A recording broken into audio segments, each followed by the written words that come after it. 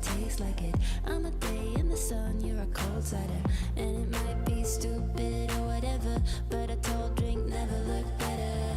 You just roll off the tongue like my own language. You're my favorite song with the club sandwich. And it might be cheesy or whatever, but I never had anything better than you.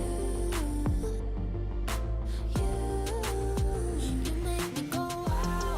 I can't get enough. Whatever you do, you got me feeling like wow. Got a taste, no, I want it all. Whatever you do, don't stop. We stay here all night. Oh, we can go high to the clouds, beating hearts won't come down.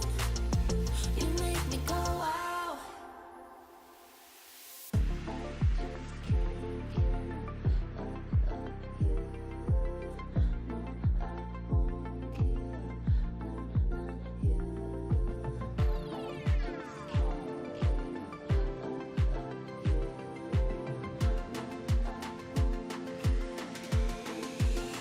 You make me go wow. I can't get enough. Whatever you do, you got me feeling like wow. Got a taste, now I want it all. Whatever you do, don't stop.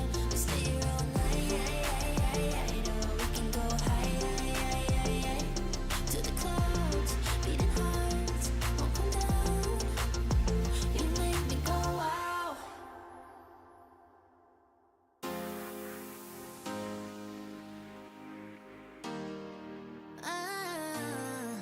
Yeah.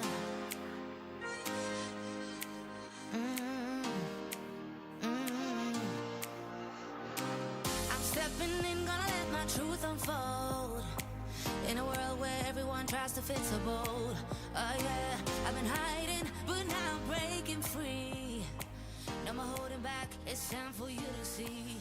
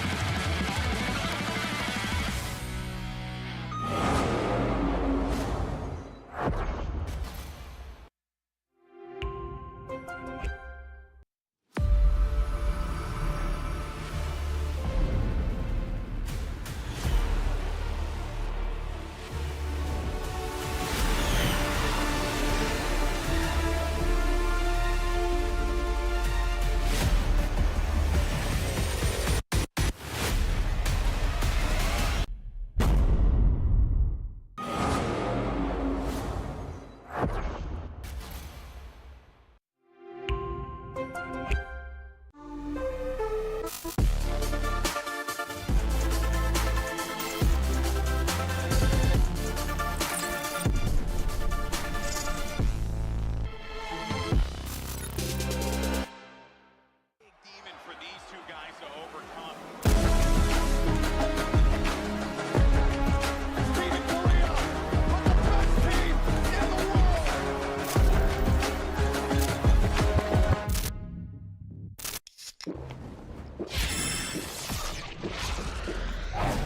Red Bull gives you wings. Red Bull gives you wings.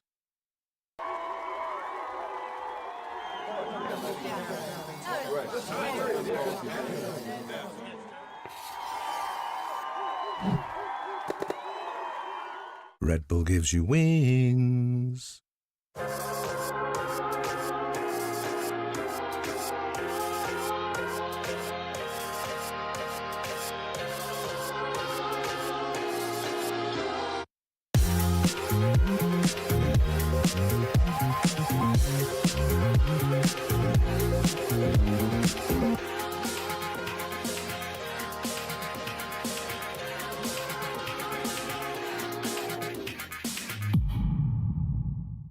Game changers. It's about competition, pure happiness. It's like a crazy experience. We're making history. It means so much to us. It's good to be back. I guess you know what I've been looking for, success. The beauty of gaming is it doesn't matter who you are. And as long as I'm good enough, Everybody's getting a 4K. I can go as far as I want. That's what I like to see, baby. 全世界都会知道我们的厉害。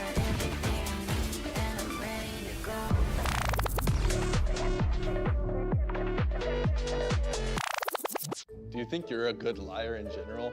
I think when I want to be, I can be, but I try not. It's not going how I thought it was going to go.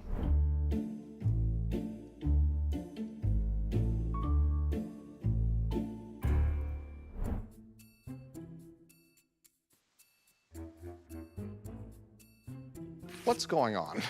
What are we doing here? We're gonna ask you some questions today. We're gonna put a lie detector on you. Okay. I'm raising my arms. Do you think you're a pretty good liar? We're about to find out, I suppose. I haven't even done anything, and this is intimidating. I'm not gonna lie. Are you sitting in a chair right now? Yes. 네, 진실입니다. Do you promise to be truthful? Yes. 진실입니다. All right. Do you believe that one of the previous Pacific Masters winners will win Champions Paris? Yes. Turns out you're lying. This machine, I'm gonna recalibrate this thing. I think maybe a better question would be that I think a team from Pacific is going to win Champions. Maybe it's not necessarily one of those three that you listed. Maybe that's the anomaly here. Your favorite team is known to be DRX. Do you believe that DRX are making it to Champions this year? Yes. Not true. Do you have doubts? Yeah, there's always doubts, but I would have thought that the reason why the first question was false was because my true belief would be that DRX could win Champions. I think they're just a team that needed a little bit more time. And now that they've had this full cycle with Master Toronto happening, then waiting for stage 2, I think they've had a lot more time to prepare, and I really trust in the coaching staff to be able to get it done.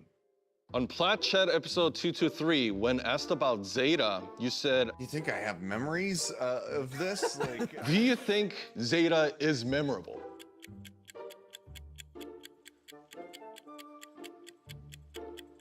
It's a yes or no. Yes. Not being truthful. So you don't think they're memorable? I hate this. I have to go to Tokyo in like a month. And that's a loaded question, I want to say. It was more so to do with Tenten's recent addition to the team, because they'd only played one event where they played one series with him, with Depp in the roster as well. There wasn't much to pull from. But I think that Tenten is a really strong addition to the team with some more time figuring out the roles, and maybe if they stick with having Depp get more comfortable playing things like Viper and Cypher in that Sentinel role, then I think that Zeta does have a strong future, because ultimately Zeta was this close to being able to make the playoffs, and I was really rooting for them to be able to do so. Zeta Vision, they get the 2-0 victory over Paper Rex. All right, let's move on to the next question. Do you actually believe that Team Secret can't win a match, or is it just for the content? Yes. I don't like that sound. Read normally. I feel like I am. I feel like I'm doing everything right here. They're not a team that I hate. They're a team that frustrates me, because every single time I think that they're going to do well, and I think that they're going to be strong and going to climb the rankings in Pacific, they just lose to all of the teams that I think that they should be able to beat. But I think that with the changes to the roster, it's a bit of a soft reset. Obviously, there's still some core there. Envy, I mean, he has been their best player for a very long time. I'm glad to see that he's still going to be competing for them. But I'm hoping that there's going to be some further stability found and some more consistency in their performances. So I'm willing to reassess my opinion of Team Secret. Do you believe that Talon is a top team in Pacific? No. True. First true. Sorry, Frost. So I think that they have a lot of growing to do. I think there's still these young rookies who are in Tier 1 for the first time, and they're finding their footing on stage, and they're finding their comfort. And I'm hoping that going into Stage 2, Talon does kind of become that team, because the talent is there. The players are cracked. They absolutely have the ability to be one of the best teams and to be going over to the international events. Special question just got added. Okay. Do you think Paper Thin is stupid? Yes.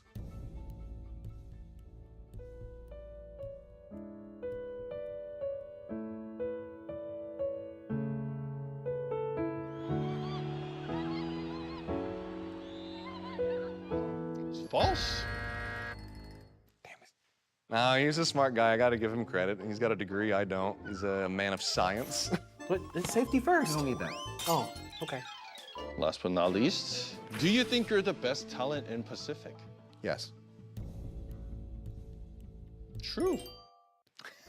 I mean, it's nothing against anybody else. You know, I'm about to be 14 years deep into my career. Just been doing this for a while, and if I don't feel comfortable and I don't feel confident in myself, then what am I really doing?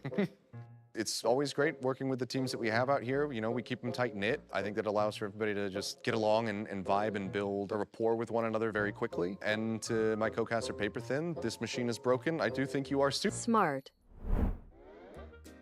That was an experience, you know? It's one of those things where you always think like, yeah, I could beat a polygraph. You know, you have that kind of thought. I think that I was a little bit nervous at the start. I think that maybe offset some of my early answers, but it felt like it was starting to get into sync by the end there. Do you think you're a good liar in general? I think when I want to be, I can be, but I try not to do that too often. Thank you for coming today. I guess we'll see you later. Yeah, thank you. This was an experience. I appreciate you not asking about the murders. That's great. Wait, what? 안녕 명가. 부장이 어딨어? 안녕 명가. 안녕 명가. 안녕 명가. 오랜만이고 되게? 그래. 오늘 뭐 하는지 알아? 아니 잘 모르겠어. 아마 우리끼리 서로 질문하는 그런 시간이 아닌 시간. 재밌겠네? 그래. 앉으시죠. 아니시죠? 네. 아니시죠? 네. 제가 먼저 질문 드려도 될까요? 살짝 이제 좀 노는 차원에서 나의 첫인상. 사실 나는 뭐 첫인상 이 형 약간 잼민이 같다. 잼민이 같다. 잼민이 같고 약간 키 작고. 저희가 방송 안 해야 되나요? 장난입니다. 나에게 처음으로 부탁했던 게 언제였는지 기억나십니까? 부탁을 한 적이 있나요? 부탁했었죠. 처음으로요? 처음으로 한 게 기억나요? 네. 뭐요? 화 좀 그만 내라. 그건 아니었던 것 같은데요? 그거 말고 없어요? 그거 말고 기억이 안 나는데요. 원래 사람들이 가장 나쁜 것만 기억 잘 하거든요. 정확히 말하면 이스탄불. 근데 그때 너무 징징거리셨어. 인정하시나요 혹시? 기억이 안 나요? 삭제했습니다. 근데 그 전부터 계속 그러셨어요. 어쩌라고요? 네, 제가 했습니다. 네. 저랑 같이 살 때 어땠어요? 어땠냐고요? 아니 뭐 항상 숙소에 있어서 그냥 별 감은 없었고요. 제일 편했던 건 게임하자면 한 번씩 하고 좀 마이너한 게임 아시죠? 흔치 않은 게임들 좀 같이 네, 그런 거랑 먹는 거에 별로 꺼리낌이 없는 제 취향이 좀 잘 맞게. 내가 이제 이거 시키면은 갑자기 사이드를 싹 보는 그런 느낌. 그게 좀 편했죠. 저는 비하인드 스토리 하나 얘기해드릴게요. 어떤 거죠? 그 불란삭. 비가 오면은 발전기가 내려가요. 충전이 안 된단 말이에요. 그래서 이제 그걸 억지로 이제 항상 켰었단 말이죠. 그러면 됐으니까. 두꺼비 집을 열어가지고 올렸고 네. 하필 그 전기가 이제 물이랑 같이 이렇게 돼가지고 불이 났었는데 얘들아 불 났어 큰일 났어 이러고 이제 야 그 뭐냐 그 빨래 바구니인가 뭔가 물 잡. 내가 잠결 일어나서 당황해가지고 했는데 이제 재성이가 그거를 듣고 물을 채워서 오는데 하필 그 바구니에 구멍이 이렇게 사방에 다 뚫려 있는. 형 이거면 돼. 거기다가 물을 떠가지고 이거면 돼 했는데 물이 없는 거예요. 아무튼 불은 잘 껐습니다 그때. 네. 그게 제일 재밌었다. 제일 재밌게 했어요. 네. 팀메이트로서 내가 가장 좋았던 점 너무 많죠? 입에 담기가 힘들죠 지금. 뭐 게임적으로나 외적으로나 네. 되게 편했었고 그쵸. 또 이제 친근하게 다가갈 수 있는 형이었는데 네. 예? 이제 나쁘게 말하면은 너무 잼민스럽고 전혀요. 깜 어덜트 프로. 가끔은 진지해져야 되는데 진지한 것 같은데 왜 이렇게 장난인 것 같지? 같은 그런 단점들이 좀 있었다. 제가 이제 화내는 것 같은 거 보여주면은 어차피 안 믿을 거 알기 때문에 그렇게 했습니다. 본인이 진지하지가 않다고요. 저는 진지한데 진지하게 안 받아들이는 거라니까요. 항상 그런 이미지 때문에. 본인이 화내면은 재밌다니까? 예? 그게 저뿐만 아니라 이게 말이 안 된다고. 저는 화를 내고. 형을 보는 사람들 전부가 그렇게 생각을 근데 해. 그걸 지금 우리 애들도 그래요. 지금 형 화내면 개웃기다고. 좋아해요 애들. 나도 좋아했었어. 그래요. 저한테 제일 짜증났던 순간. 당장 제일 짜증났던 순간요? 난 착했으니까 뭐 없나? 아, 없겠지. 해외대회 나갔을 때 저희가 항상 플레이오프를 많이 진출 빨리 했잖아요. 예. 나가자고 해도 안 나가는 거 좀 많아. 근데 요즘 저 많이 나가요. 그러니까 왜 나 없을 때 나가냐고. Why always when I left? Why you do everything? 그럼 너는 왜 나 없을 때 우승했냐고. 전 형이 나가고 나서 내가 깨달은 게 많았다고 했잖아. 그런 것도 이제 하나하나씩 이제 그런 나의 거, 길을 따라가고 그치. 있는 거예요. 오케이 확인했어. 나랑 같은 팀에서 또다시 뛰고 싶은지 아니면 지금처럼 적으로 만나고 싶은지. 같은 팀으로 뛰어야지 당연히. 별로 상대하고 싶지 않습니다. 게임 외적으로나 게임 내적으로. 게임 외적은 왜 들어가는 게임 거지? 외적으로도 저는 이길 자신이 없기 때문에 no way, that's no way. 나는 근데 한 번쯤은 적으로 만나고 보고 싶다고 생각을 했었어. 만났잖아. 엄청 옛날에. 근데 별로 하고 싶지가 않아요. 나도 별로 하고 싶지 않아. 띠껍더라고. 같이 합시다. 예? 마스터즈 방콕 결승전 때 우리가 우승했을 때 어땠는지. 솔직히 좋았어요. 왜냐면은 이미 젠지가 첫 마스터즈를 들어 올렸었고 그 순간부터 사실 누가 올리든 이제 상관이 없었기 때문에 처음이 아니면 의미가 없다. 그쵸. 그런 느낌. 저는 뭔 느낌인지 알아요. 사실 젠지가 우승할 때도 한편으로는 응원을 했지만 한편으로는 이제 저 우리 거야 되는데 라는 생각을 했었기 때문에 다 그렇죠. 그 안 그런 발로란트 선수 있으면 걔네들은 발로란트 프로할 자격이 없습니다. 와우 인정할게요. 네 맞죠. 네. Who's the best in Korea now? Who's the best team in Korea now? 라고 병철이가 외쳤을 때 끝나고 밟았을 거 아니에요. 그때 어떤 기분이었는지. 딱히 아무렇지도 않았어요. 왜냐면은 그냥 퍼포먼스구나. 관중들을 즐겁게 해주기 위한. 저는 바깥 세상의 병철이는 살짝은 가면이 있다고 생각을 하거든요. 동의하시나요? 뭔지 아시죠? 이거 좀 지켜줘야 될 것 아니, 같아요. 살짝 그렇게 막 깊게 한 게 아니라 병철이를 잘 알고 있는 사람이라면은 저 정도면은 그냥 유병철이구나. 딱히 뭐 진심인 것 같지도 네. 않고 딱 그냥 재미용 저에 대한 얘기인데요. 과연 사람들이 내가 화내는 거를 봤을 때 깜짝 놀랄까? 화를 안 내던 사람이 화를 내면은 좀 무서워할 것 같긴 해요. 저처럼 이제 계속 화를 이제 꾸준히 노출을 시키면은 쟤또 잡았다 이런 느낌이고. 근데 제가 화를 안 내는 게 아니라 표출을 안 한다. 표출을 안 하죠. 근데 제가 이제 한 번씩 왓치 파티 할 때 명관이의 자세를 보고 말씀을 드리는데 살짝 고개가 15도 정도 꺾여 있으면 그때 이미 큰일 난 거예요. 진짜 화나는 거예요. 그것까지 이제 네. 근데 혹시 이렇게 돼 있나요? 축 처져 있고 살짝 돌아가 있어요. 이렇게 있는 게 아니라 살짝 약간 기운이 없는 듯한 그런 느낌. 뭔지 아시죠? 알겠습니다. 네 그런 느낌. 혹시 뭐 원년 멤버랑 연락 좀 하시나요? 뭐 저스트라든지 아니면 레이키아, 근데 이게 RRQ? 제가 먼저 연락한 적이 몇 번 있거든요. 네. 받긴 하는데 돌아오지가 않아요. 근데 혹시 그게 제이스트는 진짜 싸가지가 너무 없어요. 진짜 인정할게. 진짜 레전드예요 진짜. 잘 보여야 될 텐데 우리한테. Last question. 마지막으로 같이 찍은 사진은 언제냐? 사진? 같이 찍은 사진. 같이 찍은 사진? 저 마지막으로 기억하는 게 아이슬란드 때. 예? 말던 소리 하고 있어요. 아 그러니까 제 기억상으로. 그럼 뭐 지금 하나 찍어 볼까요? 제가 워샵 처리를 해드리겠습니다. 좀 가까이 오시겠어요? 또 너무 크게 뜬다. 평소에도 당신도 눈 좀 크게 담으실라고요? 하나, 둘, 셋.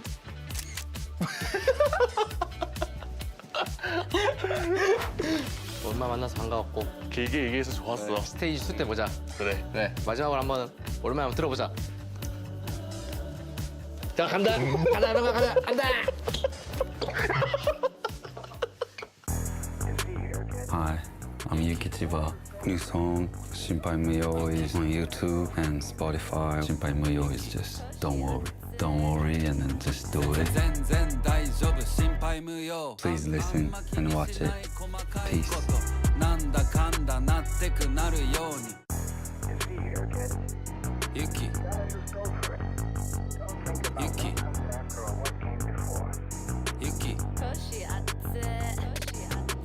全然大丈夫心配無用あんま気にしない細かいことなんだかんだなってくなるようにどんな苦難も超えて楽勝心配無用心配無用全然大丈夫心配無用あんま気にしない細かいことなんだかんだなってくなるように別に何が起きても大丈夫どう転んでも起きて喜ぶそりゃ走り回ってりゃたまに転ぶこけるのは怖くない先を急ぐビビって何もしないなんて損だしまずは動くそっちの方が得我慢とか溜め込むのは猛毒この気持ちに素直な俺強欲不可抗力どうにもなんないリスクを取りがち取れない安牌リスクある方がうまくいく案外いつまでも平気一生安泰全然大丈夫心配無用あんま気にしない細かいこと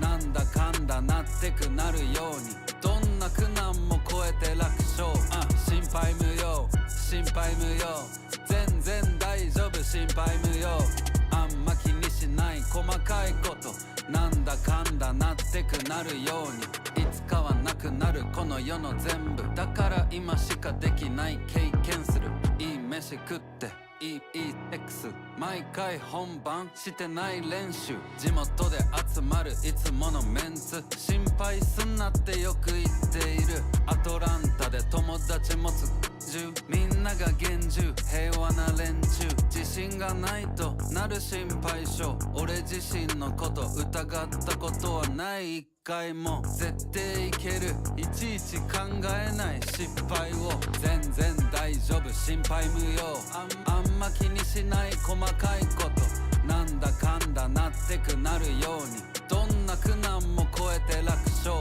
心配無用心配無用全然大丈夫心配無用あんま気にしない細かいことなんだかんだなってくなるように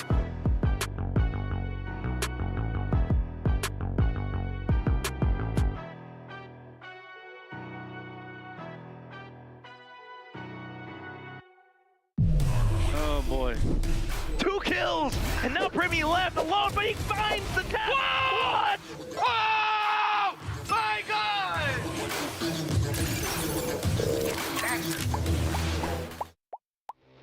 Both teams get one extra coming into OT, and DRX going to the attacking side now. Retake a definite angle for RRQ that they've had some great success on as well. RRQ though trying to take advantage of it as well. Jemkin proactive on it. Hyunmin down. Whoa! You've lost your entry in towards the site, lost your wall to start to approach towards A as well. 영관아 이거 총으로 이겨야겠다 총으로 형 혼자 이거 A 액션 둘게 이만 하다 아직도. I smoke now. I pick up my son I pick up my son Oh, I pick up stun. I defense. Flash off me, Maxim. Yes, I flash off stun. Flash off. Go David, go David, go David. nothing only one 땡이랑 수면 빠졌다. 셋이었어 셋 내가 피하고 가볼게. 가져. 바로. 깼다. 나이스. Quack here for DRX to get the plant. Reverse of default, but it's 2 versus 4 in the grand scheme of things. 백사 백스다. 백사 있다 해보자 팀. 뒷편에 뭔가 뒷편에 하나 있었다. 야 뒷뱅. 영에서 보여. 로카드. 뺑 없어. 가시. 우리 가시 까서 조심해. 뚜반. I go run wait I'm all it Cannot. 지금 가야 돼. 가자. 잡아 그냥. 괜찮아. 반피. 정량! So flashback closes the map with a monstrous multi-kill. Boom, stack up all their ultimates. There's going to be ways that DFM can just figure out how to get in anyways. Well, he just saw 4 players like, nope, I'm out. Yep. Oh, okay. That actually opens things up though. 20秒これ行くしかないわ. CT로 엘보 가라. 블라인드 엘보 가라 3 무력 더 tiga shot 더. Watch out, guys. Right time. 엘보 알럿 하시 나봐. 그래. Go. Let's go. 나이스. 백 점프네. 기다리. 아니요. 시간 안 돼. 다녀. 시간 돼. Last player standing. Just shut it down! Shiro left, feeling that pressure, trying to play around the corner. You're after May, and he's got a lot to work off the angles, the back draw. A quad kill, and DFM are unstoppable. It's been a little scrappy. I mean, that is the Paper X way. Yeah, well, I mean, scrappy is all hell. Wall's gonna be falling. After taking Batman able to find some quick kills here as the crunch of Paper X this time around. 壁あるかもそれ。B。エリーいるわ。壁ある。スナイパーしろ。A ガーツ、A のやつローね、1人。オッケー、いいよ。roller upper Pro ceiling. ceiling yeah I'm pushing you I think he's going window or ceiling here It was the best long time. he's coming Aiden Edit. C Europeね. Doing his best Carmen San Diego impression here. Starting to reposition ever so slightly, but does he knife him? Clues? Aww. Let him play with Sheriff, right? yeah I think just by Sheriff right hey全然勝てる. I go satchel yeah wait silong planted silong he dropped down I go satchel up picking J take 40 close No,ラストロ. 武器は私が支配する. Nice. 強すぎ. Nice catch. Some slight information off the Prowler, but it's Dimensional Drift as well. Buzz Oh, still landing the shot out to Cruz. Yo, controller gone. Izu deep into the lines there. This gives Talon the sight, but they're continuing to push even further. 3 ตัวบ้างมาซีทีมา3ตัวเข้าไปให้หน่อยคุมซีทีไว้ไม่ซีไปหลังนะไม่รอเสร็จนะบอลบอลถอยมาแล้วบอลแตกแล้วขึ้นมาแล้ว20โอเมน됐어요? 아야 먼저 던져올게 사이트 피 타고 사이트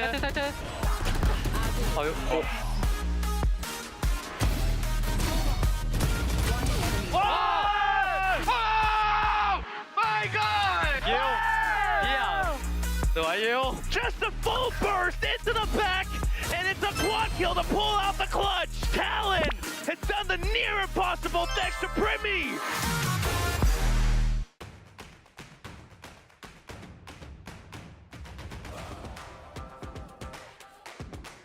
The hit. Berserk's, however, going to be noted quite far forward. It's Paranoia going to be sent. Berserk's, sure. Berserk's, however, still present, still looking to try to keep his team in this one. Spams him down to 33. Nothing left here in the regen shield. Spots him, finds the headshot. It's now Sugar Zero. All alone. Swinging right into it, and Berserk's.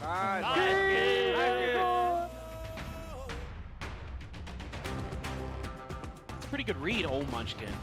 RB's lurks have been having a little bit of a rough go. Cuts back across, looks to try to take the fight here first as Ash wins that. Dashes out into the open, grabs the spike, refracts back over it. Foxy9 watching the angle here for the moment. Loses it.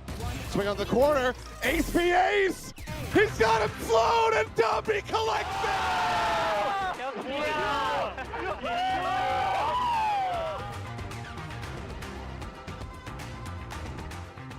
The drone, excuse me. Well, Counter Hunter's Fury, though, start to come on in, start to clear the angles over towards the side of A, but it's Play around the site. They've heard Monyet slipping in, but still with the movement.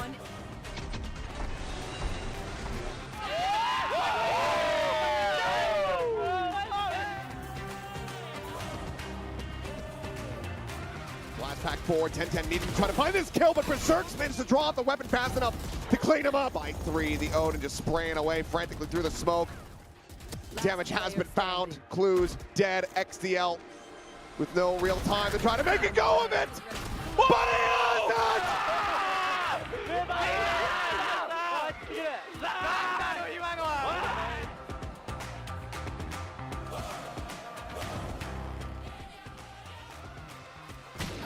Ooh, will get shut down. Yurutan. Nice little jiggle peek out of the wall. Yurutan. Very nice snappy shot. Does get rid of Mako. Flies flashback. The guided missile's looking to strike. One shot to find the kill. He's dialed in and he has it. I told you guys, don't cry, okay? Don't cry. Don't cry. 좋았다 현철아 좋아요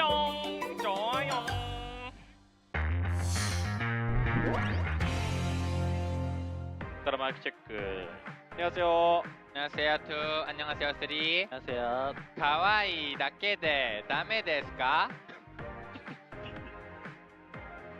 야 요맨 형님 왜? 재즈라는데? Like I said, bro, they are Gen Z, not your father. Don't be scared, okay? That last round is scary and easy. Boy, I almost died on 5G, boy. Pengen gue berdiriin. Tapi kita belum. Jangan. You know what I said, bro? I want to stand up, bro. Remember your place. 얘들아, 분위기야, 분위기. 울프도 3등 했는데 마스터즈에서. 맞네. 아, 나 오늘 일어난다. 안 되겠다. 들어가자! C 레이즈포, 형. C 포악포. 바이퍼 있을 거야, 아마. 번에 걸게. 걸었고. D 나오는 거 내가 볼게, 형들. 나 최대한 많이 들어가 볼게. Going in. Let's go B. Let's go A. Going in, I'll make some here. 오픈설. 나 아치 보고 문 열게, 이거. 문 깼고, 얘네. 나 메인 안 볼 거야. 얘들아, 상대 블라인드 없다. 확인. Still here, Still aim in, guys. Watch inside.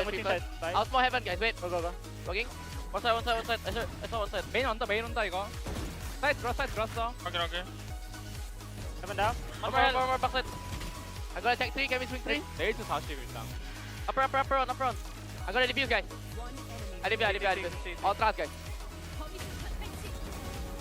해찬도 다 냈다 아마. Oh, come in. Almost died. I even jump. What the hell?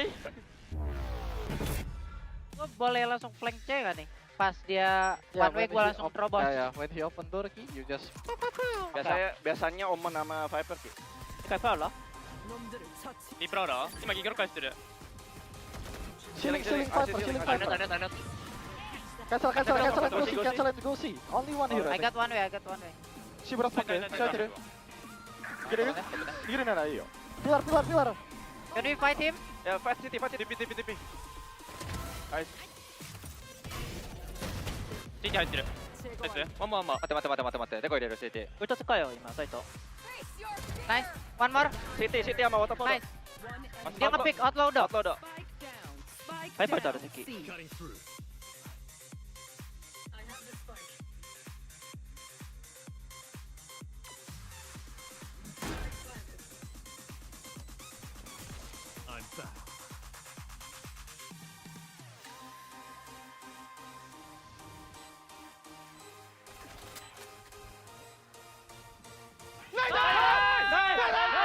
Shinji Tami. 나이스. ว่าไม่ต้องสมองตีนหรอน่าจะสู้นะไอ้ข้อ สมองตีนไหมหรือไม่ต้อง สมองตีนดีกว่า 아, 야, 캐시언 막. 확인. 시 먹었다. 제가 서 ไปรอพิษเดี๋ยววะ원에 스모크. 나 지난 거 못 봐. 아, 보고 있어. 둘 다. 뺄게. 영마 한번 붙일게. 채워줘. โอเมนกับไวเปอร์อยู่นี่น่าจะ3อ่ะอันนี้พูดจริงน่าจะได้ A สุดเลย เฮ้ยเฮียเจ็บ ก็ได้ 둘 다. 락할게요. 락하고 연막 칠게. 기다려. 살아.แต่ปีเค 탑 먹었어. 오케이. 앞에. จะไม่เจอโยรู้ป่ะจะรู้ว่าเฟดยังไม่เจอ เฮ้ยมันโดดไปเช็คเอลิง 야, A 있나 본데 이런. 앞에 듯. 시간 10초 되더라. B일 때 거의 얘들아. 비비 방 비비 방을.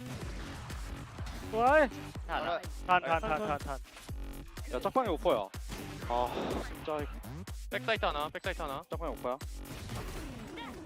ได้กับ 헤븐. 나이스. 헬렌 됐다. 총거 뭐였어?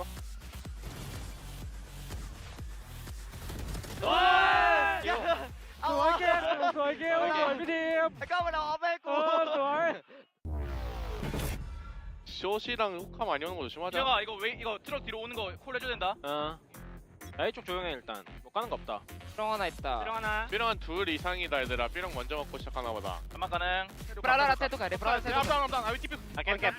I call my cap guys. Nothing shower. I'm just 샤워 계속 없어. B 조심. B 요르겠고. 오케이. 나 옥판에 들어가 있을게. 연막 꺼진다 얘들아. 잠깐 오실 건다. I think the fast play A. They make noise B and then a bit the wall shot. Okay, I bet the wall shot guys. 샤워 조용해 계속 얘들아. 45초. 형 나오면 폭 갈게. 폭 들고 있을게. 슬슬 나 뒤에서 갈게. 뒤에서만 갈게. The smoke is fading soon. No smoke. Bring me here, right side. 내도가 I flash out. 이거 올려고 해, 얘들아. 온다. TP 하나. TP 둘. 샤워 올라나. 야, 샤워로시 같아, 얘들아. 오케이. 나 쇼타나. 오케이. 쇼팽돼. The wall is shot. I'll go this guys. Wait. They wall up. I will smoke. 10 seconds guys. We need to go. 가비. Go kill 가비 guys. 살 끊었다 얘들아. 살 끊었어. 야, 살아. Hey, what? Oh. 나이스. 잘 끝나버려. 그래,もう一回 B メイン狙うね。まあ A3 ミスだから今度 B ます。I'm scanning. Chill, build guys. Wait, nothing A. Guys, it's trap B or mid. Get. ミッドスモーク。またトップスモーク。B 音ない。ミッド多いかもね。B メイン任せてる今。Market one picking. Can you do any flash? I flash later. I'm doing it towards left. ドローン、取り返し。Okay. A フォーカスしよう。But yes, I'm gonna fight it. Maybe they push mid, okay? I go to outside, guys. You wanna go? I smoke left side. Nothing side. Elbow. 계속 가이드래. 더블. 하이드. 일단 에서. 나이스. One ailing Cypher. Gotta take CT space, boys. Spike. Sage planto. Side step. そばだけわかんない。止めた。サイド2から。エレバカエレバカエレバ。I'm marking. Elbow. One bullet.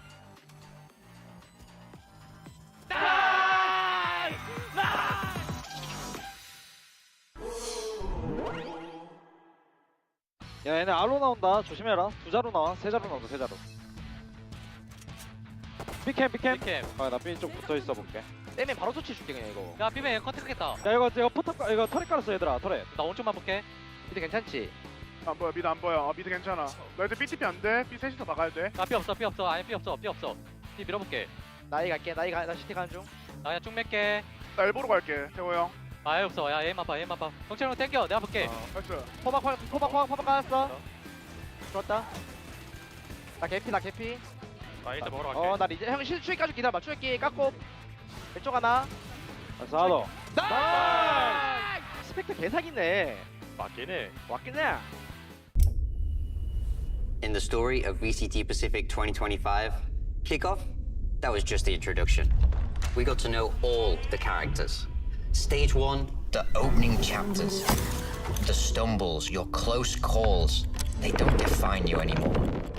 And if you were on top, you'd better stay sharp. What you did back then won't mean a thing if you blow it now. Because stage 2 is where we find out whose story this is. 12 teams, and everyone thinks that they're the main character. Honing their strategies, their aim, their toughness, and plotting their revenge.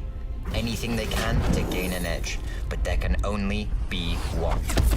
Everything before this, that was just prologue.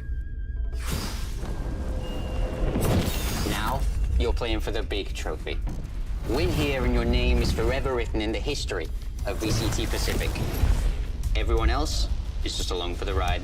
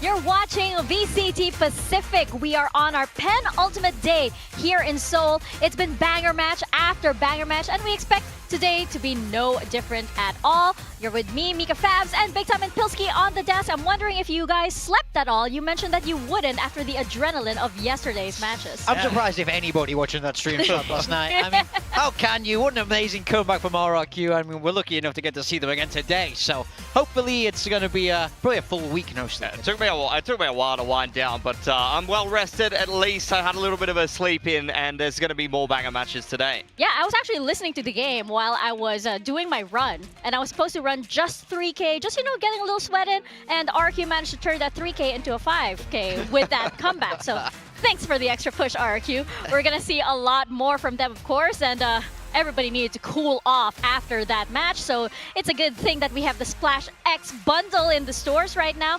Haven't gotten ours yet, of course. We haven't managed to sit down at our own PC to be able to sort that out. I got mine.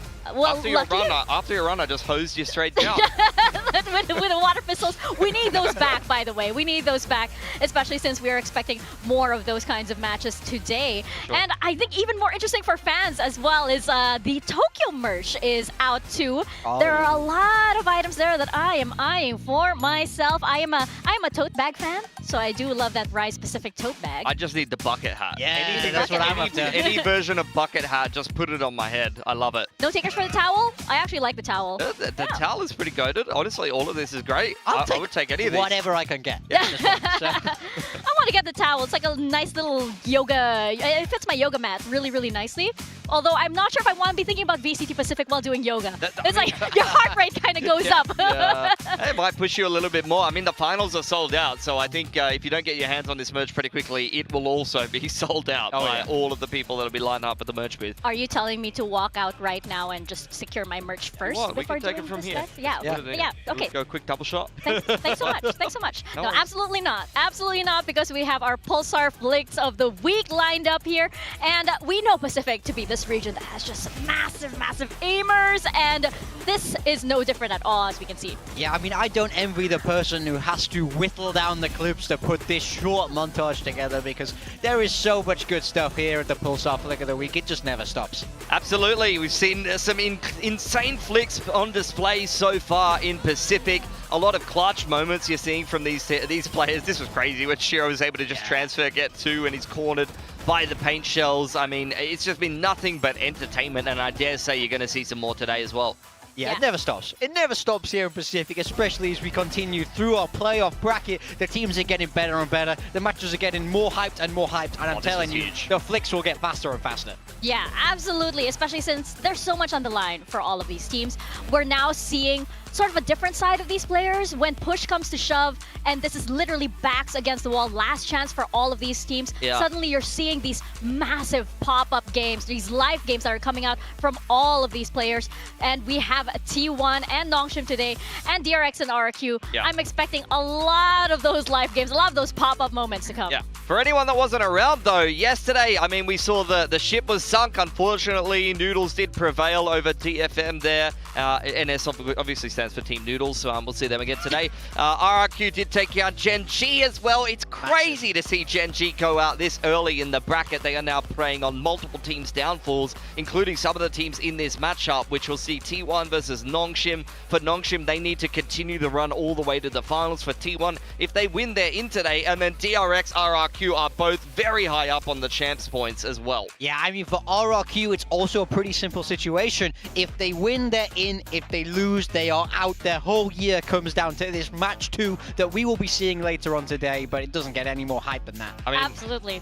RRQ might just keep inflicting pain on Korean teams. They have already made Gen G hate watchers. If they beat DRX today, DRX will also become hate watchers. The hate watching community is just growing by the day, thanks to Indonesia. Yeah, absolutely. There's a lot of things that could happen still. It's not over for Gen G just yet, but as Pilski mentioned, they are a big they're big instigators now of the hate watching community. Yep. So stay tuned for that matchup. Discord or something at this point. Maybe, yeah. I would actually want to join that. Yeah.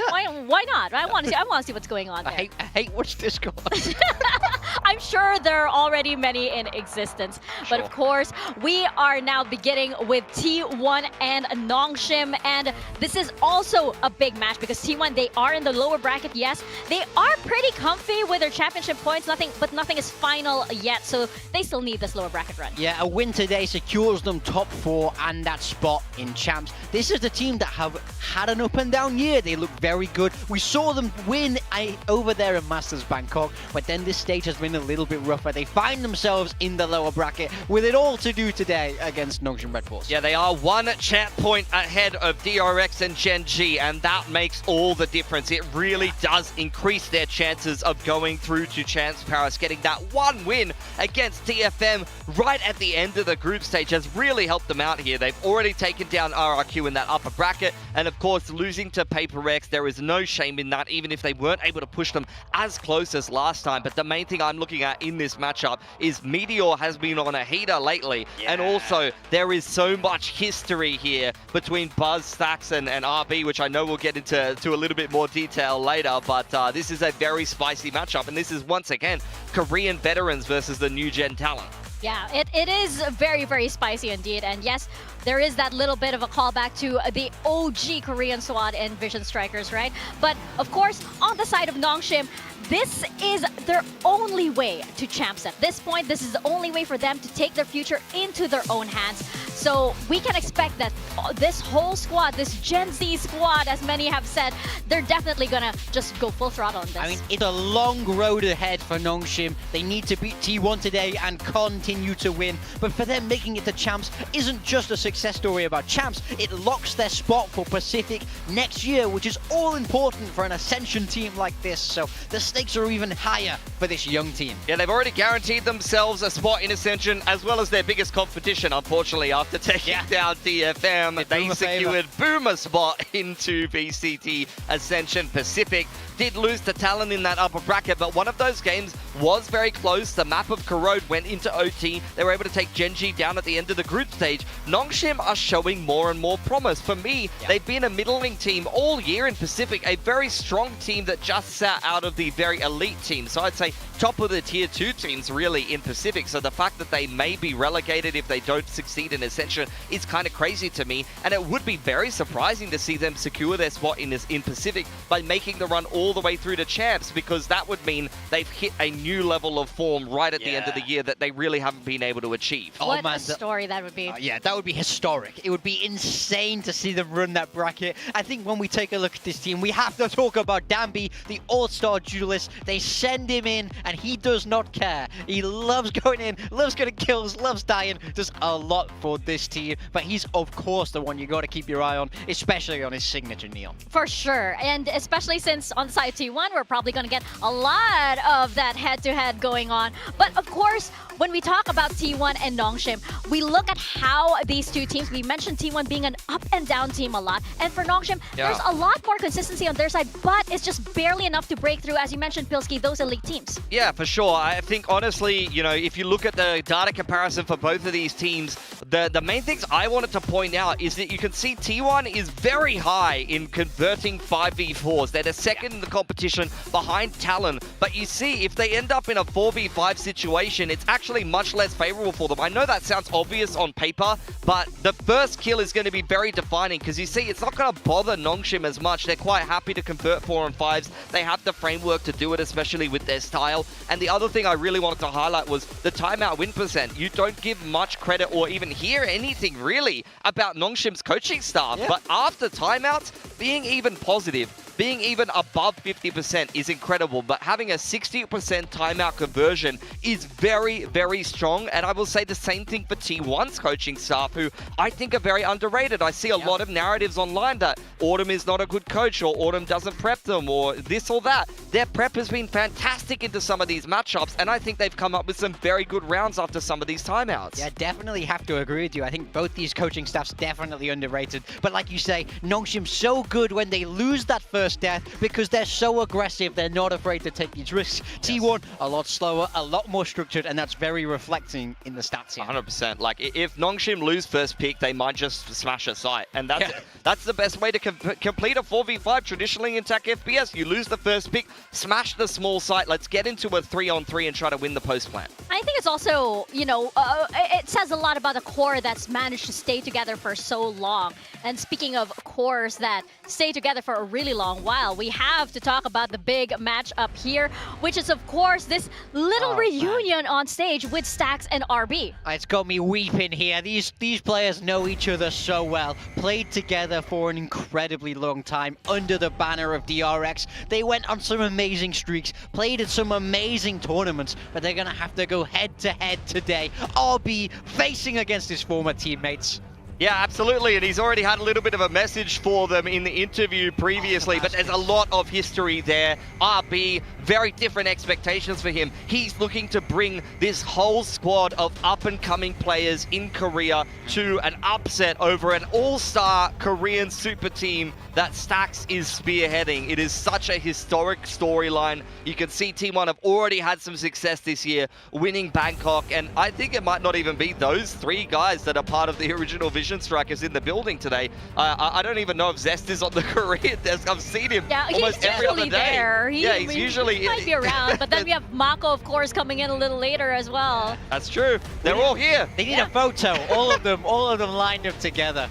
Oh my God, fans would go crazy. But of course, RB mentioned yesterday he had a special message and he said, Stax and Buzz, I'm gonna teach you a lesson. I'm ready for you. Oh, I love it. I love the fight and talk coming out from Buzz. Like we say, he knows these players so well. Previously played on the Stax as that IGL. I think what's most telling is when you look at those recent achievements, though. T1 did manage to win Masters Bangkok, a huge victory for Stax. But then on the side of RB, the best he came was third. He wants to flip that around. He's going to want a trophy soon.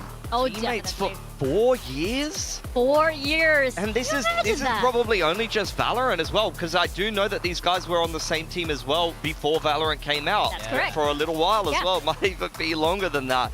Oh my lord, there is a lot of history here. So much history. Yes, there's a ton of history here. The better half of the Valorant history itself has these two playing on the same team. And when you look at the original like Vision Striker squad and everything, the very high highs of the original like APAC and the Korea scene were with that team. You have that mouse kiss, the epic mouse kiss in Istanbul, and their really great runs, and how they were symbols of this region for a very long time. And now they are going to go up against each other. So it's definitely a very exciting matchup. A lot of it is going to boil down to our map veto today. I totally agree. I think there's honestly some very defining maps in the pool here, and this veto could go in a lot of different directions. You've seen some success from both of these teams on Bind. You've seen some shocking games from both of these teams on Icebox. T1's Icebox last stage was pathetic. I saw Francis just go 0-10 on the bloody Harbor the other day and lose me build tips. So I think there's certain maps that these teams have either showed promise or these teams have showed some lackluster performances on that could make it through this veto, and there's some risks that could be taken for these teams, whereas I feel like a lot of other vetoes, there haven't necessarily been a clear-cut advantage in the map pool for some of them. Yeah, I think there's lots of ways it could go. I think personally I'd love to see Nongshim bring Bind out. I think something like that could really catch T1 off guard a little bit. But T1 don't mind Bind either. Yeah. They've been playing Bind lately. Yeah, I mean, it's really hard to know. This veto is very open, and I think this is where the coaching staff, the mind games, these players knowing each other, knowing the maps that they like, really comes into play. For sure. This is the first move that you make. This is actually the first round that you make in a series like this, especially with such high stakes on the line. We're starting on Lotus. Okay. Yeah, I don't mind that. I think Nongshim, they've got so many reps on Lotus, guys. They played Lotus 5 times already this stage in the last month or so. T1 0-2 on Lotus. They lost an OT against Paper X and they got smashed by Talon. So look, losing to what I feel like are the best two teams in Pacific right now, no shame in that for T1. They should still be able to put on a good performance. And then T1 pick a set. I mean, Nongshim has had a lot of success on this map lately. That's an interesting choice from them. Yeah, I find it really interesting because we haven't really seen T1 play this map a lot. I think they played it one time this stage. They beat Boom. But the fact that you're picking this into Nongshim, who play that Neon and Viper composition, I think they're going to feel like they have a read 1000%. We saw DFM counter them on their attacking half, stopping those crunches, so I'm very much looking forward to that map. Look, I think we're seeing Lotus here, but I just want to take a second to touch on the last 3 maps. You had Bind, Icebox, and Haven left in. Nongshim took out Bind. I find that extremely surprising to leave Icebox and Haven in there. Haven is decent. They played the Gen G comp. I haven't been super impressed by it. Their Icebox has not been great for either one of these teams, so T1 is going to take it out. But I honestly thought Bind would be left in as a third map decider and a middle ground for both of these teams, but instead we've ended up on shakier ground, I would say, for both of these teams as a third decider. Yeah, we'll have to see it if it gets there, but we are starting on Lotus, and when we previously saw Nongshim play, they swapped back to their old comp with that deadlock. Ivy piloting it so well. I feel like this change away from that Waylay Brute suited them a lot, and it really let them upset DFM on this map yesterday. They looked very comfortable here. Yeah, I think what's also good about Lotus is, both teams have had a lot of rep. They are comfortable on this map, but their compositions now have like solidified into something that that the team is willing to run. Especially, again, as we bring this up, it is a high-stakes match indeed. We are expecting a lot of great performances to come out, and of course, we individually are hoping for specific performances to come out because they do matter in our build diff, brought to you by Acer and Intel. We have Victoria's team up here. She has Jemkin, Francis, Flashback, Meteor, and DH. This is... Okay, so... I think a lot of us are on a similar train of thought. I don't know if we're going to have enough cards here, to be honest. What? I'm actually just gonna... No, I think we have enough cards. I think all 4 of us can actually stay on the board this time around because I just have Monyet, who, as a difference maker. Can you stay there? Push DH up a bit. Can you TP up there, DH? Okay, yes you can. Nice. And Monyet squeezing Some over here. Omen TP's going. And And guess what? You can slap Morgan on that same team if I remember correctly. That's exactly my team as well. If you have all the cards there, put them up there, Mika. And then... Why? You can just squeeze it over here. You're on Mika's side as well. Okay.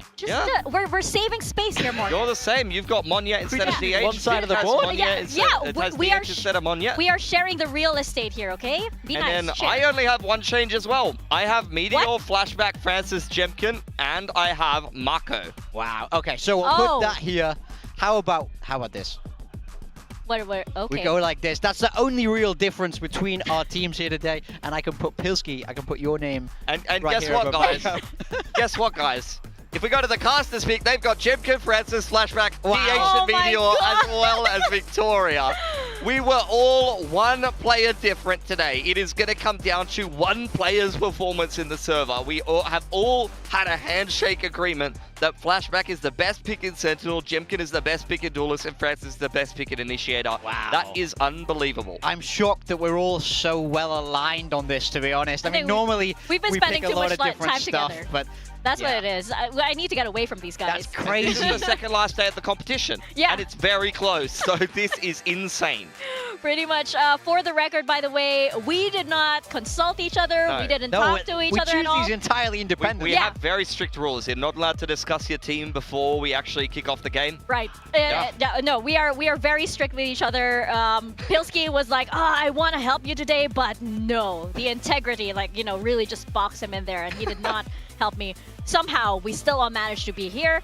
Predictions for this match, though, are you are going with Nongshim, so is Komodo over there. And got a bit of an Australian conspiracy going on. It was you two who picked Nongshim in their previous game as well, right? We So both picked Nongshim. why do you think Nongshim are going to win today? I think Nongshim are back. I'm seeing that Ascension spark. And honestly, T1 has been very hit or miss for me this stage. I think T1 are a very good team. I think this series is going to be very close, but I think that Nongshim had the earlier game yesterday. They've had a bit more time to rest and recover, and I think that they're feeling very good about their play right now, honestly. I think that they're playing their old quintessential style, and I think that's going to work very well for them. Don't get me wrong, I could definitely see T1 winning here today, and I actually think if this goes to 3 maps, I think T1 will win. I don't really have much faith in Nongshim's Haven, to be honest. I think Nongshim needs to snag a 2-0 on Lotus and Ascent back-to-back here. Yeah, no, you make a good point, especially since Nongshim, they have shown that they can hold up against a lot of pressure. We keep bringing up that Essential Finals that they were in because they had a whole crowd cheering against them. Yes. And they can actually manage to stand up against that on a very high-stakes match as well.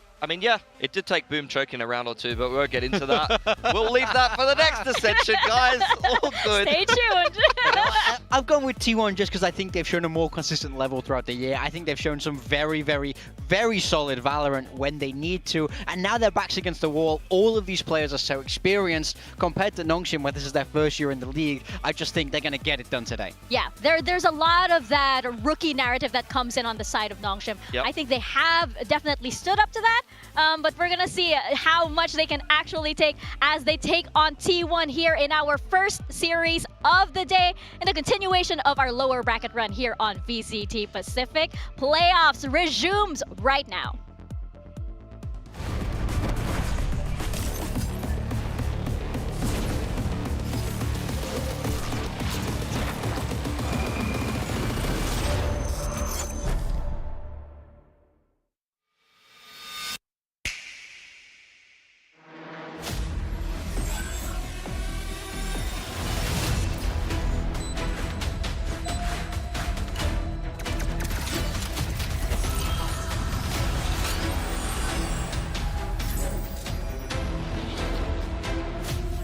Let's fly.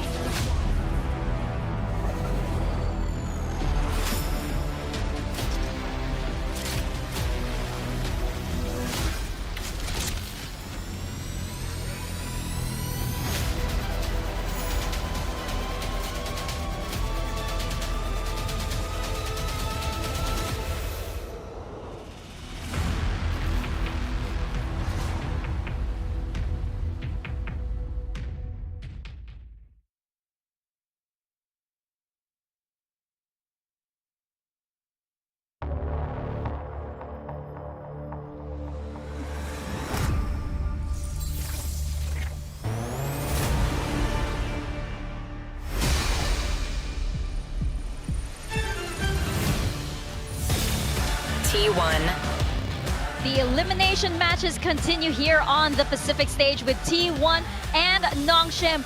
A tough loss to DRX and T1 tumbling to the lower bracket, and now it is do or die for them. If they want to head to Tokyo and take the Pacific throne, despite the global trophies, they've never been on top of Pacific, and they need this win if they're going to rewrite that story. Yeah, very true, Mika. They've experienced the highest of highs winning Masters Bangkok, but over in Pacific, they've always found it hard to get the wins here. But Nongshim will be their opponent, a young squad, and I think they need to use their experience, harness their collective knowledge, and secure their Champs Paris spot today. For sure, this is more than just an elimination match for them. This also determines their future. They're clearly the underdogs in this matchup, but there is a world where this team stays in Pacific. There is a world where this team makes it to champions, but it's T1 that stands in their way first. Can this team do the impossible? Nongshim are the new kids on the block here in Pacific. They came through as Ascension representatives. The young Korean squad have already had a hand in upsetting Genji and being a little bit of the bringers of their demise. Now it's time to do the same thing for T1 and to continue in this lower bracket and secure their spot in Pacific next year. That's absolutely true. As the stage is lit up all in red here and the coaches walk out, I think that both teams here, they know exactly what is at stake, but they have such mutual respect for each other as well. We keep talking about the Stacks and RB matchup that we have here, and they know that they have old friends as well playing on each other. Outside the game.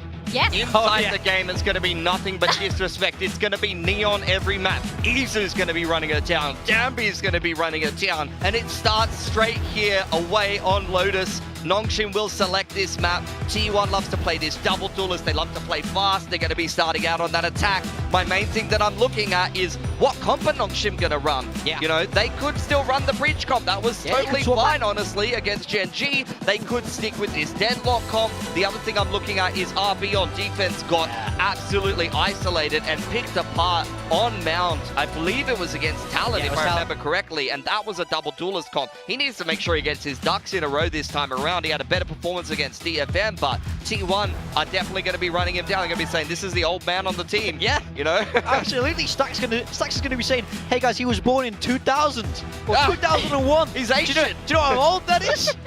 I mean, my esports age, he's nearly dead. Let's charge him, guys. He's a fossil in esports. Bit of a little spoiler as we saw on the screens over there with regards to the agent comp, but for both of them, yeah, there's a little bit of a hint here and there if you were looking very, very closely.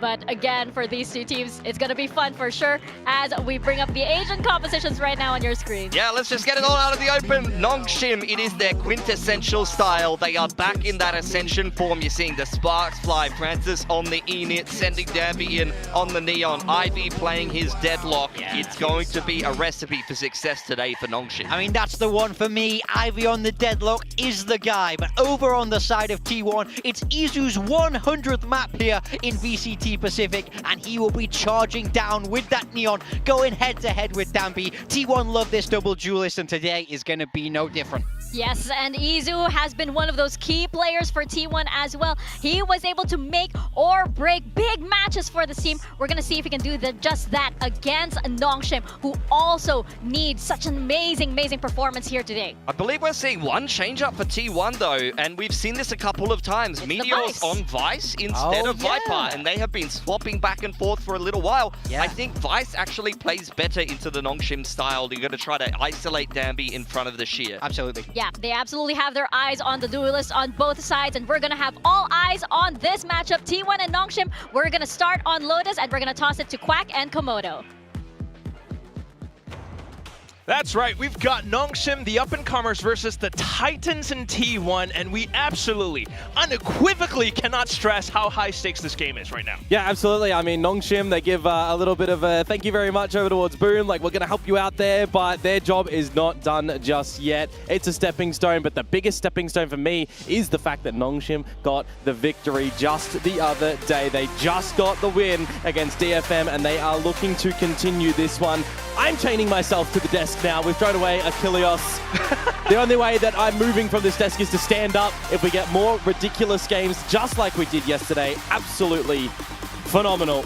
That Sunset especially, but that immediately banned into this series. It's T1, it's Nongshim, and to continue on what the desk was just talking about with the change for Meteor. Yes, going away from the Viper back to this Vice for this map, but we haven't seen that since week one, right? No. The only other installment that Lotus was played for T1 was against Paper X when they were essentially just off the plane, and it gets a very close 2-0 loss, so some overtime's in there.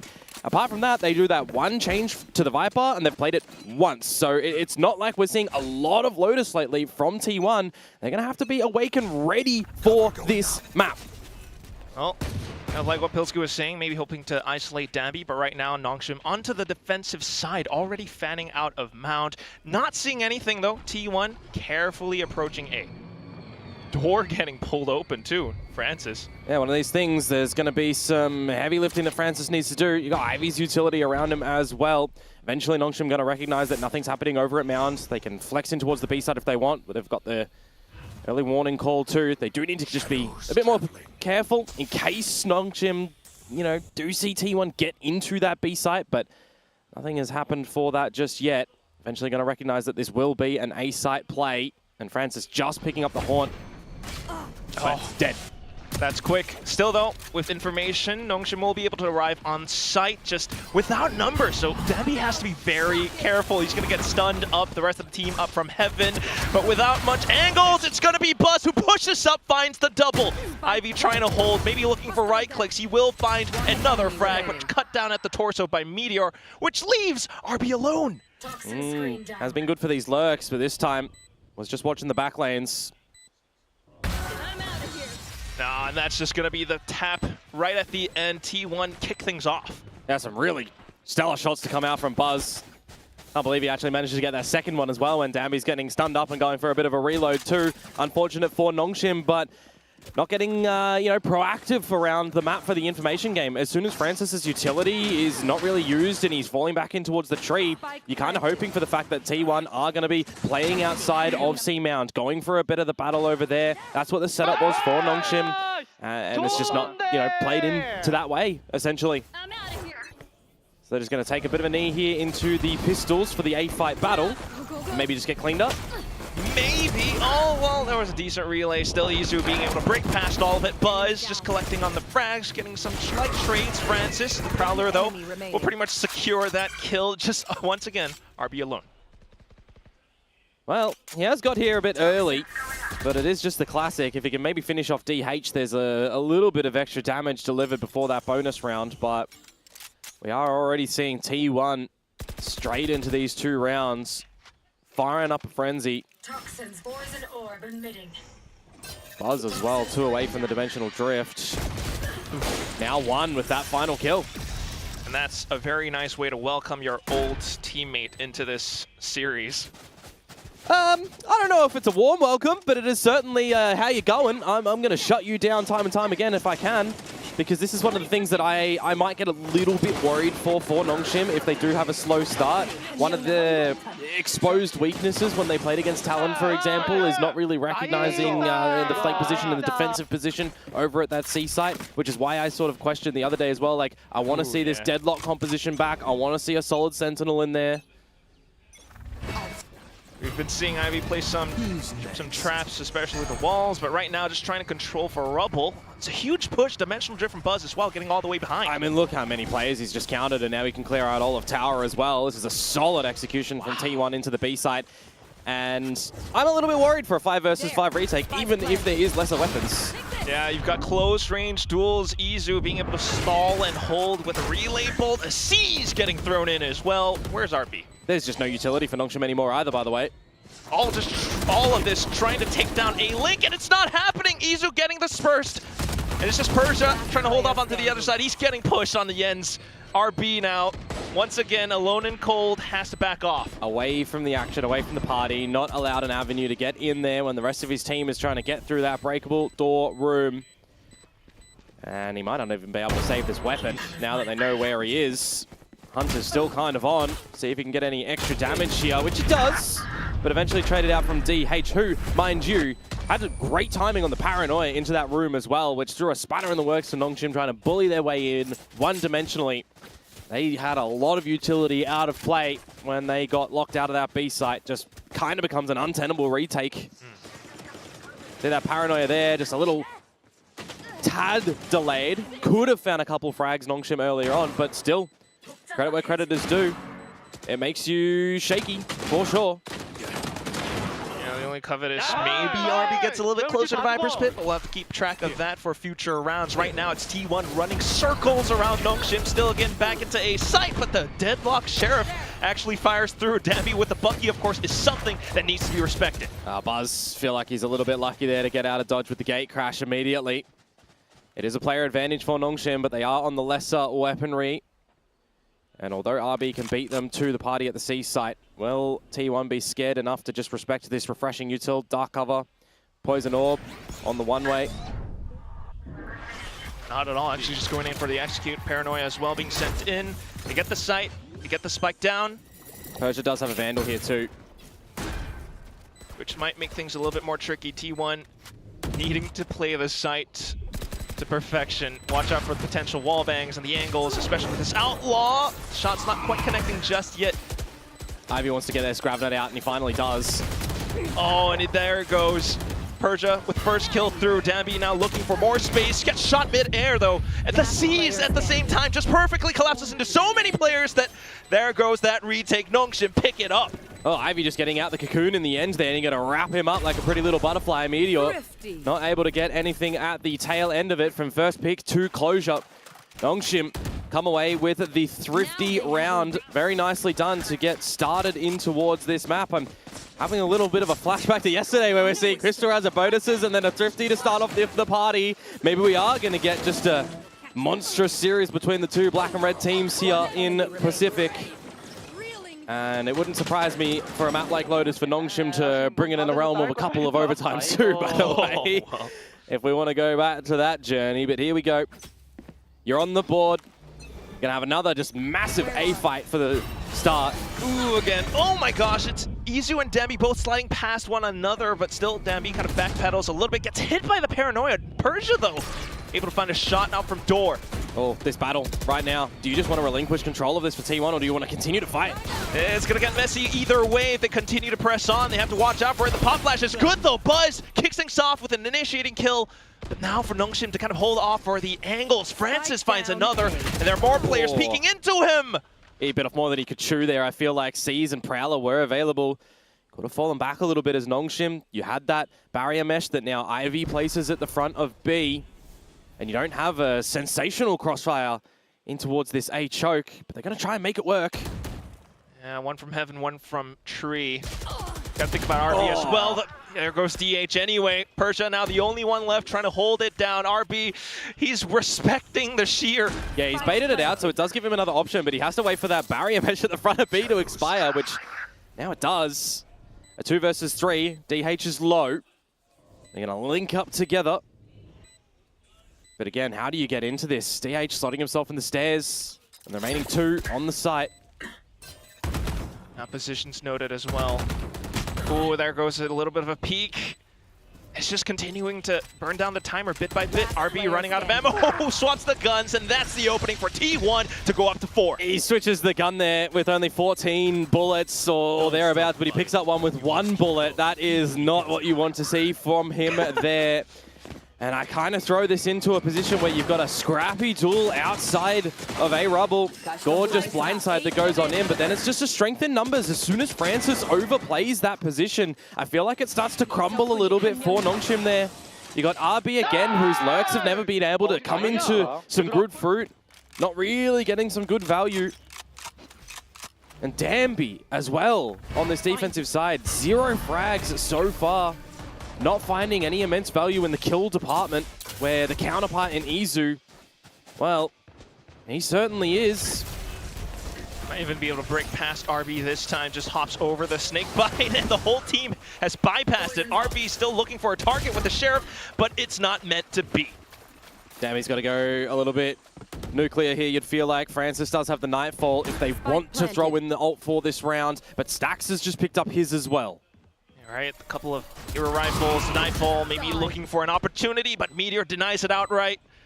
T1 controlling every single choke at the moment. Still though, Demi makes it go for it, slides across, but no kills found after the first, and that will be Meteor picking up a 3K. T1, besides that Thrifty, they are just quite aware of what they need to do in their positions and their crossfires that they're hitting and the layering of the utility beyond the scrap battles.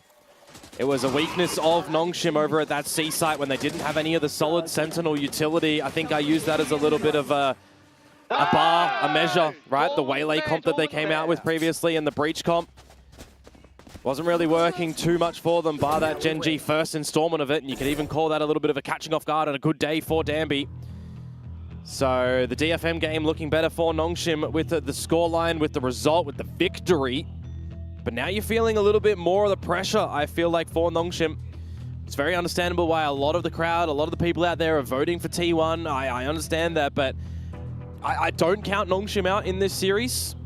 Not at all. We just need to see them, you know, start to realize and recognize where they are weak around the map a little bit. They're not winning a lot of these A duels. They're not seeing really T1 even walk into this deadlock utility at the moment. Ivy's positioning with it is kind of been, you know, moved around the map from B to A and such, but T1 have never really just gone there. Not a single bit. I mean, the only round that you can maybe count for that is in the pistol, where they used the barrier mesh to kind of control the map and rotate back over onto A. But that said, just by sheer pace and speed of how fast T1's hits have been, it's tough for Nongshim to catch up to a lot of these rounds.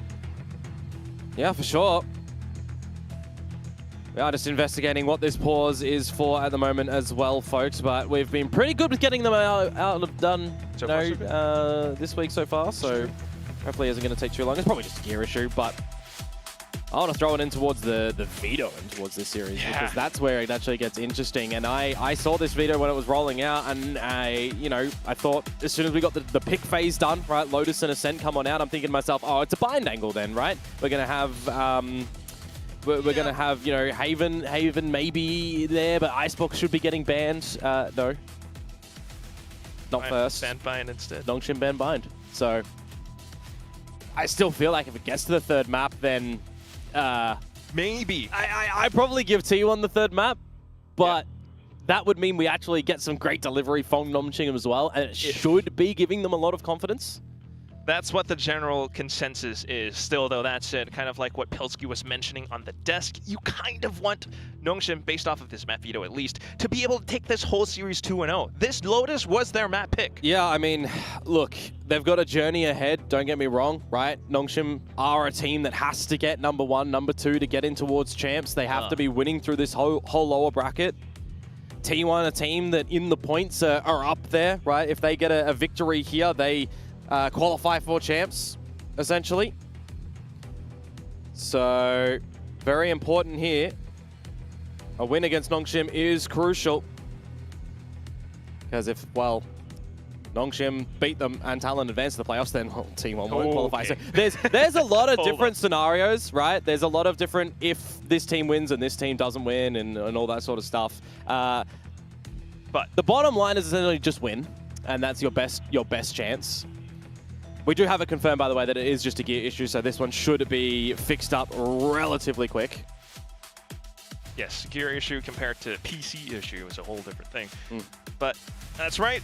Bottom line is, the team's got to win. At the same time, if T1 does take this win as well, you know, that might make things a little bit more possible for Gen G. Who knows? I mean, on that bind point as well, right? Nongshim, I love the way that they play binds. And we did see some scrappiness and some shakiness from T1, not expecting it in that series against Paper X. That, again, kind of comes into the forefront of my mind. You're T1, you're playing games back-to-back days. You're Nongshim, you're playing games back-to-back days. But if you're seeing a kind of highlighted weakness, is your opponent going to have enough time to quickly get that map fixed up? Are they expecting it to come into the pool? You know, there's all these discussions we can have onto the veto. I think from what we've seen so far for T1, right, something that wasn't working previously against RRQ, for example, is the retakes and such were not really working too well. The game, though, is back, of course. Oh, but just the quick resistance around Rubble. This time, Danby getting in the position. Managed to get a double, but now traded right back out. Ivy caught out in the open as well, and T1 just continue right off the rip. Yeah, again, they are still absolutely just working in these executes. It's what they did against DFM that was really good. Couldn't get it quite connected against RRQ, but they've reset themselves. They've had some breaths.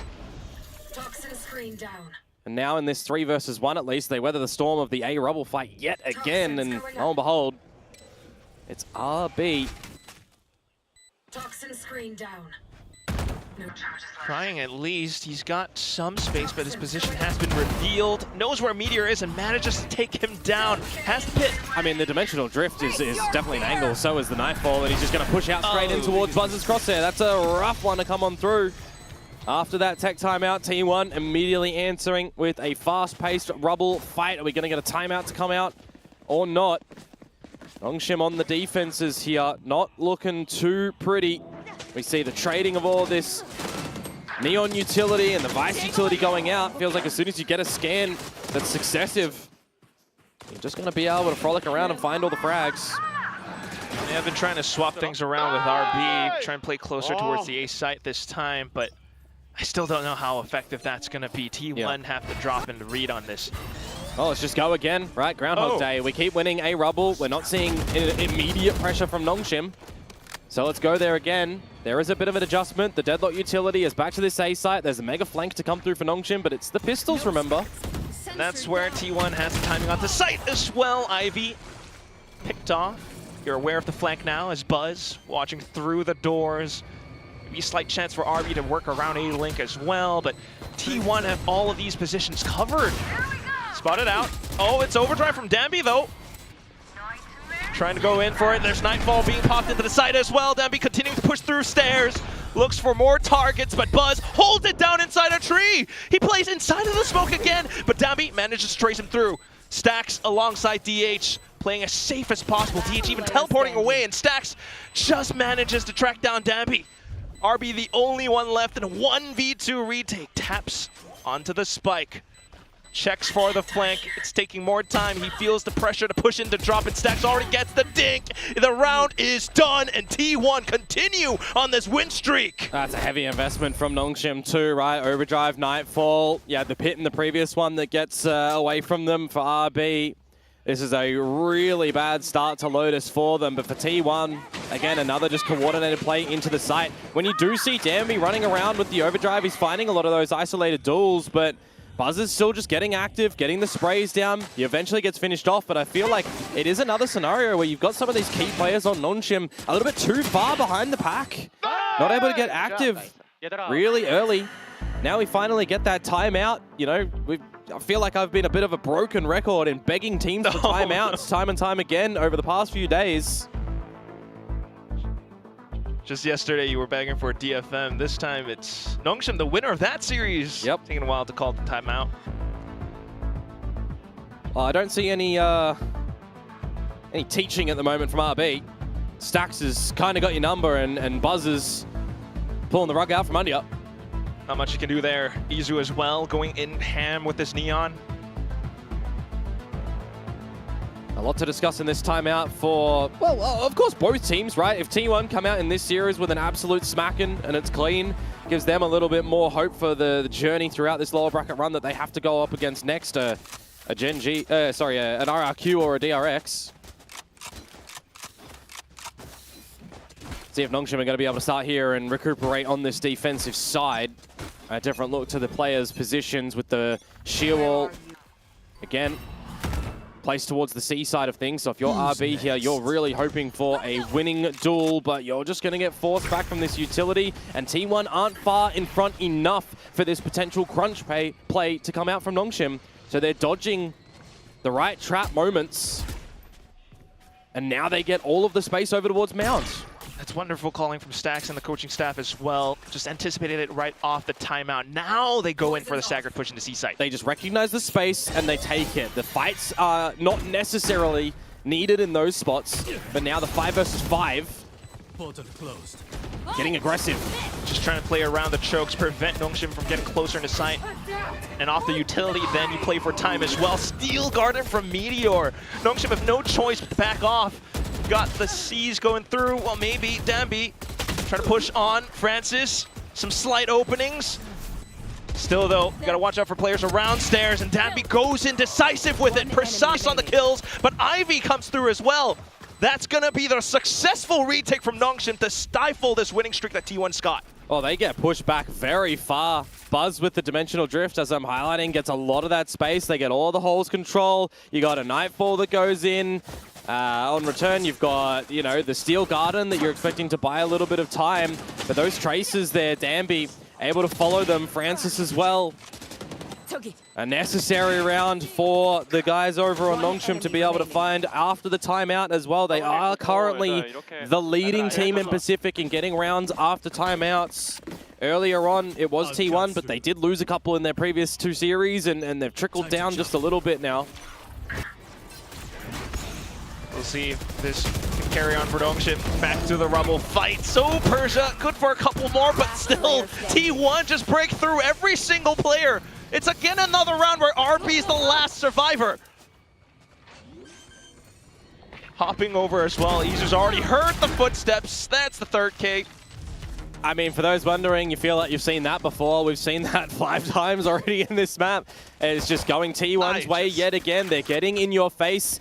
They're rolling in the mud. They're happy to just have a battle against you. And again, it's another scenario where trading fast lane locations, but the Horn reveals that come on out. They are quite a little bit decisive. You see how late the one actually comes out from Francis. It's a roughie here to come on through from Nongshim in this A battle, and they're back into a rough spot on the buy. Some Sheriff's a Vandal for RB, and Ivy with a Stinger. This sort of setup for Nongshim now, heavily stacked towards the A site, and T1, they have flipped the coin yet again. They've done their homework. Nothing over at the C site. You see the one-way. You see that the mound control might be established by Nongshim. You pull on back, and now that Nongshim have not really seen anything around the map, they're questioning, where may T1 be positioning towards? Oh no. It's going to be the alpha side of the map yet again, where Francis with the Prowler will get a little bit of info that it's Meteor ahead. But it's Meteor. Oh, he could generally be a lurker, and that's just the opening of the site again.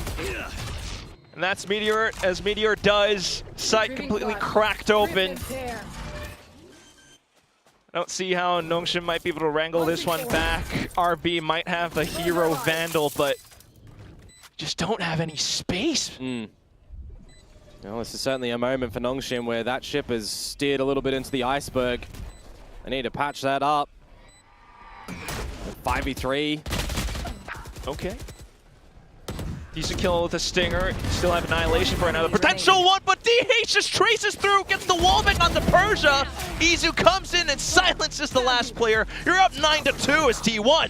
Yeah, they are just not giving any respect over towards Nongshim on this defensive side whatsoever. You're not getting any value from a lot of this utility that Nongshim are trying to throw on out. I mean, the Haunt late, the Prowler spots some information, but Meteor, in all of his wise wisdom, recognizes the space that he can take. Yes, he takes a little bit too much space at the end and pays the price, but his job was already pretty much done. The team facilitate a great post plant over on that A site. They are looking to come out with a monstrous Lotus here, the pick of Nongshim. As we move into the last rounds, let's just have Nongshim go for this A space, see that there's no utility really in return, and have to book it over towards the other side of the map to this C site where immediately you're already just seeing nobody home beyond that sonic sensor. And maybe RB close inside of the smoke, but he's alone. Meteor on the lurk as well. Catches Francis off on the rotation. Plant down, Ivy, Gravnet, Annihilation. Just gonna have to try a go for it. Oh my god, Nightfall from Stacks just makes it that much more difficult. The Annihilation rip through does kind of capture onto one player, but T1 is right on it. Izu coming in to prevent more players pushing through. And they already broke the boy out of the cocoon too, so this is not a situation you can save Ivy. No Last shots. round of the half, you just got to go for this 1 versus 4. You're getting locked out by all this utility. Spike is still ticking as well, and now they're just firing shots inside of the smoke. They're throwing weapons out. Ivy is confounded, and that will be a 10-2 first half. Yeah, they're toying with their prey a little bit at the moment. T1 know that they are riding on the back of this momentum. 2 isolated defuse rounds to come out from Nongshim Red Force. Are they going to be able to switch it up on the exchange of the halves? Because we have seen such pace from T1, a team that is normally a little bit more calculated on the calling of stacks, recognizing a little bit of the slippy scenarios that Nongshim can fall prey to in an early younger team. Did he say it's delicious? My Koreaner's right. I don't know. 10-2, the halftime scoreline. Now, we're getting another 10-2 resurgence from yesterday or not. I don't know about that, Chief. The map isn't sunset. We're not seeing any of these comebacks. I mean, we nearly saw one in EMEA between Foot and BBL as well last night, but yeah, BBL eventually do close that one on a 13-11. This is looking to be a shut and dry case, though, on Lotus. Now, what is the title of the official VCT Pacific anthem? You're kidding. This is such a giveaway. The graphic even tells it. What? It's almost as giveaway as well, the way that T1 is playing this map right now. Is it a giveaway, though? Because Nongshim have not been able to adapt. They've not been able to win the fights. They've not been able to weather through the storm and the maelstrom that T1 are throwing at them at the moment. That's a good way to frame it. So I hear you. It'll be easier to wipe away a map if it does come to a quick close and look towards the next one in a fresh mind state. But this is certainly not the way that you want things to be starting. I mean, now Danby started to get a couple of kills on there. Ivy is as well, but it's Izu, it's Buzz, your mega duelists on the side of T1 when they are playing the double duelist deployment. Getting the job done. Nongshim favoring the A-side of Pistol Lean, but Buzz is just shutting down Francis, and that will equalize. And you got a bit of time to set up for a post plant as well. Take the forward space in towards spawn. Recognize hopefully early here, Quack, that it is a full-fledged flank from T1. Go, go, go. Good on the deadlock utility being placed around stairs as well. RB's ready at this door with the snake spite if they open it. There it goes. Tosses it down. T1 biding their time. DH is ready with this paranoia. Just initiate through. RB instantly taken down. The rest of Nongshim trying to play around the site. This Gravnet, though, times it just right, but not enough. Meteor still managing to push on through. It's a double kill, and then the last one from Izu. T1 have the pistol as well. Yeah, that's just coordination again from T1, right? They weather and wait through the Snake's Bite and then have a bit of their own utility. You send in the Prowler, you send in your Relay Bolt, you push together in numbers. You got DH layering in some of that Omen util as well. That's the way that you want that round to go, even if Buzz isn't around and just sitting back and watching. I mean, I'm looking at that haunt that comes on through. That is gorgeous, revealing all three members of Nongshim. When you think that the GravNet might be, you know, a good one to come out from Ivy, not really. They still have deficit numbers. They don't have any other utilities to work on. Oh, no. You've got to force into this round. You did get the plant.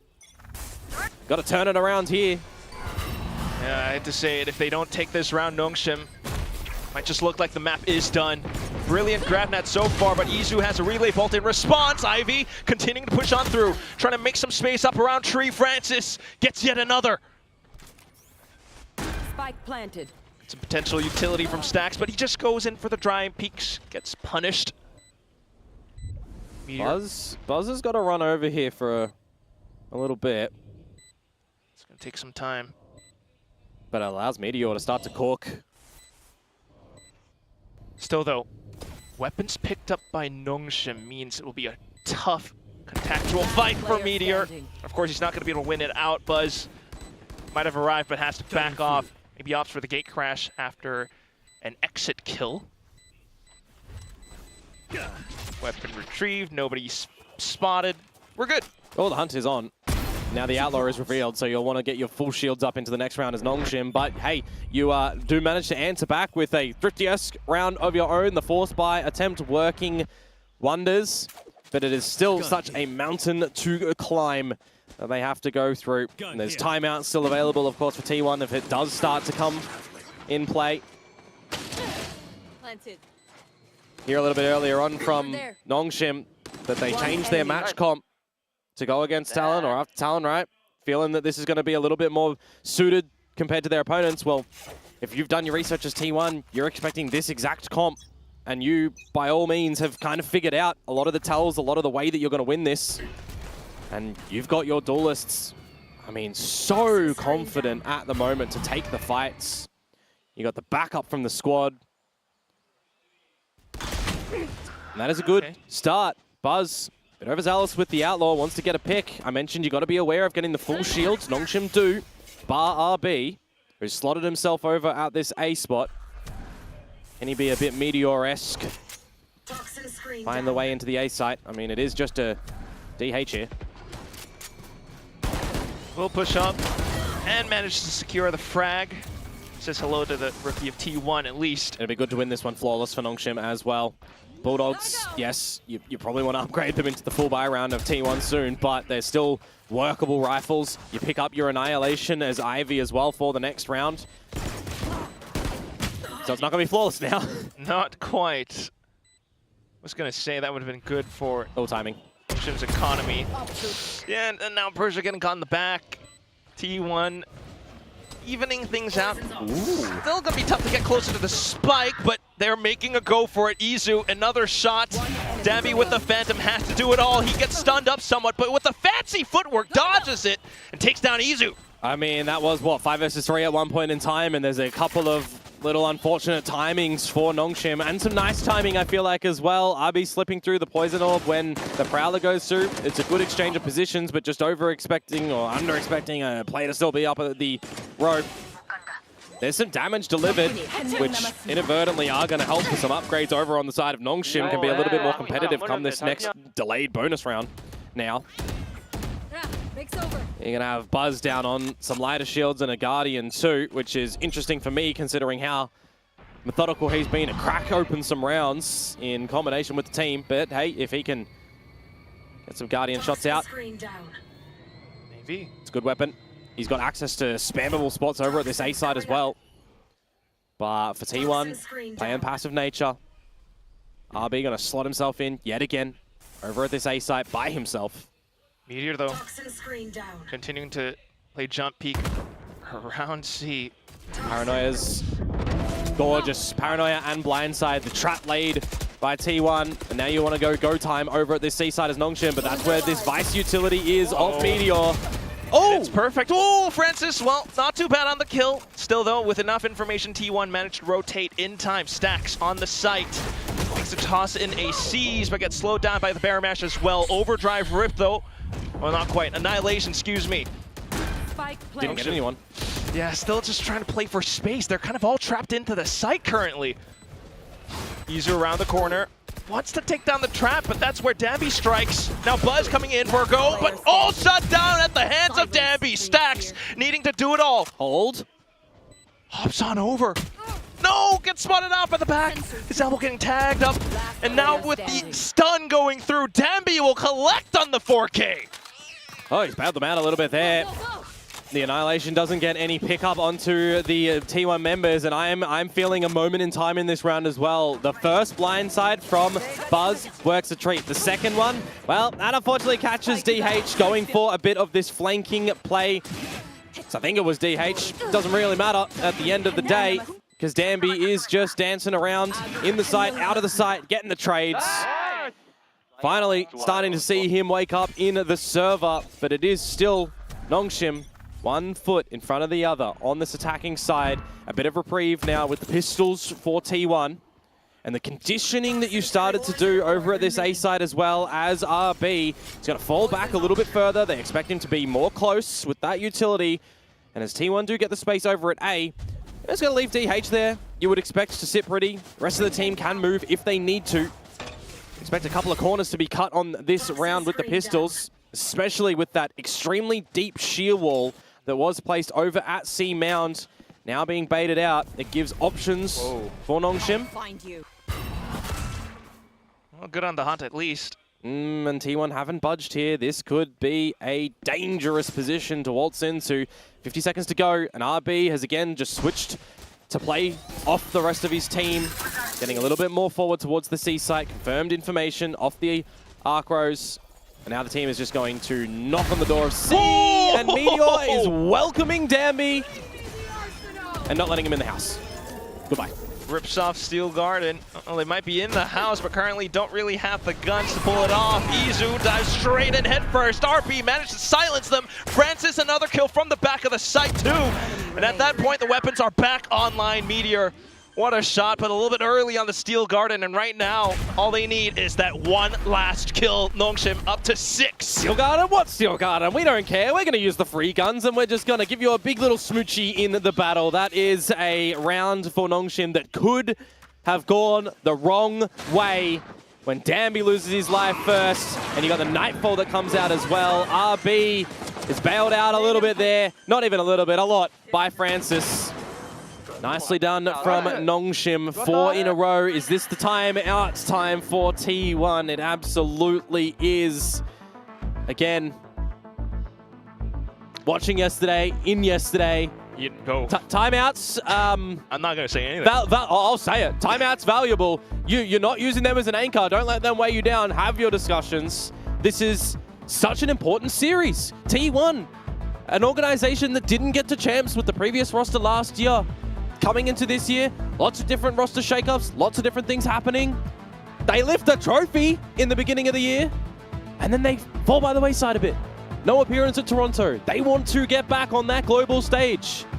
Who is the best team in Korea now? They're trying to get there.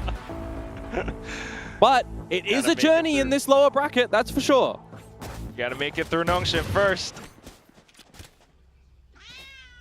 Reputation's at stake. I take a look at the post-timeout win statistics. Oh no. Over there. Buzz out with the op. Yep, crucial round. Buzz with the op and the dimensional drift. An angle for a retake or some explosive shots in the very beginning. Still doing this heavier lean towards the A side of things. Going to slot in Izu. Got the operator to be on the back when this poison orb falls. And RB, I'd be a little bit worried overstaying a welcome spot. And this is going to be why. Offline being held. Might make it tough for Nongshim. DH not spotting anything outside of C either, so this is confirmed hit. Oh, Buzz nice. whipping the shot though! That's really nicely done from Persia, but now the trade starts to come on out. T1 think better of it. They know they have to relinquish this space. They know that they don't want to overplay in that fight.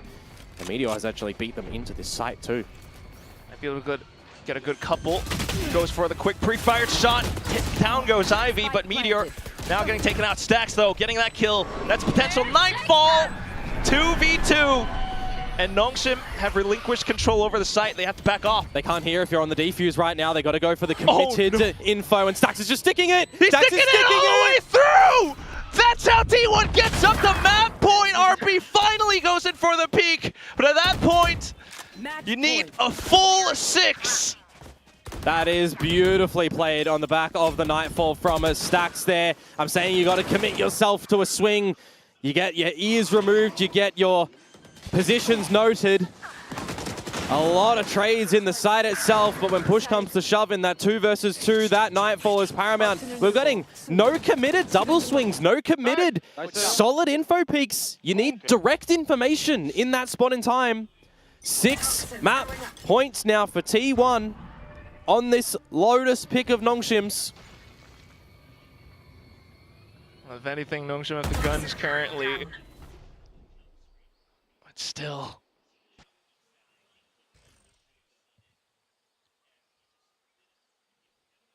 Pressure builds up in a situation like this. Nongshim, yes, they are 6 rounds down, but for this round, there's a light investment for T1. Pistols, Stacks with a Phantom, and a lot of bodies. And you better believe that RB needs to get out of this one. Lucky enough to weather that, 45 HP remaining. And the rotation from T1 already onto C-side as well. Paranoia alongside Meteor's utility. And so far, so good! Persia needing to do even more.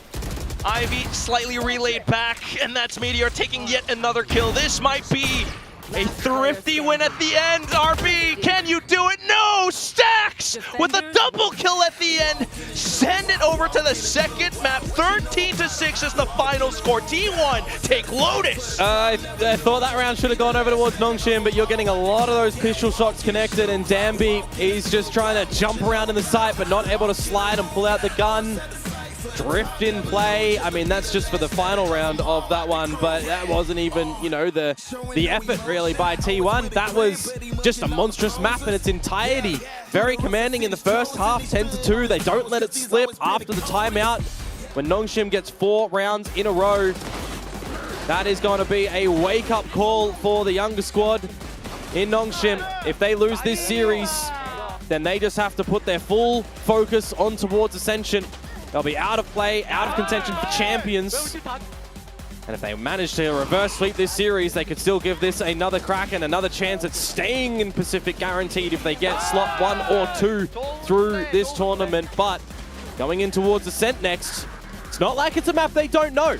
True. So if you use that one as a, we're warming up, we're waking up, we're getting our aim on, we're getting our coordination on. T1 were better on that map. Okay, that's fine. Let's just put focus on towards Ascent and hit them where it hurts. That's certainly what you hope for. There are a lot of Vision Strikers players currently on the server right now. Yeah, that's why. But at the same time, if you just take a look at what has been happening all throughout this map, so many players on the side of T1 being able to hold their own. Well, that's it. That's the first map done and dusted. Let's go back to the analyst desk and see what they have to say. T1 taking Lotus, but there was a little bit of that Nongshim resurgence there. I thought that we were in for another one of those great old Pacific comebacks, but it turns out just T1 just managed to nip it in the bud. Yeah, Nongshim not managing really to get anything done. Starting down in that first half, 10-2, just not really figuring anything out on their defense. T1 on the other hand, strong start. We see here, got that spike planted in every single one of their attacker rounds. Yeah, I think for Nongshim, way too slow to start, unfortunately. Only were able to pick up on the defensive side a half-buy retake on C after they lost the bonus round.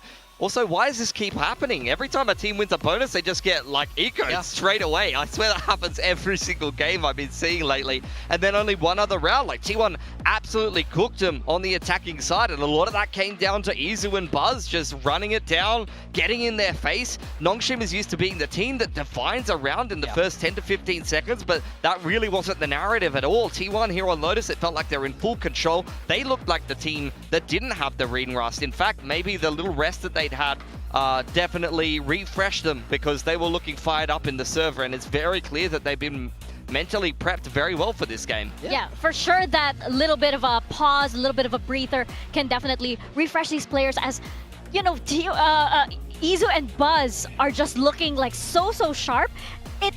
You guys brought it up. Usually in the first seconds, the round is decided in so many of these. We have actually some highlights of this coming up in just a bit, but it just goes to show the speed that T1 were willing to play, especially when they knew they were going up against Nongshim. They were going up against a player like Danby. Again, this screams of good preparation for T1 on my mind. If you know that they're probably going to pick Lotus. I think they could have seen this coming, and I felt like they had a very rock-solid game plan to be able to counter what Nongshim do. Like we said, Nongshim are the team that bring that pace. They love to throw Danby at you, but T1 had all the answers for that. Absolutely. Let's take a look at some of the defining moments of these early rounds, because this is what it was. Look at the round timer here, guys. Double fast lanes, absolute chaos out here on Rubble, but the round is defined very early every single time. Within how many seconds is this?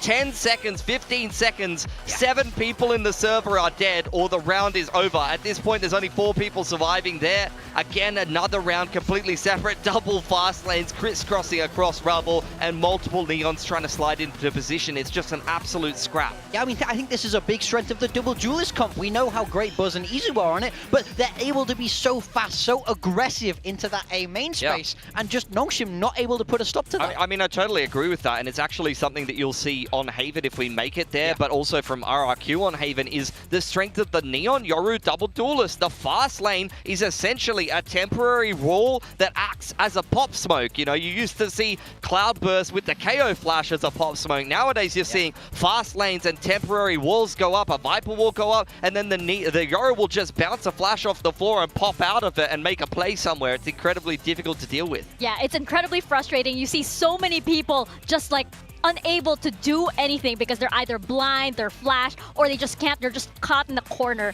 because of that tic-tac-toe that comes out in the first few seconds. It is a tic-tac-toe, and in many cases, you know, put the T1 X in the bottom right. Unlucky. Yeah, well, T1 did that and just managed to line it up perfectly, and it's mainly because of Izu and Buzz just really capitalizing on that initial push. I mean, I think they're for sure in contention of the strongest double duelist pairing that we have here in Pacific. Both of them taking over rounds, having big individual performances here. And if you're going to run double duelists, these are the kind of numbers you want to see. Both of them just light years ahead of what Nongshim were able to do. I mean, it is the quintessential what you imagine in your dream scenario a double duelist to be. Two incredibly sharp, confident players that are happy to play these up-tempo rounds and are going to multi-frag, are going to be able to cause chaos and hit the flicks that you need. That's what you got from Buzz and Izu in this game today. You don't always get that from T1, but this is T1 in their scariest form, their scariest iteration. They run you over on the attacking side, and even if things get scrappy and worst case scenario, you go 2 for 2, guess what? You got Meteor in the clutch. Yeah. Exactly. I love that they disrespected Nongshim like this. Nongshim do so much of this to other teams where they bring that round timer to be so short. They run at you, they play at their own tempo. But it's clearly shown here, if you deny them, you force them to play at your speed, they're just not able to stop you. They can't slow you down, and they don't want these rounds to be slowed. That's not where Nongshim are at their best. Izu is going to be our map MVP there, sorry, but really dominant on this Neon. I think it's worrying for Nongshim, I think, because this is a big sign from T1. This is T1 saying, we're happy to play your game and beat you at it. And I don't know if Nongshim's going to have the extra gears they're going to need to be able to turn this series around. We've already seen some insane comebacks here in Pacific just yesterday, but this might be a bridge too far for Nongshim, especially a team of their experience level and the motivation for T1 going into Ascent here. Just win this map and you're in Champs Paris. Yeah, so I think this map is going to be very interesting. So this is T1's map pick here, but Nongshim have been flawless on this with this composition, with the Viper, with the Neon. So for me, it's a big question mark. Why are T1 picking this? And I think it has to be some kind of read. I think the Nongshim comp is off meta enough that they're going to feel like they had answers. Like we saw yesterday, DFM had good answers. So I think it is available. I actually think 100% the blueprint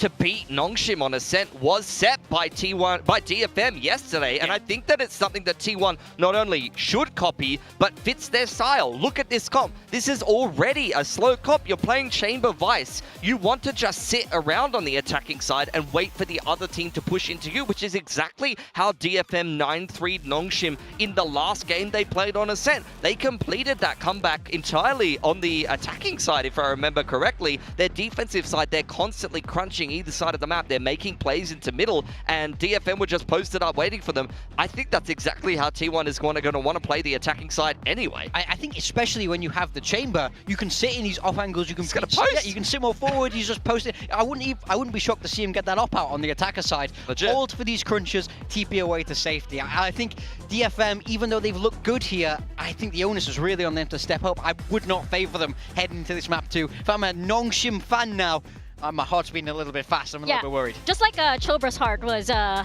think almost It looked like it wasn't beating. He was stationary he on was the desk. slumped over in one of those thrifties, I think, that that happened earlier.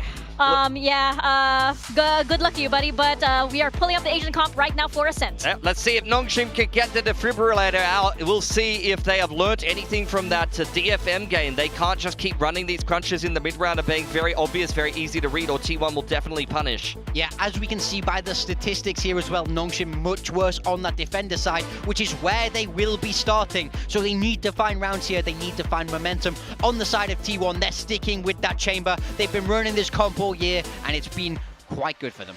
Well, it looks as though T1 have got the perfect read on Nongshim, but we're going to find out if that does indeed pan out as we head into our Ascent. Could be our final map of this series. We'll toss it over to Komodo and to Quack to find out if it is indeed so. Well, it certainly was quite the read on Lotus. Let's see if it will be the same way on Ascent. One more win is all T1 needs. Well, for T1, it definitely is a case of we'll beat you at your own game. It feels like a little bit. Only playing Lotus 2 times before. You're getting the dub for the 3rd iteration of this series, this stage. And for Ascent, you've played it once against Boom with the same comp. They have been playing way more Sunset, Bind, Haven if we can get there. But T1 on this map, Buzz and Izu, a performance on map number 1. It's what they did against Boom as well, catching them time and time again, especially on the attacking side. See if they're going to do the exact same here to come out of the gates, absolutely running. Once again, it is RB on this Viper as well, onto the A site. Did take down the Recon. Feeling a lot of teams adopting the perma kind of double controller Omen Viper.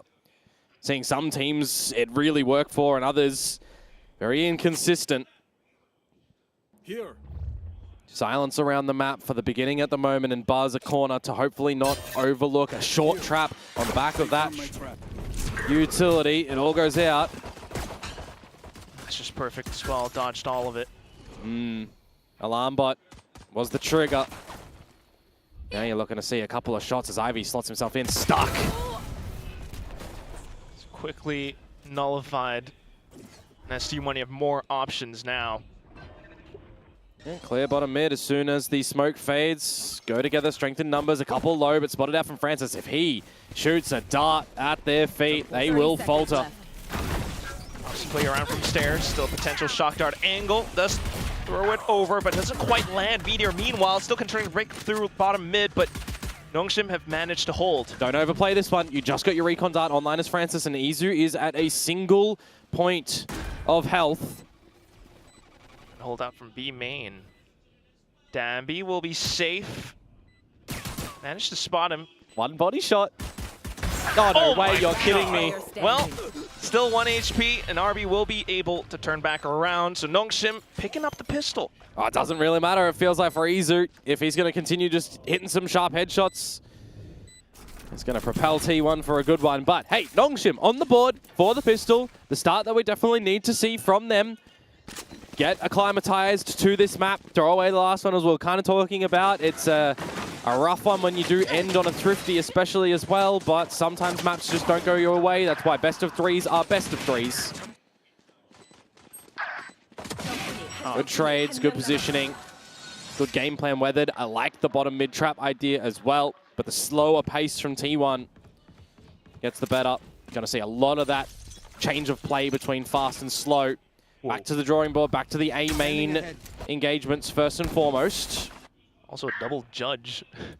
Danby, RV, there goes the first snakebite kill. And then Danby slides out. Yeah, I didn't quite catch it if Buzz just waltzed into that with the decay of the toxins and then the snake bites just tickled him. Or if there was any extra damage thrown in the way. I mean, Francis is still holding the bolts anyways. Judge. Wait, not something you want to have, Judge. Quick with the kill. It's the flawless round for Nongshim. Yeah, I mean, it's a very common scenario for Danby getting in towards B main with a Judge or a Bucky or some sort of pistol. I mean, we see that played time and time again. We saw it against Detonation Focus Me. But now it's time to focus up for Nongshim. Come away with the bonus or not. You just walked through the wall and you had some damage earlier. There you go. It's fine. Throw it away. Doesn't matter. Just the second round, the anti-eco. Now you get your guns on the side of T1. You can still have Meteor kind of dance around the map and flex to the best ability. And when you get these walls as well and they are baited out nice and early, it could be a tell that T1 still want to just look to end at this B site. Still with the options. DH. Yeah, gonna get the best of RB. A little bit too hungry there. Draw out a little bit of early utility to see if it is a solidified play over at A or over at mid, where Francis is gonna get bettered.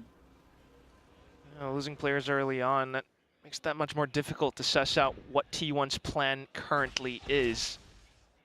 Yeah, shock dart over towards B, remove a bit of this utility too. Some good macro awareness for T1 at the moment. Playing together with a couple of those mid duels. Ultimately ending towards A right now. The dark cover is eventually going to fade. Are they all going to start to spray together in the smoke? They've got an idea that Purge is here. They've seen the Judge before. Couple seconds until the next dark cover arrives, but they're already here. As well as Danby up from tree. There goes the first couple of shots, but of course with the spams through the wall. Danby still trying to be proactive. Gets a decent kill, but nonetheless T1 breaks through. Slight damage on this bonus round so far. Give Izu the plant. He'll be getting the dimensional drift. You want to have access to that online nice and early. Very valuable for this game plan that T1's going to come out with on this map to change pace between slow and fast. Especially when you got the weapons in the hands of Nongshim Red Force in the next round and no ultimates on the horizon from them yet either. See if there's going to be any further damage that Ivy can come out with here on the Spectre. Just going to have to potentially disrespect some positions here. Trying at least breaking window, making them think. Back into the smoke, but either way it's going to be tough. T1 respecting it as well. There goes the smoke, goes in for the wide step. DH will tap. Expected position that he's going to come from after seeing nothing over at the rafter on their escape. They know it's a Spectre. They know that the long distance, they'd be able to move their aim anyway to rafters for the long battle. So they're all fine to watch that correct angle there. Nicely navigated for the round of T1 in this instance.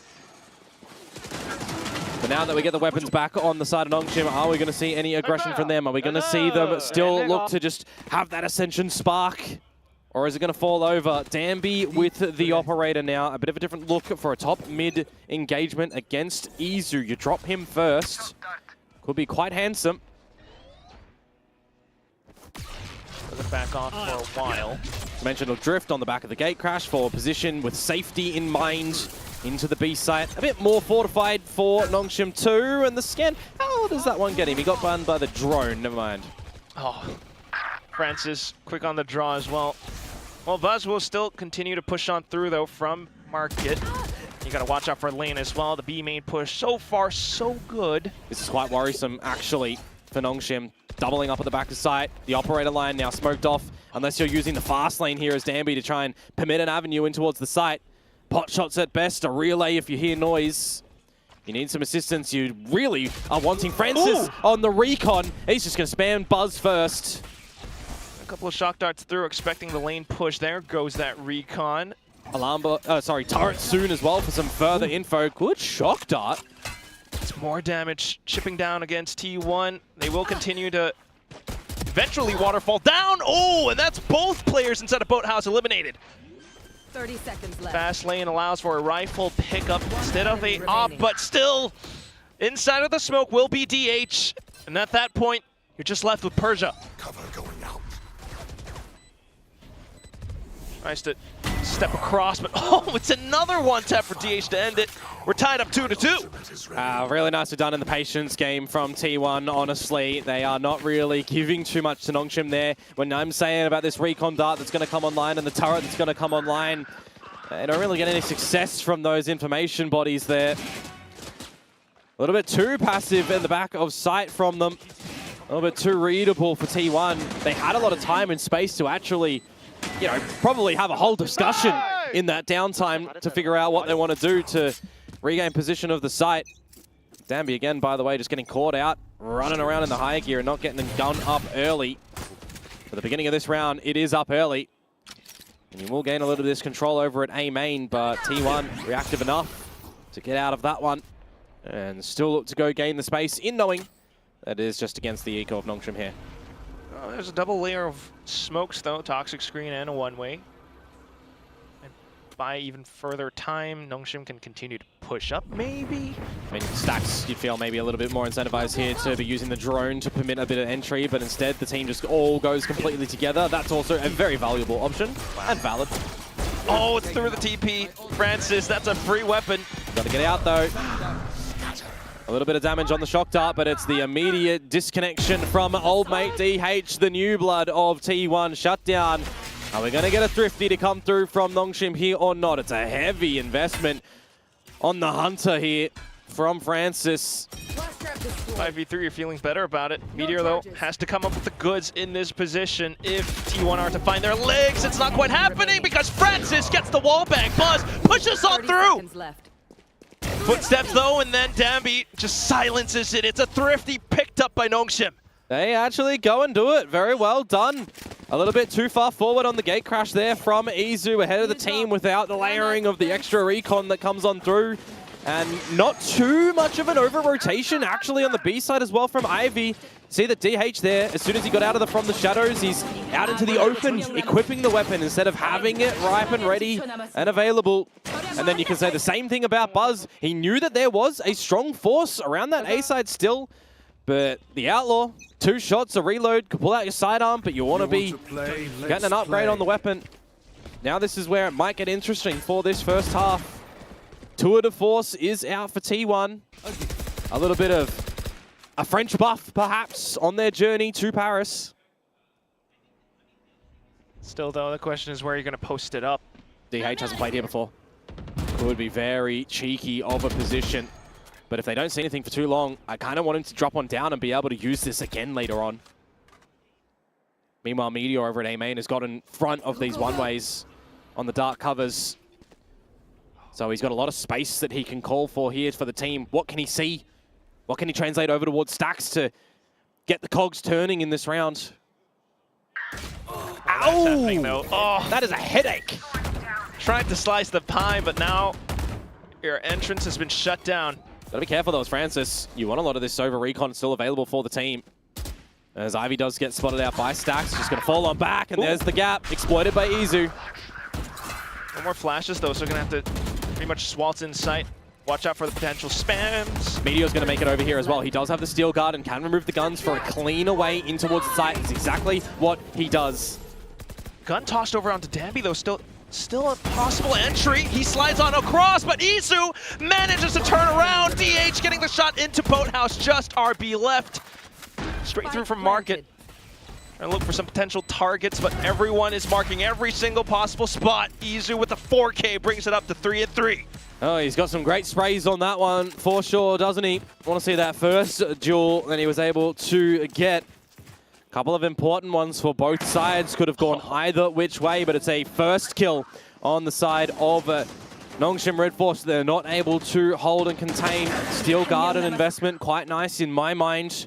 Permitting some good confidence again from a T1 to get on in. You got Izu firing, you got Buzz firing. It's just going to be a colossal force for T1. Team wanting to get to champions. Different look to get to tiles here to command this B control, but I highlighted before here, Quack. DH hadn't played that spot before. He's going to be finding RB for first. Now noted, but at what cost? And we've already spent a lot of utility just to get into this mid area. DH can even shrouded step out And Dambi and Francis are so low. Just throw caution to the wind in a situation like this. They're going to go for a bit of a gamble stack over towards the A site, and that's going to be the wrong position for them. T1 now to the approach of B. You can even pick up that orb technically if you want on the back of Stacks. Get closer to that Hunter's Fury. It is still early days on Ascent. As Francis comes in to investigate. Ooh! Yeah, it's a good scan, but it's a wrong target allocation onto the clone. That's right. And it is still the lesser buy for Nongshim as well, remember. So you can throw what you want at this round, but not playing on the KO comp. You can't get any flashes over through spawn. You just heard Danbury from the back as well, so you already know where your opponents are going to be approaching from. They can kind of lock him out as well, as long as they are just a bit aware. All 5 on the site for T1. Okay. Make it 4. A little step. Still got Buzz around the corner. DH with the smokes refreshed, but needing to keep his gun up. Relay ball perfect though, but it's a paranoia answered back. Yeah, good Some counter on wild that. shots. Not really going through at the moment, Komodo. Buzz being able to hold down the line still. They need to be careful here. They might all go up with the spike. I think that's what Nongshim are trying to do. So T1 beginning to feel the pressure. They will push on out. Ivy low, and that will be Stacks to punch through. They manage to secure the weapons into the next round. Yeah, they managed to escape with their tail between the legs a little bit, but nevertheless, T1 going to be gaining the lead here on their own map pick, and it does sort of get me worried a little bit now. How many rounds are they going to be able to get away with on this attacking side that we need to see a bit more of a comeback from Nongshim? I really feel like being a map behind and having their confidence rattled a little bit going into this series against, you know, a team and players that they have idolized in their way, in their journey towards Tier 1. And for a player like RB as well, right, joining in this Nongshim team, assisting them to try and have a continual run, get to champs, stay in Tier 1, him back in Pacific now. Saw it earlier, right, 618 days since he'd seen Stacks. Ooh. His old leader in the server. Yeah, Buzz there too. This time, feels like the calling from T1 is at the quality level to get them over towards Paris, you would think. Potentially returning to champions form. I mean, 2 rounds apiece. Definitely needing to see Nongshim kind of come back into this one.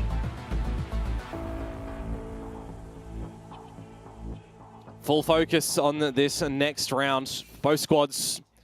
An operator battle can come on out. Buzz to B, Danby 2. Although thinking better of it in the extra seconds, thinking that there's actually going to be another aggression play for a mid-split, for a B main pop. I like the proactive thinking from T1. I like the idea. Playing a little bit more of the macro game, but seeing nothing here is going to allow Nongshim to get a little bit more forward into B main. The spotting of the drone, revealing some players, should shake up the approach. But you'd think you'd be happy enough as Nongshim to leave the operator on the line over at B and have a slight lean. More towards market, more towards short.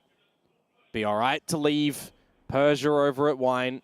Of course, you can have the Shrouded Step to get on out, but still risky engagement because it already feels like when Meteor is doing things over at A, he's always aware of what may be lurking in Wine. Really? It's going to be the Viper Spit investment, which kind of flushes players into this op. It's a heavy hitter down for T1. That's the important factor for Nongshim at the moment. Izu down. You've lost your drift as well, Danby. He's getting antsy. The line. But Buzz is looking vertically a little bit here over towards the market. Does he have the flick on down the shoulder? They miss from both sides. Reset territory, 30 seconds to go, but look who's gone in through mid. You should know with the alarm bot being removed. So certainly considering it. Are they going to be aware of spawn though at all? 20 seconds. You got to get in here as T1. And that's a brilliant smoke as well for Meteor to kind of slip on through. Oh, there goes. Finally spotted. Danby whiffing the shot as well. 12 seconds now, and T1 continue to press on, but Ivy has managed to stop and hold. 3 kills, maybe a 4th. Buzz still looking for another target, but at this point, you can't get the spike down anymore. He's done some damage, that's for sure. 4-4. Buzz is going to take a consolation prize of the operator in toward the next round. T1, they took that round really slow. I'm sure some people would question the Viper's Pit that RB invests over towards Tree, but I actually think that by the timing, that was really good. And it stops Meteor from being able to come out with this lurk. He still, navigates a lurk around the map in a different little variety around through spawn, but it's just super slow for T1 to get into the site that is a little bit better stacked. Having Danby there, around Francis, around Ivy, with an overdrive popped as well. Well, it's a bit of a treat for Nongshim to still keep in a good contest on this defensive side. And it's back to this B-sided lean for T1. Again, kind of want to see them pivot a little bit more in this map, a little bit earlier on, be a little bit more decisive. On the back of this Dimensional Drift, it's going to be the same mid-exploration for the B-split play. How much information can Izu formulate here? What can he spot out?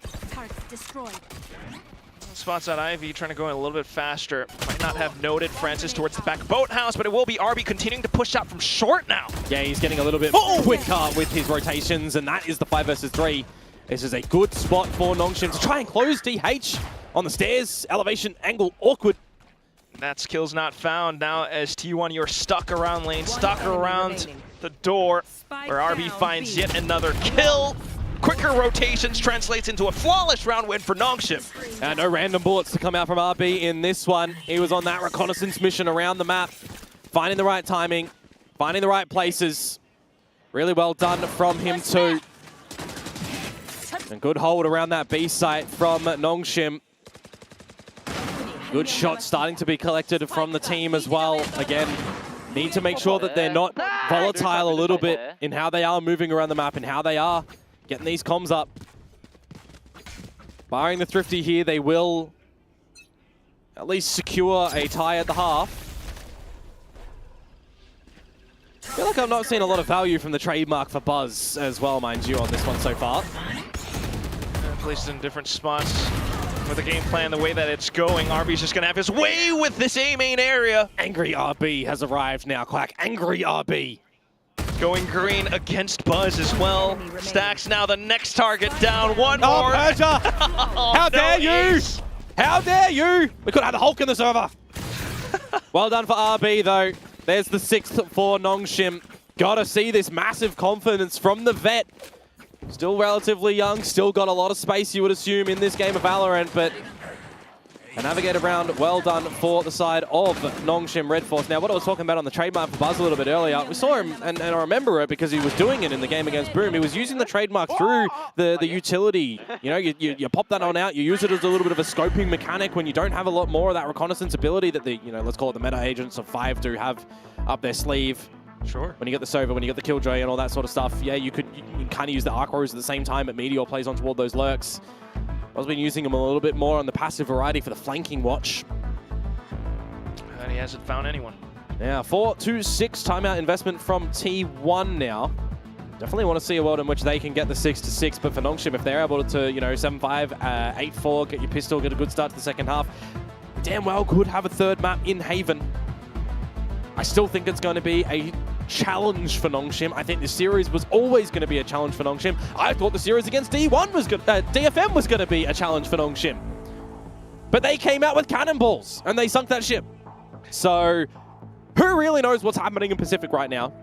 We are along for the ride. We're just here to be entertained, Komodo. It certainly is in the cards for Nongshim to push this into a third map. Currently playing around this off of Danby and RB being able to push all across. Glass cannon operator for Buzz as well. Again, positioned over towards this B site for the very beginning. Oh boy. I'm out of here.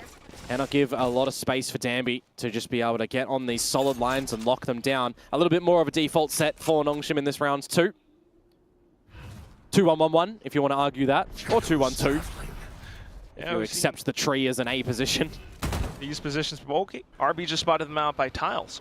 Yeah, it gives you information mid-clear. You can start to play with that a little bit as T1 right now. And you definitely want to see a world in which RB can have some good timing on this toxic screen with the team, but also with what pressure starts to amount around him at tree, at A. Persia's low already, and now down for the count.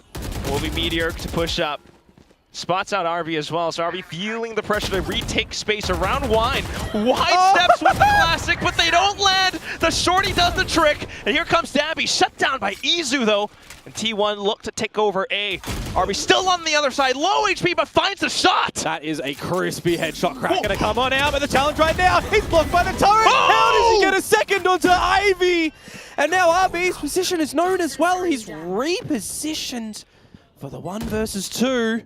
Where he's still relatively low, skulking across back up into heaven. Did he get past the turret? No, it has to jump over it. And that's gonna tell DH instantly turns around. He goes back towards the door, but at this point, as T1, all you're looking for is that little shoulder, that little barrel. Stacks beginning to burst. RB makes it close, but no dice. He has certainly tried to roll a couple of 6s in that one, but all he's got is snake eyes. That is rough. A couple of single shots traded by DH at the end, and little Timmy Turret has betrayed Nongshim there. What a... Just what a funny Pacific round, honestly. I like the idea of just chucking on the pistol through the glass to have your rifle at the ready. That is quite tech, but... Oh boy. 20 HP, RV just can't get it done. Slips through his fingers. The fact that that's the difference between 8-4 and a potential 5-7 right yeah, now. I mean, 6-6 on the cards, stacks with the Hunter's Fury, keeping in check the lockdown of Ivy, but then you've got still that Hunter's Fury for Francis and a pit. Ultimate game strengthened for Nongshim here. Buzz could double snipe if he picks up the ulti or behind this operator. He's content with holding the line for now. Drone out mid. Meteor spotted. How much respect do you give him there as Persia? You did well to bait out that shear. A minute on the clock for T1. Got to be a little bit more proactive here. You'd assume Meteor in the open. Keeping Damby's interest here as well. But it's all a ruse, or is it? We start to position towards the A site as Buzz removes the lockdown. No value for Ivy. Damby, though, still online, goes in for the swing. It's the relay bolt as well. Hops back into tree for safety. Might actually have to be a position for Stacks to use the Hunter's Fury to get entry in towards this B site. Recon and ult sends the team in. There's a pit with 30 seconds to go. If you're RB, you rip it. It's good to see the T1 are at least in mid. They can still go towards A if they want, but from the shadows for DH, you'd have to have the timing absolutely down to a T here on the site. RB dropping the pit to stairs and spawn. Oh, you got Hunter's Fury from Francis as well. It tags up onto a couple of players, even takes down DH. Tougher fight for T1 now with 10 seconds to go. They have to just push past through, try to stick it inside of the pit. It actually goes down, but the kills are not found. RB has done his job. Still though, it's 1v3. You just settle. You wait for your teammates here. Or maybe you don't. You just bring out the little shotty. And RB will dispatch of Meteor. 7-5 at the half. Now we're getting some fun, scrappy duels. Are you not entertained? Yes, I am. I'm chained to this desk for all the entertainment this week. But my oh my, a lot of moments of backwards and forwards variety. It's another scenario, though, there for T1. The time does get the better of them. They're stalled out very nicely by Nongshim at every turning point. Job is not done. Nongshim, they know it. They cannot start to celebrate at all. They have to turn their attention. They have to change their game plan on this attacking side. And it's Nongshim, right? We didn't get to see too much of that over on Lotus. They were shut down really early.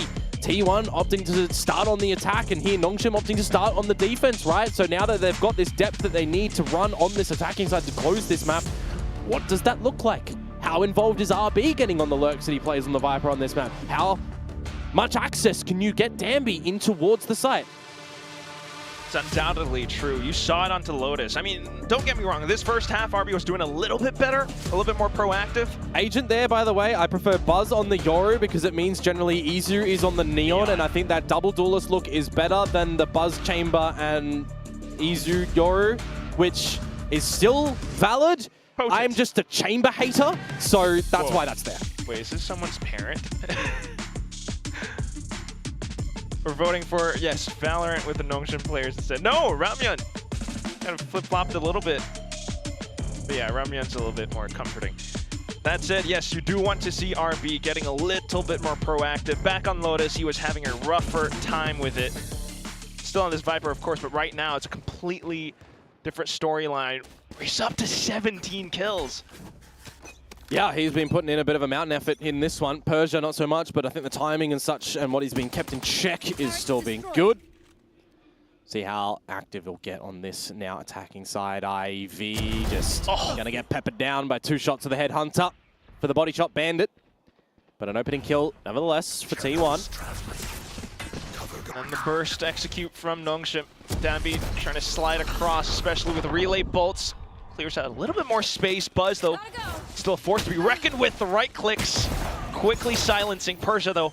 Out from stairs, now RB. Out from B main. Perfect timing on the snake bite as well. Continues to stifle T1 somewhat. Izu, though, slips past, but it's Persia with a frenzy. Yeah, luckily enough to have the frenzy there, you'd feel like. Spraying out the bullets very rapid fast.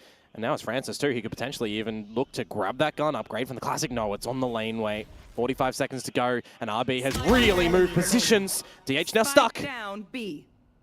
Persia not spotted. Where could he be? He's right underneath their nose. The ace, though, what the shot! But it still will be RB who gets taken down with a headshot at the end. A Red Bull clutch for T1. That's actually really rough for RB. He backpedals a little bit there, giving a headshot angle to DH, who is already low. Had RB ran a little bit more forward, would have had a bit more space and not offering his head on the guillotine block. It just gets shut down, sliced on. That pistol round I thought was going to go the way of Nongshim. DH putting in a good effort.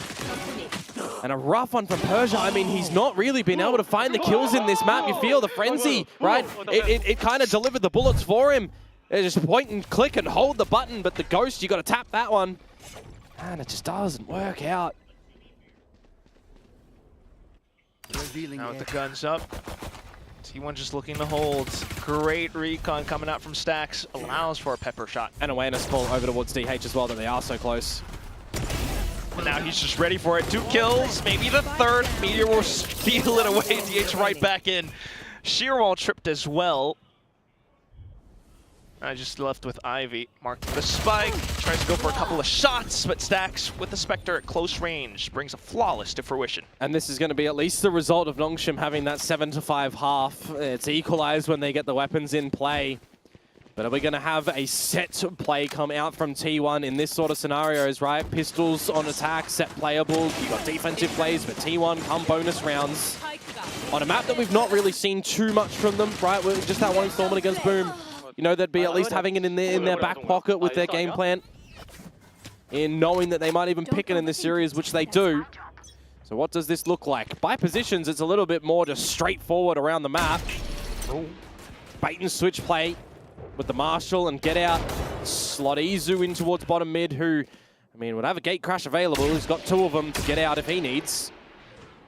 That's what I do like, at least, about this comp of T1. They've got options to stand. Nongshim relatively aware, though. No escape found. Up the guts of mid. Trademark positioned over towards market instead. You get that deep smoke, and it's just one contender over at that B site in Stacks. Okay. Well, he's alone, and that's where you start to get a little bit nervous as well. Trademark dealt with. Stacks trying to reposition.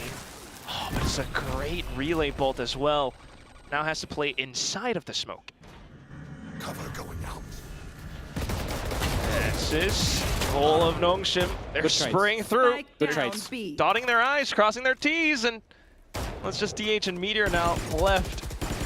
Trying to retake some space. Meteor way too far. Here's the exchange of Persia's weapon from the Guardian to the Phantom. RB on the lurk, but can Meteor do one better? Take down RB, maybe that's a potential weapon. 30 Steps seconds left. been heard. RB now slicing the pie. Meteor trying to keep distance as much as possible. Not finding the shots, though, and that's where you play off contact. Nongshim, pick it up. Pretty clean bonus round to come through, honestly. And on the anti-bonus from Nongshim, right? They get a little upgrade. You've still got a Guardian in play, but you're going to still get your proper investments on up. This is where I feel like the storm that brewed over on the first map of Lotus may very well meet on landfall here on Ascent. The guns are out on this defensive side now for T1, and an operator in play as well. Will we have some really good connections come through or not? The Vice util going to be set up towards the A side again. That's where Nongshim are going to start off too. Okay, instantly smoked off. Wonder if Francis is going to be aware of where these vines could be to try and remove, as Ivy spotted out by the B side of things, just by his lonesome self. The turret, the awareness point. Now the operator noted that it is in existence. Should give Nongshim a little bit of a call as well in how to just slightly adjust. They do want to angle towards the B side. It would be better for them. Leave RB to his own devices again. I hate that. Still gets spotted out with the drone, though. Okay, gets forced off, so at least you're all right. RB got to reel in that toxic screen. Regardless, now, with the information that T1 has gathered, it comes down to Buzz alongside DH with the setups on the Paranoia. Yeah, just no other utility. Straight into the dry line on that operator. An easy one for Buzz.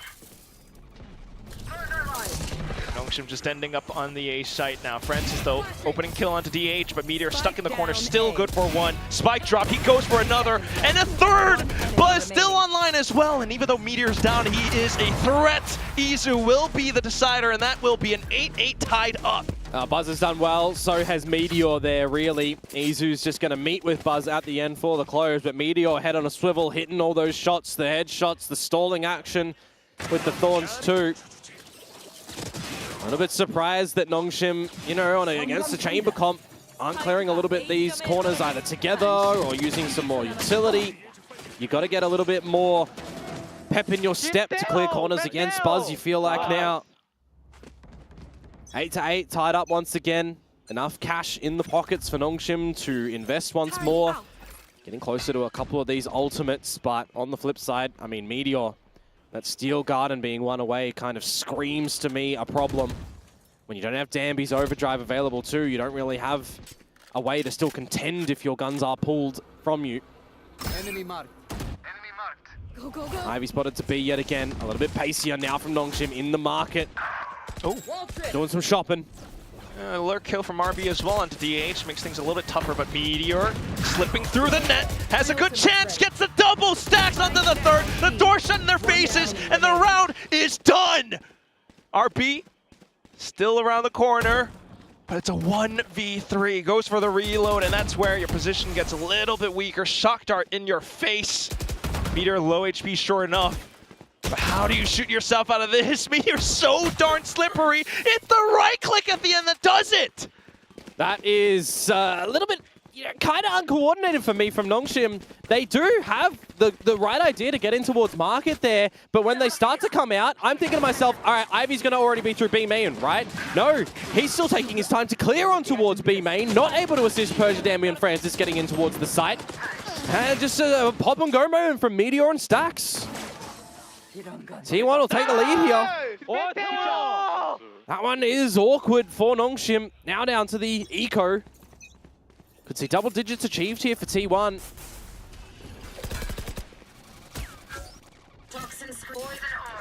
Buzz and Wine.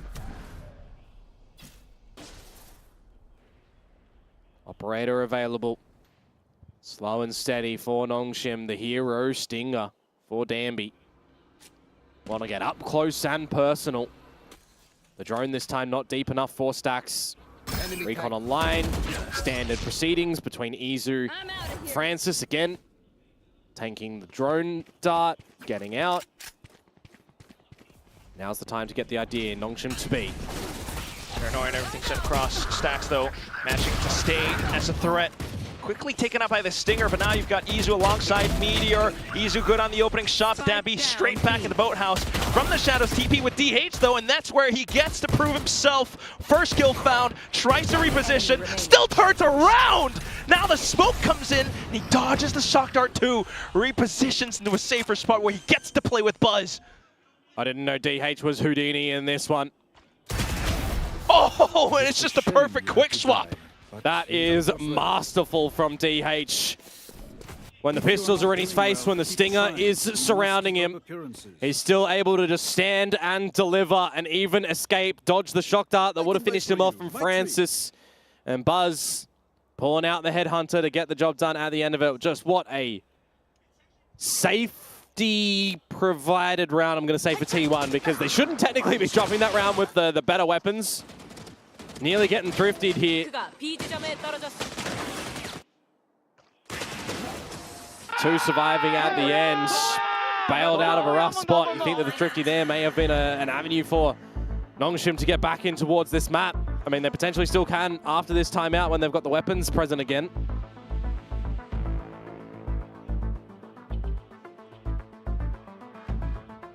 But otherwise, you still got to keep watching out for T1. Surely a round that they should have made a lot cleaner, but when you consider how DH is able to pull off these performances, the quick reactions to go for the TP in the boathouse, just feels a little bit insurmountable at the moment for Nongshim. Certainly do have the temperament to keep going at it. There's so much that you got to consider. You got to challenge Buzz. It's the time in the series as well. Right now, right? This timeout, you get into the tail end of a map where T1 so close towards champs, and for Nongshim, you need to get to that third map, otherwise this journey ends and you got to fight for your spot at Ascension. This is a pivotal turning point. Unless you have another timeout a little bit later on thrown into the mix.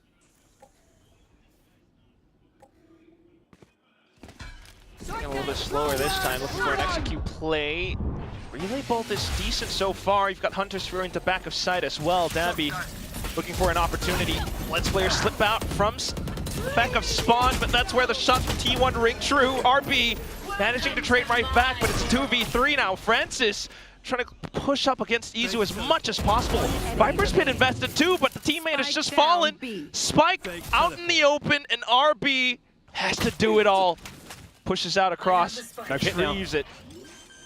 It's gonna eventually dissipate, that's true. 50 seconds to go, and DH just makes RB go down so darn low. Wall bangs viable, boys! Puts T1 up to 11. Feels like it doesn't really matter who is in the back of the boathouse for T1 at the moment. They are just going to deliver something special. First it was DH, now it's Izu. Just getting around it despite the low HP, the Steel Garden investment too, but it's just the numbers and the crossfires and the toing and froing around the site from T1. Catching a bunch of the Nongshim members looking the wrong way time and time again. Very reactive in just the shots. Firing of the bullets. Let's go. Timeout from Nongshim Red Force to no avail. 11 for T1. You get this and you give yourselves 4 series points. Changing up a little bit of this utility again. Meteor, do like the fact that these lineups are there for him. You've always seen, by the way, Izu in that corner, so you know Nongshim have to just be very careful in scoping that out as he puts himself in pizza. They use the drone towards tree this time. Pressure to push onto Izu, but he's just getting himself out with all that utility. He can bait out a lot of the utility though from Nongshim too, so it doesn't really matter if he's already utilized his own. Oh, makes this round just a little bit more weaker for Nongshim on the lesser buy where utility, you know, you want to be strengthened a little bit more. And the smoke and meteor to reposition too. It's very strong from Buzz also, right? Over at Wine in this sort of position, you still have your TP available, the rendezvous, but it actually looks like he just retrieved it. To me. Yeah, he did. He's just pulled it back. He's happy to keep post this spot. What a shot. Meteor taking the shot down. Spike dropped. RB, not too bad. Spike retrieved, and now Ivy finds the opening kill into B. There was an overdrive used from Danby. It does get shot down. What can you do on the back of this side of stacks? You've got time on your favor. You've got rotations from your team. You need the shots to be collected from Nongshim from here. Smoke kind of bailing him out with the DH as well. He does get hit by the paranoia, but they don't quite spot him. Persia dives for it. DH trying to get some shots in, but it's not quite happening. RB getting the spike down. Operator for Buzz, you know that he's been holding on towards this. But the 8 bullets in the Headhunter, that's where I start to salivate a little. The shorty But he's not expecting RB right around the sides of it. 9 to 11. Well, Nongshim, they are holding on. A little bit of spice on those noodles, but we're not getting it in the microwave or the pot, depending on how you want to cook them. They just need to make sure that they don't make a meal of a couple of these next rounds. That is for sure. You cannot give opportunities over to T1 now, where you've done a heavy effort in that round to get the round, to hold T1 from finding 12. You'll break their economy on the back of this round as well. Best chance for Nongshim to hold on this map of Ascent. Crucial round to pick up. They will play it cautiously. All this utility, though, over at the A site is going to detract from the fact that this B main control of T1 has both players that could just get out after taking shots. They could have stayed there if they wanted to, but now that they've put Buzz with the tour de force on the line, he can stay there as a glorified turret the whole round. Stacks, Premature, Hunter's Fury, looking for some damage, looking for a frag, and Francis falls. I've got DH still watching out for Tree as well with the potential paranoia. Gets sent across, DH looking to stall. Nongshim manages to slip past, but still Meteor on the site. Strong anchoring alongside Stacks. He takes down another one. Danby out from heaven. Its position's revealed, 2v4. He hops on down, and it's the first one in. Not too bad, first feed into hell, but it's not gonna be enough. Meteor still doing some damage. And at this point, it's 3v1. 30 seconds left. Not much utility left either. It's hard, that's for sure. Just the smoke. Maybe an angle around Jenny. Buzz! He swings with the tour de force, and now T1 are one round away from champions. I don't feel any pressure for T1 in that sort of scenario for a 3 versus 1. Objectively, when they look in this map and statistically against Persia, having a bit of a rough one on the kill department, they should be finding that night and day. Hunter's Fury to start it off, and Meteor, he is just literally a thorn in your side on this Vice. Literally. Around the A site again, locking it down, hitting the shots. 3 series points for T1. Odin brought out by Stacks now. Don't like that, but this is faster from T1 up through mid. Odin spam in towards tiles. Not going to be meeting any damage at the moment. You need a good opening play. You need a faster, pacier one from Nongshim. The lockdown now can be used to B because the Hunter's Fury was used last round, and Buzz, the full spray, Ivy. Oh, and it's Izu as well. He crashes away from the lockdown. They're getting in front of all of this T1 here, recognizing that Nongshim are expecting respect on the lockdown. It's not there. Stacks on the RB.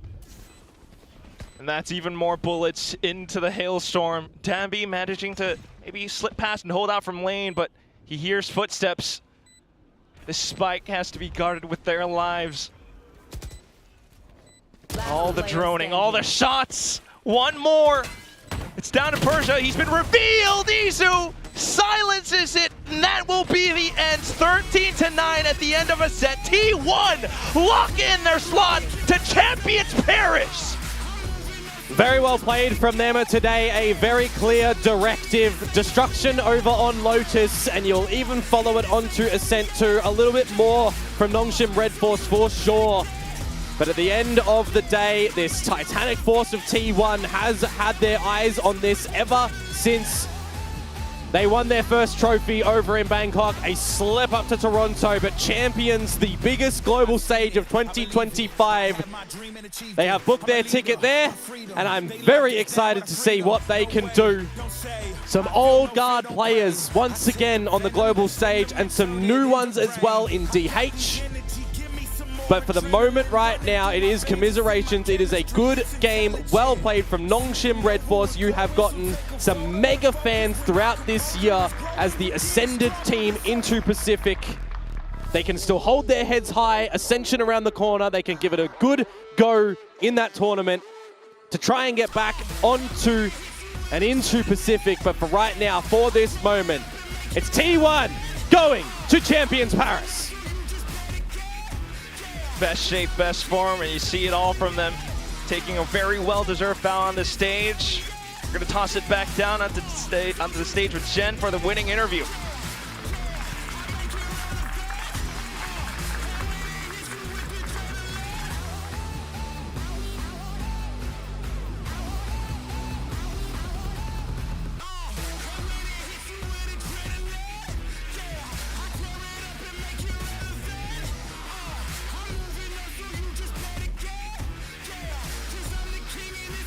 And welcome to Champions T1. GG's. Hello, boss. This one's for you over here.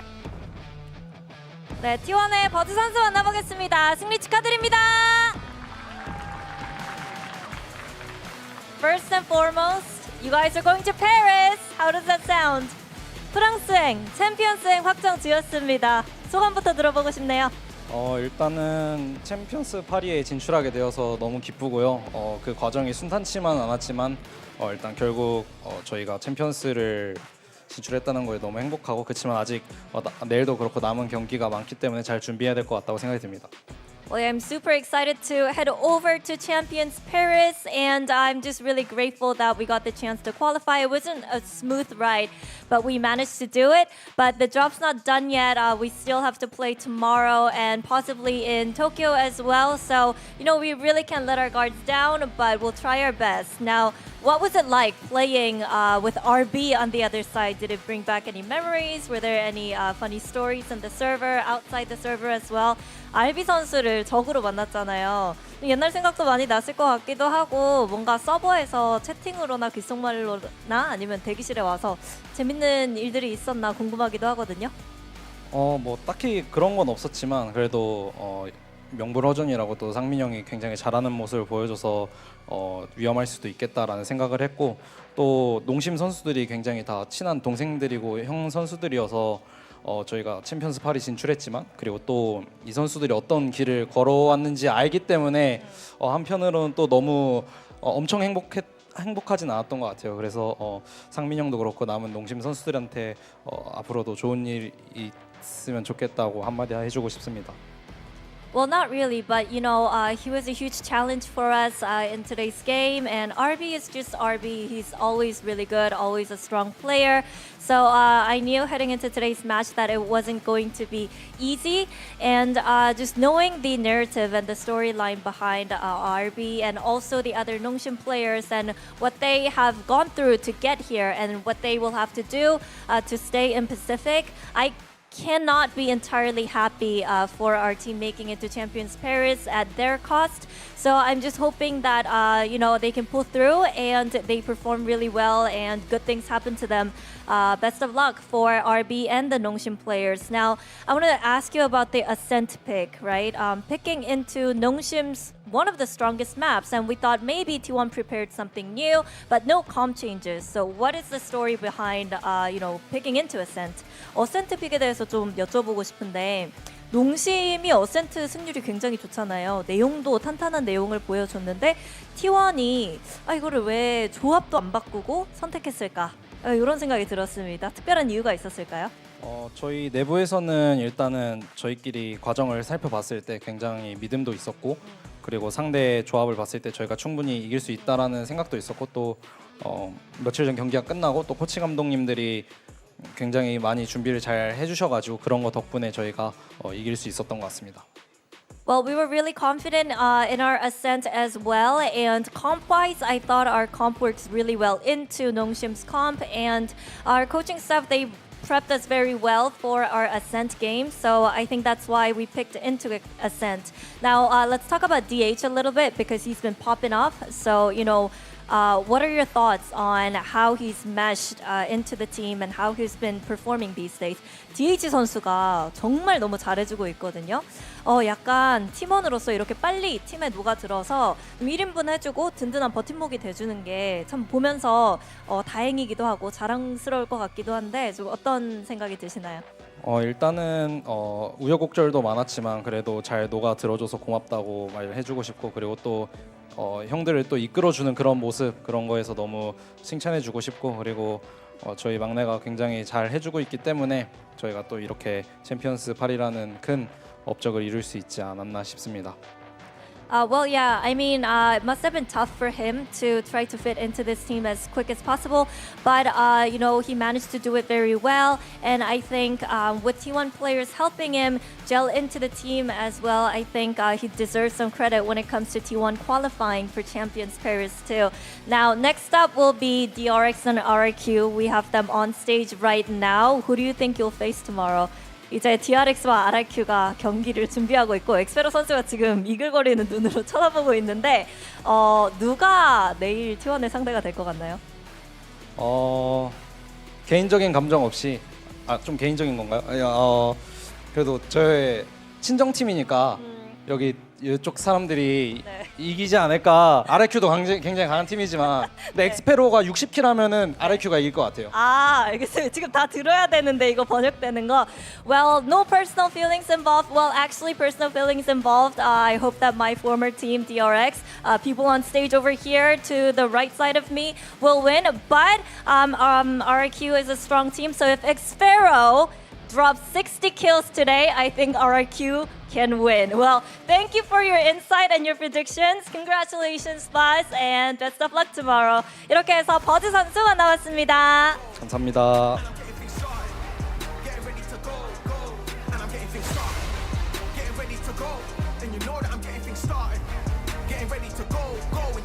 Welcome to Champions Paris T1. It is going to feel so good to see this team back on the global stage. We're seeing Buzz here give a little handshake to some of his old teammates and his former team. And we saw a lot of that dynamic as well because we saw RB really step up in that final map. Unfortunately, it wasn't enough, but you saw T1, especially if it's Stacks and Buzz, give him respect. You got a feel for RB. He was the strongest player in the server. He dropped 37 across 2 maps and lost. He came in with a point to prove today, but he couldn't get Nongshim across the line. But you have to give full credit to this T1 team locking their spot in Champions Paris. They missed out on Toronto, and they're going to look to run it back just like they did at the start of the year in Bangkok. They're looking so strong. It's such a scary team right now. DH has been very consistent, bar maybe his Brimstone on Bind, which, look, if that's all you've got to iron out for a rookie player, I think you're feeling pretty good about the pickup right now. Both Buzz and Izu were popping today, and Meteor in the mid-round, ever a scary player to be encountering. As you make your way through the map, you're trying to retake a post plant, you're trying to potentially hold down a post plant, he's going to be a problem for you. And that's the thing about these players. Each one of them, they have that fire in them whenever push comes to shove. Whenever you have high stakes matches like this, on a stage like this, they actually turn into that super team that we've been building up since the start of the year. Yeah, 100%. That's what you saw in Bangkok against all odds. Incredibly, criminally underrated T1 went into that tournament and came away with the trophy. And lately, I feel like I've been underrating them, and every time I think, this Vito is looking a little bit interesting. Oh, their attacking side is looking a bit one-dimensional. I have a question about something. They improve and they prove me wrong every single time. And honestly, I think T1 is looking incredibly strong, and their form is right where it needs to be dangerous as we head into the end of the year. So rightfully so, we will see both Masters winners from Pacific in Champions to try to win a second international title this year. Yeah, I mean, if you're a Pacific fan, how can you not be happy with the fact that we're sending T1? They have the potential to play some truly fantastic Valorant, and I think we saw that today. Meteor topping the charts there for T1, but a very, very even distribution across the board. That's the thing that's so scary about this T1 team, is that nowhere is safe. When you're trying to attack into them, there's no weak side here because everybody is so lethal. Yeah, and over on the other side of Nongshim, commiserations to them. I don't think experience-wise they were necessarily ready for a match of this caliber. They've still got learning to do here in the playoffs. T1 very much were the team that came up clutch. So for Nongshim, it's back to Ascension in reasonable form. They're undeniably going to be the favorites there, but they definitely got taught a lesson by the GOAT today. Yeah, definitely. Meteor as our match MVP. How could you not? He was just so consistent, and he's one of those players that you can just rely on, and when it comes down to the wire, there's just something that clicks. There's some switch that turns on when it says, Meteor, we have to do this, otherwise we're out. I mean, suddenly, he's on. He's a big game player. There's no two ways around it. He's won 2 trophies. He's as experienced as it gets for us over here in Pacific, and you can see it play out in exactly these moments. So, T1 will be moving ahead in the bracket, and they'll be playing the winner of our second game here today in DRX versus RRQ. They are also helping a lot of the teams that have already been eliminated. Genji included need to make sure that Nongshim is not going to advance into the final. The same can be said to some degree for Talon, although a lot of those outcomes are still on the line. And the DRX RRQ game will definitely be an important defining factor as to who ends up going as one of the 4 teams through to Champions Paris from Pacific. Oh, definitely. We had one nail biter already. Are you ready for another? Oh, yeah. This one's going to be even better, I think. Oh, yes, it definitely is, because we are not done yet. I mean, Buzz kind of did a little bit of a spoiler. Apparently, Xpero's going to drop like 60 kills. Yeah, he'd be doing that. Spoiler. You see that, in the break, honestly, go back and watch that last map from RRQ last night, because he was dropping bombs right there. Buzz, you're not supposed to be leaking the script. You're kind of, you're not doing us any favors at this point, but we are definitely going to do you a favor. When we get back, we have DRX and RRQ up next. The winner of that match also goes to Champions.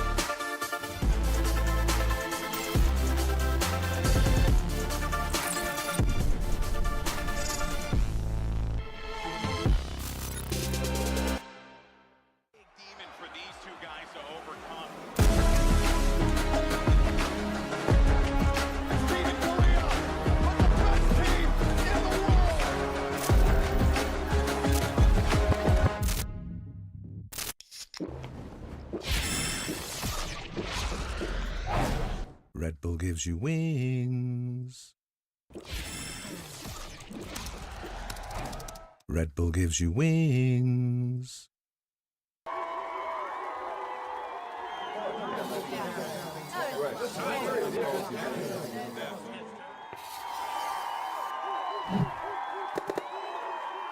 Red Bull gives you wings.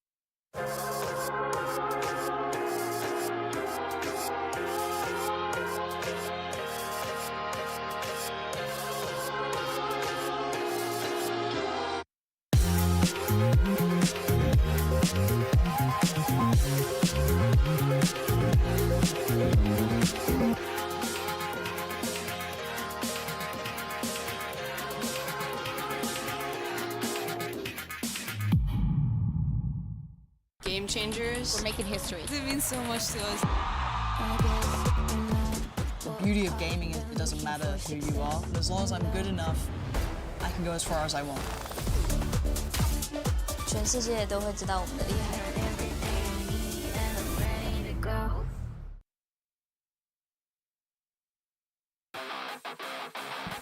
Welcome back to VCT Pacific. We're on to our second series of the day.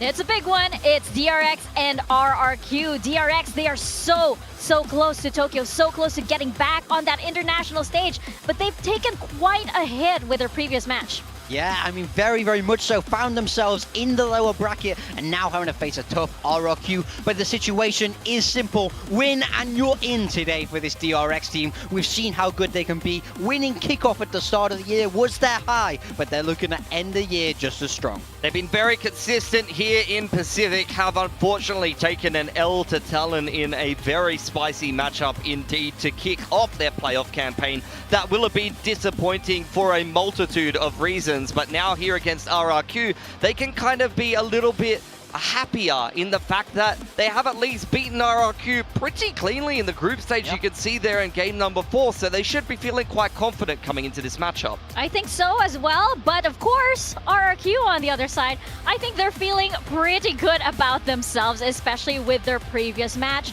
We did see how, you know, against Gen G, RRQ was able to make one of the most amazing comebacks that we've seen on the Pacific stage. It's a big question as to whether DRX can put a stopper to that kind of momentum and that kind of energy. Yeah, we'll see if they can. I think for RRQ, they are on a little bit of a heater, especially after the comeback to Gen G yesterday. They continue to show that that curse is no longer a reality, and they're continuing to have to beat Korean Slayers in this lower bracket. You heard it from Crazy Guy. Before this season even started, they were looking at their group. God damn, there's a lot of Korean teams in this group. Guess what? Here in the playoffs, it's nothing but Korean teams. Again, you had your chance against the SEA Goats in Talon, maybe potentially PRX. I mean, SEA is on top in this bracket. Down here in the lower bracket, they're the only SEA team that has to beat Korean team after Korean team after Korean team. Actually, it was T1, I forget. Bloody hell, T1, Gen G. Now they got to play DRX, and guess what? If they beat DRX, it's T1 again. That's so crazy. Since the start of Stage 2, they've only played 2 matches not against Korean teams, and that's just an insane stat. No, but GE is 3 Korean players. Oh, that's true. Bad luck.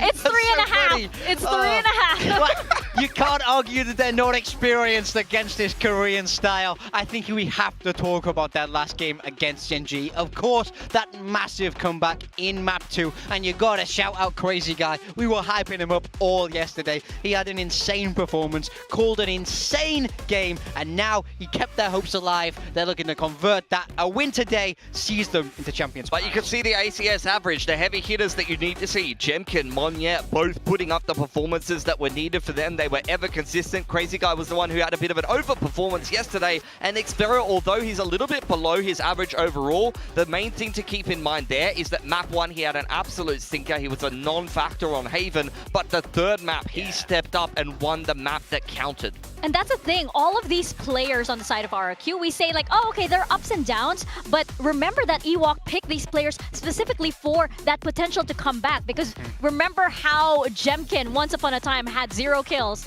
and Ewok managed to see him and say, I like that guy. And we heard yesterday it was apparently Jemkin who was the motivator, saying, hey guys, if Secret can do this to us, then we can do this to them. They were inspired. They were inspired. Nothing gets me more hyped up than Jemkin just go, I think we can win, guys. Like, you know that if he's saying just in that, his normal voice. You Like, know, I can't imagine Jemkin even raising his voice, to be honest, and he's just a monster. We need a hype Jemkin one day. One day on Pacific, we're going to get the most hype Jemkin standing up and screaming and all of this. Monyet's the one who gets out of his seat. The main difference here that I'm noticing, and we were talking about this earlier in the green room, the op usage between these two teams. We have the most utilized op usage on the side of RRQ and one of the highest op usage win rates. And DRX, I mean, I'm surprised about it, but Hyunmin just isn't using the op. The only map I can really remember him using at all, really, is Icebox. Yeah, and I mean, I think this is why we have to shout out Jemkin. That when you look at those operator stats, it's him that you... wait, We're trying to be serious here. Can we be serious for a moment? Just jump He's out of here. No, let's throw some beach balls over here. That's so funny. That killed me. But yeah, the operator is all Jemkin. He loves that weapon. But we've seen these two teams clash before. In Stage 1, DRX did manage to get the better of RRQ. It was a clean 2-0, but RRQ didn't really show up in the same way in that game, we do have to say. Look, for me, this game, as you're seeing from some of the highlights, at least initially, is you've got the big 2 for DRX. Hyunmin and Flashback are dangerous as hell. You've got an excellent opener, a fragging machine, and Flashback back in the team here is a star-started aimer himself and an excellent closer for DRX versus the aggressive duo of Monyet versus Jemkin.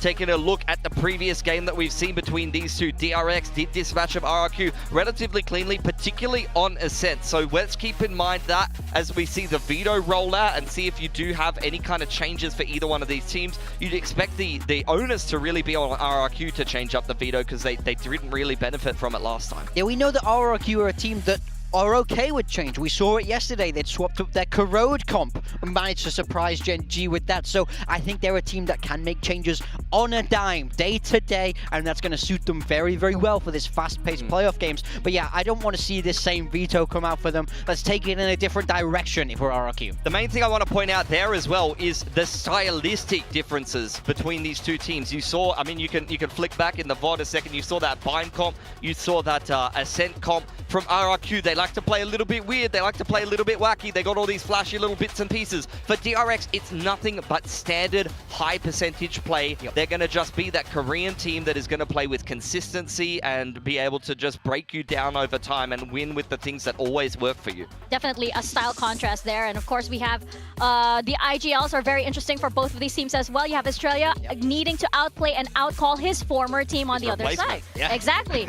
And we're bringing up the map veto right now. And I also just want to call back to that episode of Time Out when Ewok, there was this debate on like who's got the greatest IGLs here in Pacific. And Ewok just threw down like his timeout card and said, our new IGL. At that time, Crazy Guy was not yet revealed, but he had that much confidence in Crazy Guy already. He was right. Yesterday, he was definitely right. Pulled an excellent comeback on the attacking side and frag to boot, but looking at the picks here. Icebox Corrode, we didn't see these in the last one. Bind as well as Haven taken out in the second phase, and Ascent will be the decider, so that will be a repeat. DRX did dispatch of RRQ last time. Pretty cut and dry game there on Ascent, but the RRQ selection of Icebox is an interesting one. You can see it right here. Both of these teams have been successful on this map, and actually in very dominant fashion, and not to mention the fact that this could be mirror comps. Yeah, I think that's the most important thing. Both of these teams have shown that they can play this map to a very, very high standard, and it is this mirror comp. I love the Sage on this map. I love Sage versus Sage, but absolutely, this is going to be the only person. Maybe. Who Give me another neon. I think you're the only one who's said that on this desk. Man, I just love when they put the wall up and defuse the spike. It just really gets me going, man. Good. It works. Sorry, I like winning. How dare I? I just love it when one team is running into the site and then they can't move because there's a slow orb.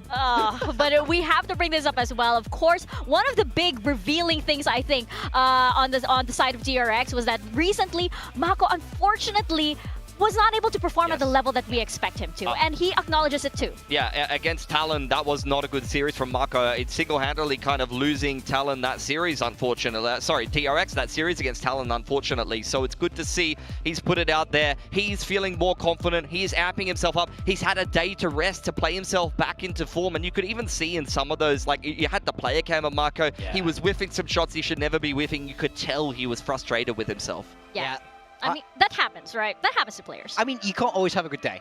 He had an off day, but Mako has been so consistent. He's been such an anchor of this DRX roster, so I think it's okay to expect him to kind of turn that around again today. Yeah, and I guess it's okay for him to do that, previously, but now, of course, it matters so much. We're gonna need to see all of our players bring out their A game because, again, this series is for champions. Is it gonna be DRX or RRQ? We'll find out.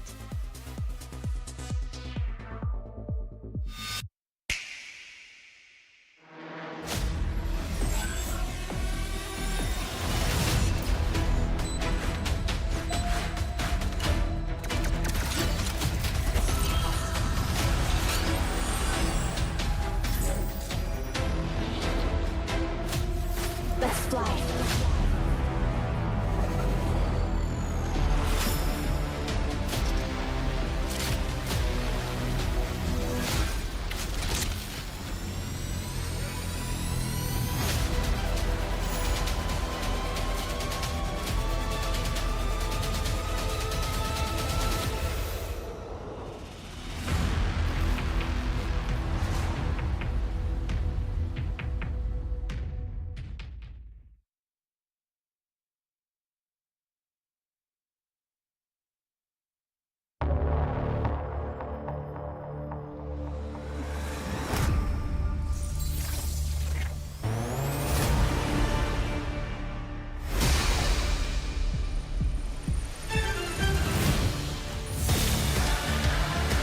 DRX.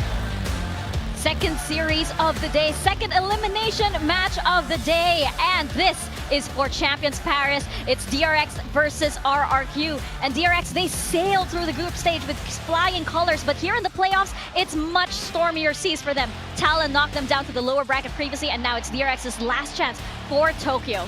Yeah, they had a little bit of a turbulent year, changing rosters. They're finally finding some consistency, but boom, now they're in the lower bracket. No more second chances here. A win gets them into Champions Paris, but it's not all over if they lose. It just gets very, very tricky. They want to keep things simple today. A clean 2-0, just like they did last time. Hopefully it's a lot simpler for them, but of course, on the other side, it's RRQ, and they just came back from pulling off a near impossible comeback yesterday versus Gen G. A 2-10 deficit. They shocked the world and themselves even with what they accomplished, but it's not over yet. They may have just stepped out of the frying pan and into the fire. The current reigning champions of Pacific have severely had to adjust their expectations here. Now fighting for survival in the lower bracket. They've taken down Gen G. Now going to have a chance to have a crack at DRX and make up for the fact that they had an underwhelming international performance over at Toronto. They want another crack at the internationals here in Champions. Yeah, I mean, for RRQ, the stakes are very simple. Win and you are in champs, lose and you have no shot. This game is everything for RRQ. No more slow starts, no more bad performances. They need to be at 100% efficiency today. Coach fist bumps up, and that means our game is about to begin. We're seeing the map beta once again, and we are starting on Icebox, a map that both of these teams have looked really, really good on. They've had that, positive win rate all throughout the group stages, all throughout the stage 2. So I wonder what is going to happen. I can be sure it's a banger, though. I mean, it's a key matchup in every position. Both of the IGLs on the Sage. You've got the Jet head-to-head of Jemkin and Hyunmin, two of the best Jets that we have here in Pacific. X-Pharaoh versus Flashback on the Lurks, and Marco versus Monyet, which is the most wonky of the matchups. Monyet, Viper is totally not this guy's style, and Marco, he needs to turn around his performance, but he's been monstrous on the Viper. Keep an eye on this guy and his Lurks, particularly for DRX, starting here on this attacking side. He loves to get up tube, he loves to be walking through his orb in mid and causing all kinds of problems. Yeah, he's dangerous around that mid area, but that's something I think RRQ have to be ready for. X-Pharaoh with that Killjoy util, I think a lot of that's going to fall to him to shut down that Lurk, and if they don't manage to stop that, I could see DRX really running away with this. Now, though, you're seeing our predictions up. It's looking predominantly blue, but there are little sparks of gold here and there. Hey, Quack, high five too. Wow, the viewers massively disagree. The viewers disagree with us quite heavily, and I can see why. RRQ, they're on a heater since yesterday. They want to keep running through with that momentum. It is mirror comps here, guys. Neither one of these teams feeling like they need to change anything, but I'll remind you,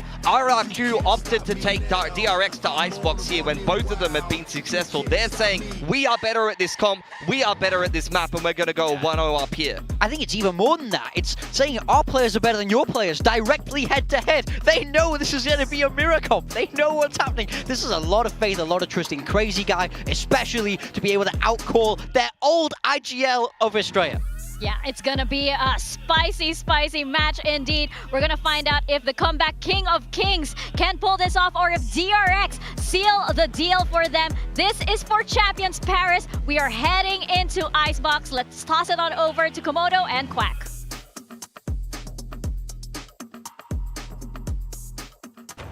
Yes, and we've got Komodo with a little bit of fancy bling around his neck as well, but that's successfully right. This is Pacific Stage 1 winners versus Pacific Kickoffs winners, and now they have to put it all on the table for champs. I don't know what to say for this series, everyone out there.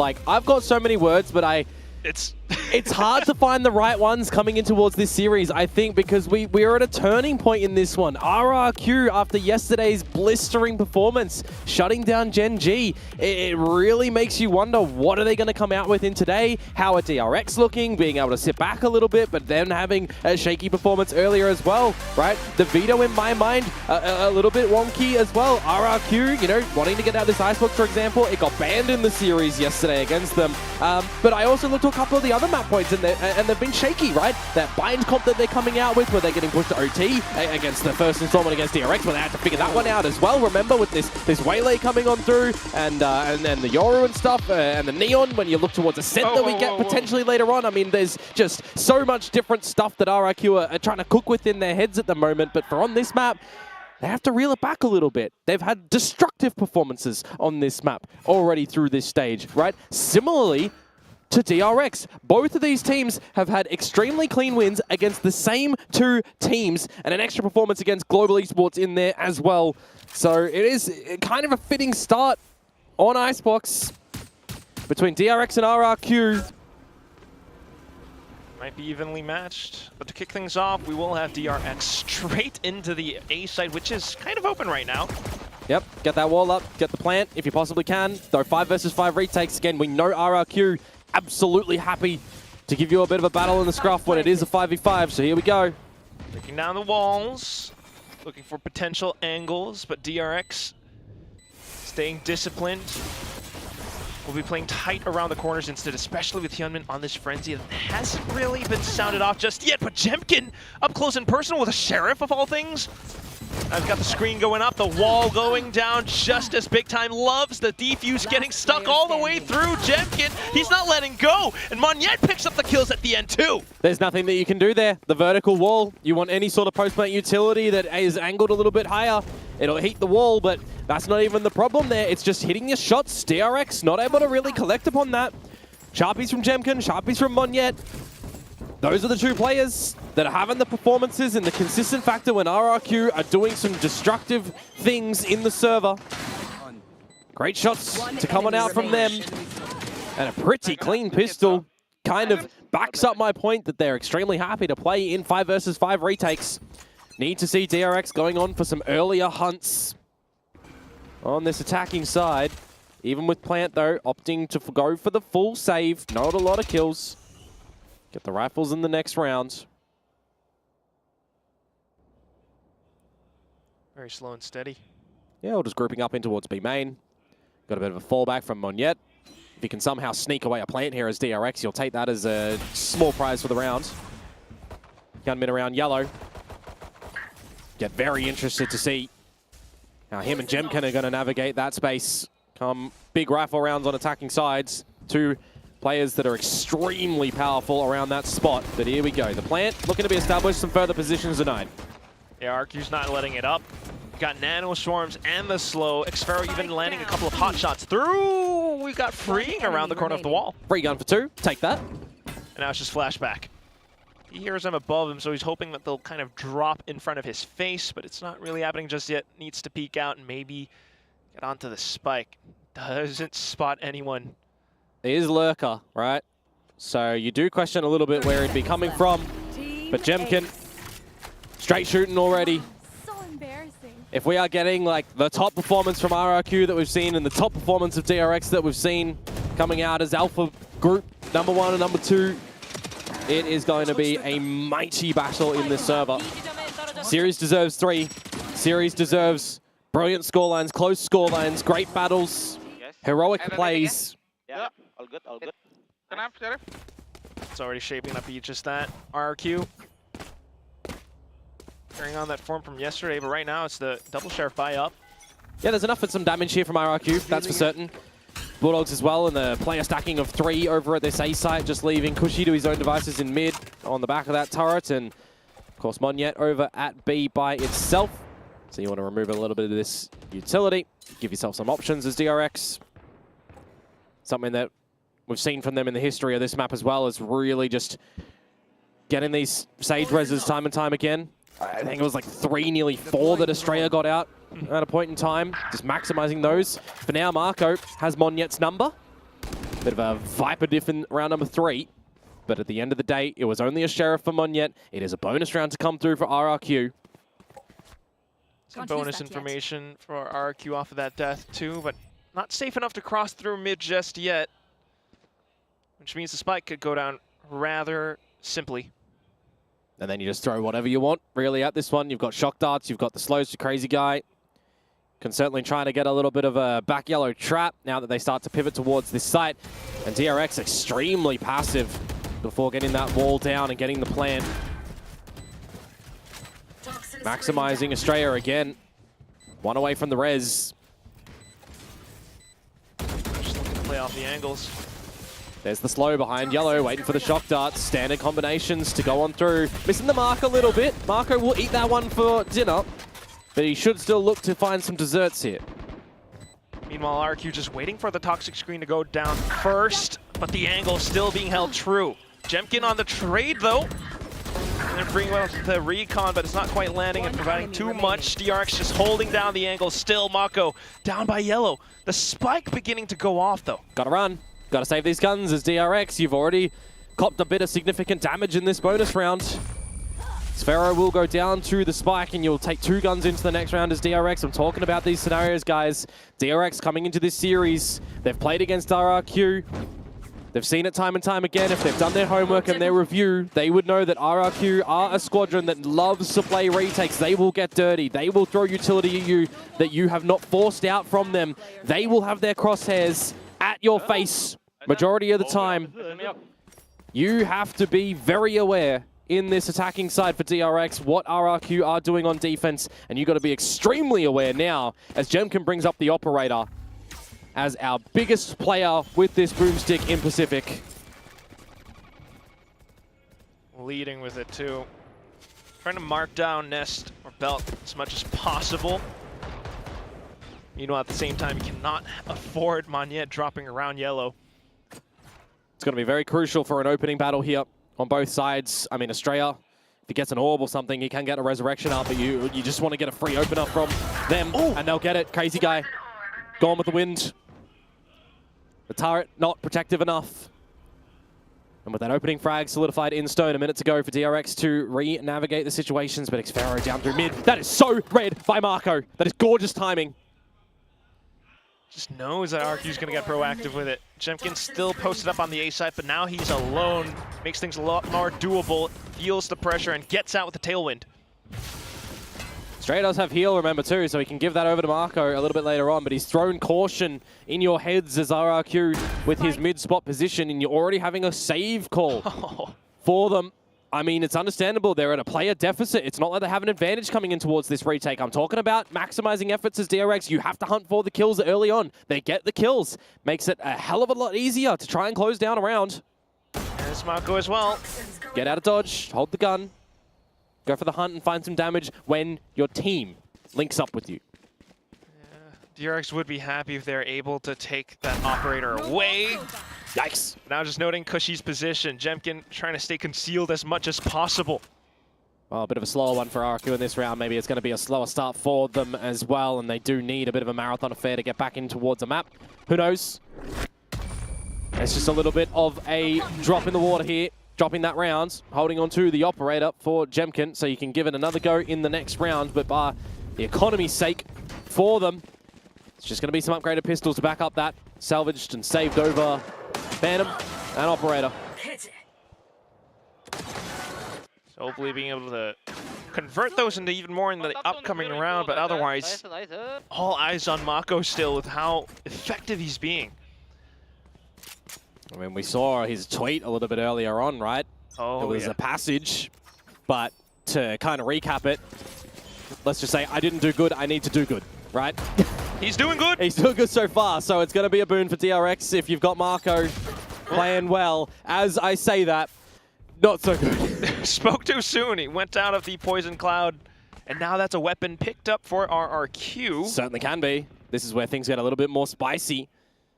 Got that operator, you got 2 rifles. You can start to get some damage in if you make a right call. Jemkin is on another postcode with that op over at B, however, and DRX have already silently crept in towards this site. Now known with the wall, establishing the plant. RRQ look to take down the wall again, just as they did in the pistol. Was seen crossing behind this wall by Crazy Guy, who just picks up a kill. They know that Freeing is stuck here. Confirmed by the drone. So pushing up closer now is Magnet. It's going to be Xfero out from screens. They fan out across both sides. Estrella tries to play sneaky, drops down, but Xfero just turns back in. What am I talking about, though, Quack, here, when there's a player advantage? RRQ are going to find a round. It is a night and day difference that you need to close the blinds on right now. DRX falter in the beginning. Marco shut down, weapon stolen, and then from there, it's shots being collected by RRQ. Its position's known. I highlighted they knew where Freeing was, and then it's strength in numbers. It's a flawless conversion, pretty much. Just only losing Crazy Guy. But you steal the guns, you back up your money. You reclaim the lead. Got to see more from Hyunmin to be the tip of the spear from DRX now on this attacking side, as we have a little bit more of a split approach from DRX and a bit of a more backing spot over at this B side for RRQ. Especially with the op lines being held too. The garage. Yeah, if you're not droning that out as freeing, which you just used already, then you're kind of incentivized not to go to that B site. You're also looking at the Hunter's Fury and the pit angle here potentially for them, but you know, there's a lockdown for Xfero. How do you want to approach this as DRX? Because when you think about successive scenarios for RRQ, again, happy to give you the A site, happy to play the retake. We see it again. I'm a broken record in saying that, but folks, it's true. They're going to look to do it again. A top plant, baiting out the ults. Oh, Hunter's Fury for exchange on both sides, and shock darts going on in. Now we've got the recon RRQ. Like you've mentioned, looking for the brawl. You got the res coming in. Can he get back in the pit? Yes, he can. Oh, very required here, I feel like, for DRX. These are around on top of 410 and shuts down Xfero. Position reveal, then he repositions as well. Monyet getting taken down. And RQ look to surround the site. They managed to isolate Mako. Now Hyunmin on towards the corner, trying to play for time as best as possible. Gets another kill, dashes out. And at that point, Crazy Guy has to step into the crosshairs. 4K for Hyunmin. Said you got to have Hyunmin activate in a round such as that, and he absolutely delivers, doesn't he? The lockdown doesn't get destroyed by the Hunter's Fury, but they manage to get out of it and then slip back into the pit as Marco. And a sneaky snake he certainly was in that round to at least try to offset things and assist. Jemkin at the top of the screens. I saw Monyet get up there as well. A couple of angles in that post plant. You're not really expecting too much from the looks of it as DRX. But they hold true to bounce back. Equalize 3-3. Go at it again with another buy round from both the sides. Crazy Guy down to the stinger. And Hyunmin, without a rifle of his own, just the blades. Looking to slice and dice. Quack yet again. You're putting a lot of a premium on Jemkin's shoulders once more with that operator. Yeah, it's just not really in the right spot at the moment. Crazy Guy knowing to watch out for mid, because Mako has been quite the menace. Seeing no overextensions though from RRQ currently. A lean towards the A site once more. DRX forgetting that B exists in its entirety time and time again when they think that there's an operator in play. What are you talking about? It's only A site. Take flight. Kidding, of course. But you're down to 50 seconds now. Got to make a move soon. The longer that you wait as DRX, the longer that you let RRQ sniff around the map and set things up over at this site. The shock darts are still there. Got alarm bot by mid now. 30 seconds left. Beginning to make a move though. Freeing has util, got the recon, got a shocky, but the wall comes out. Ultimate timing from Crazy Guy there. 20 seconds. You got to go in as DRX. You're taking too long. Oh, Nanostorm's getting shut down too. The toxic screen finally falls, and you think that that's the go signal for DRX, looking for the corner for the plant, but it's Nanostorms as well. 10 seconds. Destroyer sticks it, but at what cost? 2 players down. Spike out in the open.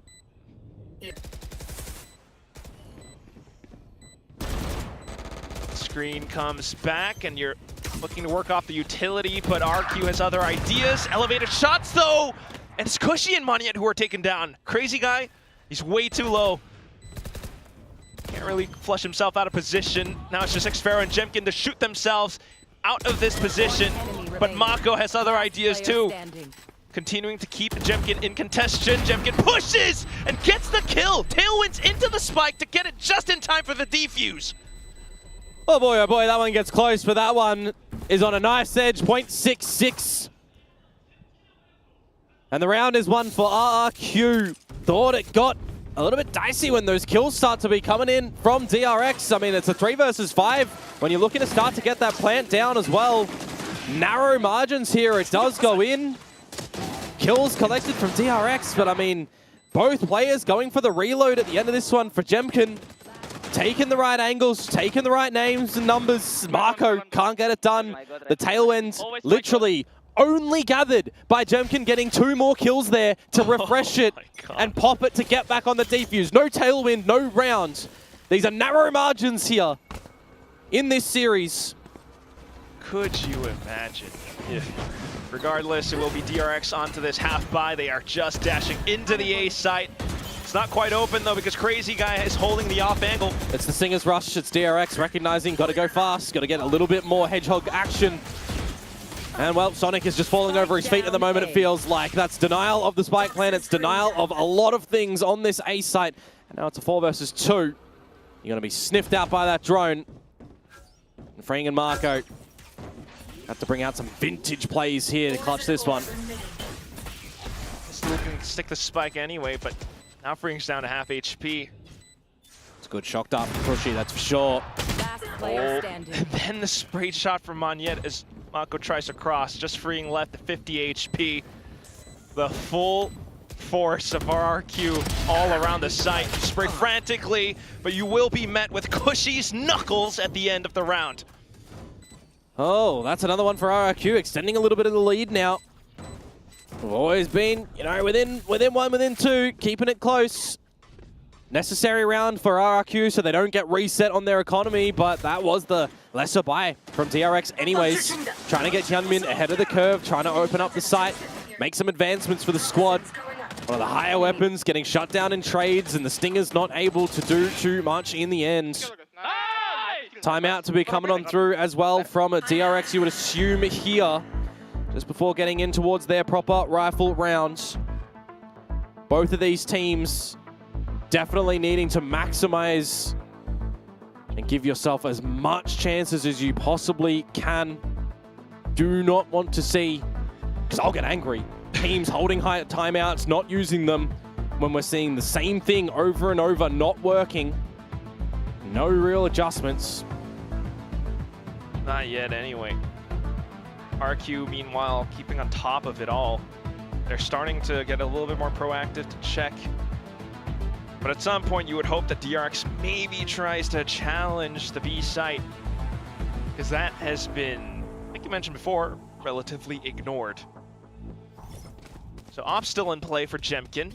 At least they won't be ignorant of it. That's the thing though, right? DRX gonna know that the B site they've not seen anything for a little bit. You can definitely change up your approach, get your drone in, get a little bit close up. If you can push Jemkin off the operator line, it's hard to make him fall back a little bit, but there will be a bit more backing up from Monyet. And again, in the same sentence, Jemkin, Monyet together. They're not on double duelists, but it's a scary duo. Deploying drone. Oh, I think just being tagged through. A little bit? Yeah. Okay. Drone protected as well, so Jemkin somewhat concealed.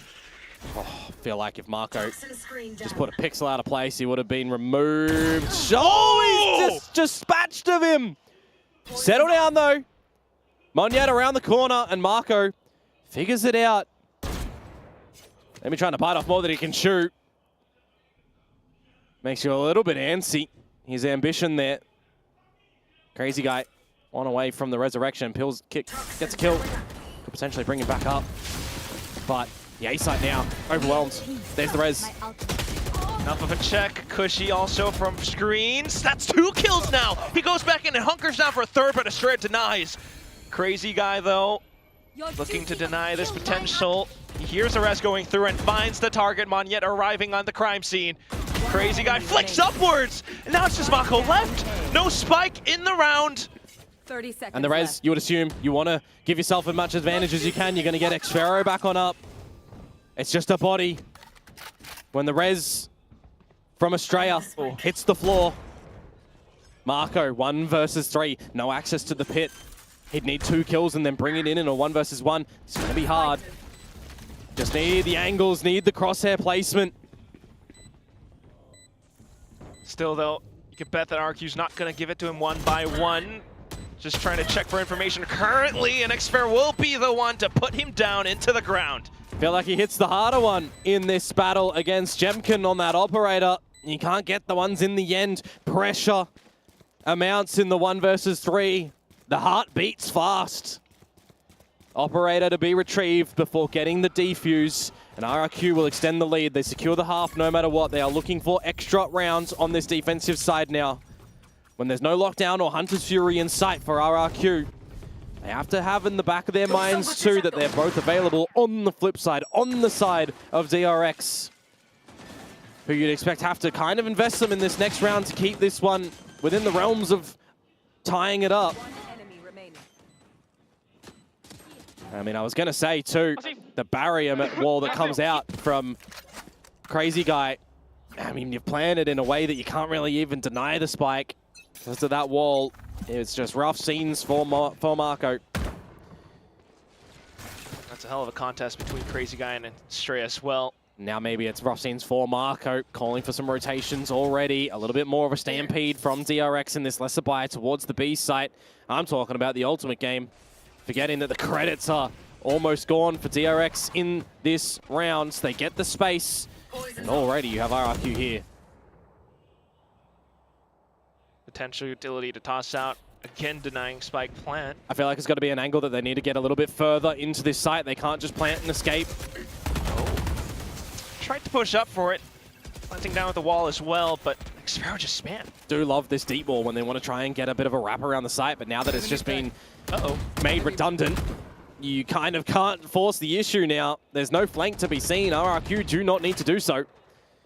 They know they've got strength in numbers. They know they've got better weaponry. They know they've got chip damage. Speaking of Xpero, need some bandages for that wound, and Crazy Guy is quick on it.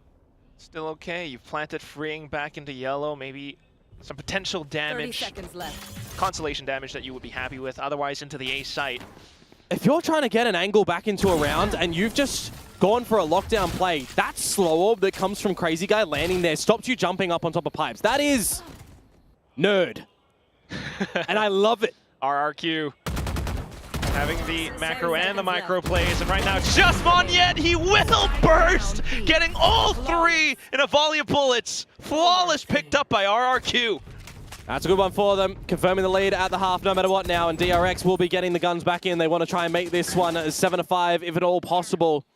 But what do they look to do? Change it up, shut out time and time again at this little B pop on the lesser weapons that they go there. When they get the rifles back in play, they're trying to bully their way into the A site. Are they just going to try and do that again or not? 5 rounds out of the past 6 for RRQ, and 4 of them by defuse. Successful retakes. Still controlling the lines on the map with this op still. Drone, spotting, Marco, down for the count, mid, overwhelmed, A site. Scary with the operator here from Jemkin. The lockdown is invested. Gonna have to be respected. You know that he's alone, but look at Crazy Guy still diving in to toss in a slow orb.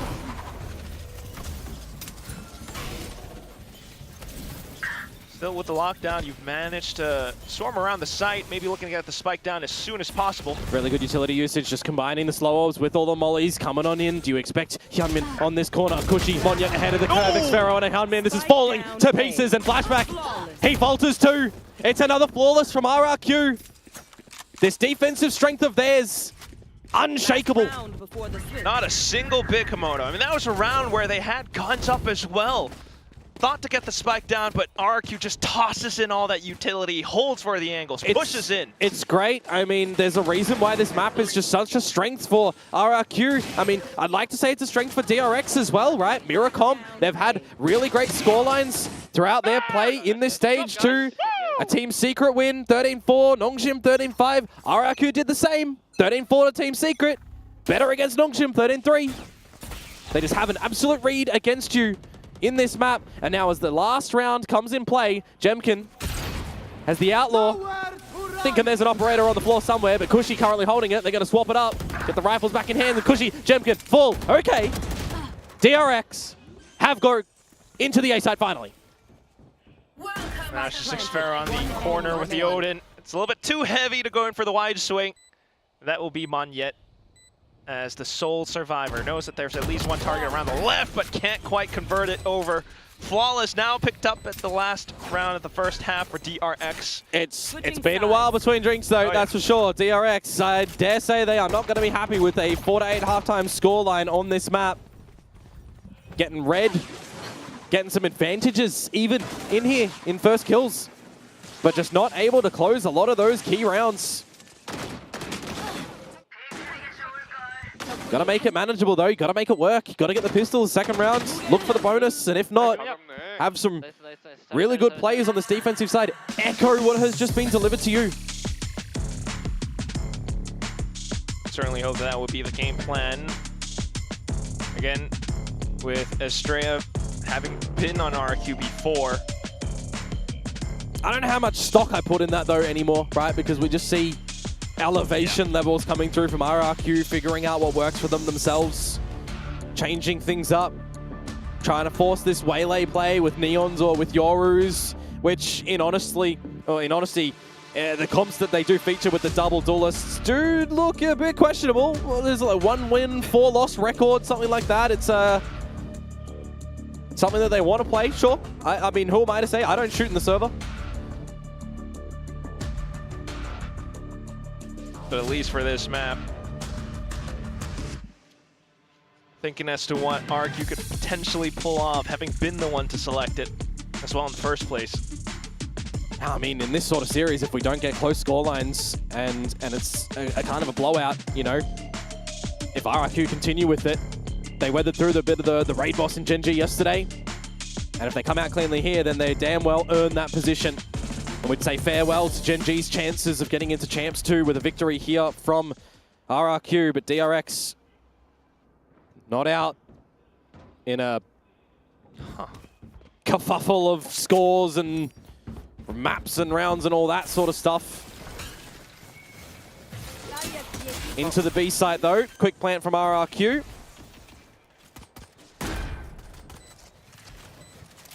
And you've already arrived onto the scene, but with all the walls and everything, now you're looking to take kills and fights around yellow and green. Jemkin getting tagged up, Cushy will trade. Nanostorm to delay somewhat. You've got the Poison Cloud going in again as well. Take a look at the back of the map though, because Monyet is on a long journey up around, but still Estrella sticking it all the way through. There's 2 walls sandwiched in. They're just into a meat grinder. That is not going to work out, unfortunately, for Australian Flashback. You can't block all of the bullets there with bodies. You're just going to die. And that's the pistol round over to RRQ. Yet again, they find both of them in this series, and they elevate their pistol performances against the DRX, who are second bottom in pistols this stage. It has not been a strength of theirs. That is going to be a potential nail, getting closer to being flush with the coffin. Double digits around the corner for RRQ on this round. You would expect just the classics from DRX.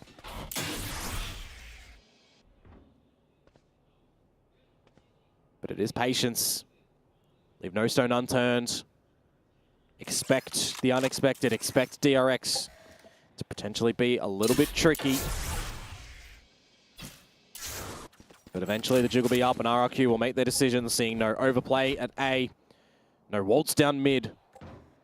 Here. And if you go towards B, you're going to meet with Marco. Placing swarm grenade. And with just that classic, go together in numbers. Exactly what they're going to do. Mako still looking for a consolation prize, if anything, but the drone, as well as the player, will spot him out. Backs off into sight. Maybe look to play around the snake bite. Scott Monyet having a field day over at the A site too. Call the audible. Rotate back on over there, and Freeing's going to miss the timing too. Being out-called, being outplayed in this round. Yes, it is just the pistols, but we need to see better macro from DRX come the next round with the guns. Jemkin just saw Freeing as well. They're just noting the one, but it doesn't really matter in the grand scheme of things, you'd assume. Planted. You might expect a player close by, so you're just communicating that to the team. I would honestly just say DRX have all 5 go up with the spike here and do not give any ulti orbs over towards RRQ. Kushi's getting closer to that Hunter's Fury. You do not want to permit him a way to get that online. Oh boy, DRX. Yeah, they're not really playing any forward positions. I think they recognize the situation. They just don't want to give any frags over, which is absolutely fine. RRQ kind of know that as well. Just the pistol for Kushi. They've traded guns. He can hunt. He's going in for it. We'll crouch down and flick onto the second one. And he gets his Hunter's Fury with that. That's the worst case scenario for DRX. That's the one thing that you don't want on the back of that eco round. You feel for DRX off the loss of that. The 3 of them will go down to the spike, but then you will have Kushi sitting happily. You are getting outdone at the moment as DRX. You need to just have a blessing right now bestowed upon you to get back into this map. You need to do an RRQ from yesterday on Sunset. Surely one would think that 10-4 is easier than 10-2. Hey, RRQ has suffered a 12-3 before. Just saying. I know. Yes, yes, they have. That is short, yes. Different stakes, but I mean, it puts them in the position that this series here is must-win for champs. Had they won that previous series, they'd have more points and it would be a better scenario. Anywho, that's behind us in Whoop land. Now we got a rifle round for DRX to see if they're going to be able to get this round, get number 5. More spread around the map, droning out, spotting nothing. Tube looked after. Rifles very present for RRQ. And around the corner, it's Mako. Oh, and Mako falls. It was a way early snake bite, so a bit of panic, and it settles in. The rest of DRX might rotate over, but right now RRQ's in control. Shock darts, slows, Hunter's Fury, Nano, post-plant daze. Okay, a little kill from the flank though. It's a bit of pressure. Freeing will come back in through the middle, and RRQ will be a little bit paranoid as well. Still though, Spike continues to tick away. Crazy Guy gets sussed out. So a bit more responsibility on for Jemkin to at least break down the wall, but it doesn't quite go through. Hunter's Fury tracks on over, and you've got Xpero coming out with the flank now. Spots out a couple more targets and looks to play around the time, but Flashback crouches in, gets the kill. Hyunmin sticks the defuse. DRX are back on the board. Oh, they get through the Hunter's Fury and all the extra utility. Xpero tries to lob out that Nano. A little bit of a commitment to the fight. You want to get them off it, and by the position at the end of Kushi too, you can't get out of Shock Dart. It's already been half defused. He had 2 of them available. I'm thinking to myself, Kushi doesn't shy away from playing a Sova agent. Thought to myself that he's going to have these lineups as well, but just away from things in the garage. Very well protected by Flashback. Needing to dig deep for that 4K. But its job not done just yet. Guns are plenty again from RRQ. Getting aggressive. We never saw this from DRX. I mean, from RRQ, sorry. They didn't need to. So the fact that DRX are going for it, some signs of life. RRQ aware, though. Will stay safe away from it. Now thinking back to go back through into B side potentially. Well, the Outlaw actually going to be quite interesting to see for Xpero here too, right? Flashback, Mako, and Freeing. 1 shot available, and you will die to that gun. A minute to go. RRQ now getting closer towards this A site. Freeing. Just trying to watch for the angles while the rest of RRQ continue to push up. Straight trying to play slow against them. But Jemkin gets ahead. Elevation though, and Hyunmin will surprise Jemkin. You're going to have to get down off that angle. Now a lot of this utility starts to come in. You know it's going to be an A ending from RRQ. Very far forward with their forces. Crazy Guy can't get a res out here. Firing a kill. Left. Needing to push up, but it's not quite happening just yet. There we go. You will not res in. kill my ally. 20 seconds, 4v4. And DRX continue to dump utility just to stall and prevent them from going through. The wall comes up though, and Hyunmin looks to get ahead of it. 10 seconds. More angles. No spike just yet. Crazy Guy trying to stick it now, but he's stuck in a 1v3. The angles not supporting. He will get off just in time for 1 more kill, but after that, the ropes play, and it's going to be Mako dumping down onto him. I mean, the defuse does come down, but really, what does that do for RRQ? Retake's looking good for DRX. Everybody getting a piece of the pie. Everyone hitting some shots as well. from Hyunmin to Marco, and a collective effort. Getting what they need to do in the round to keep holding on and reset the economy as well of RRQ. Now I do wonder, 4 rounds by the wayside. It'd be timeout territory if RRQ lose their next gun round, and the best chance for DRX to start to come back into this map on this defensive side. Party mix buy here to come in from RRQ now. Outlaw again present, and still worrisome for Marco for freeing. Cannot give options over to these long lines that Xfero, you would assume, will play from the belt with. Silent drop on the turret. And again, just creeping up to this A site. Estrella jiggle peeking from a deeper spot and freeing droning to secure some information, but nothing close. Too deep of a drone. Nothing confirmed. RRQ take the space, setting up for a quicker pop into this site. Couple of warning shots though, just to bait the utility out quite early on. Slow orbs and everything. And RQ waited out. Ooh, crazy guy. It's Xfero, and he gets a shot through. Cushy now chiming in. And all of DRX begin to fan out. They're open targets for RRQ to puncture them. Just Hyunmin. Not the gun that you want, by the way, too. An operator 1 versus 3. Oh, he's going to have to keep trying anyway. Stuck in a Droned. Terrible position. Spotted out. Pulls out the knives to try to get away. You're just going to save here. You just have to save. That is a blunder for DRX in its entirety. A deep drone from freeing, not confirming how close they are, playing outside of the attacking side nest. Had that been, you know, a maze drone instead, could go deep, could reveal the information. You're getting up close and personal. I mean, I'm looking at the spot, playing from back dice from Marco, I think it was.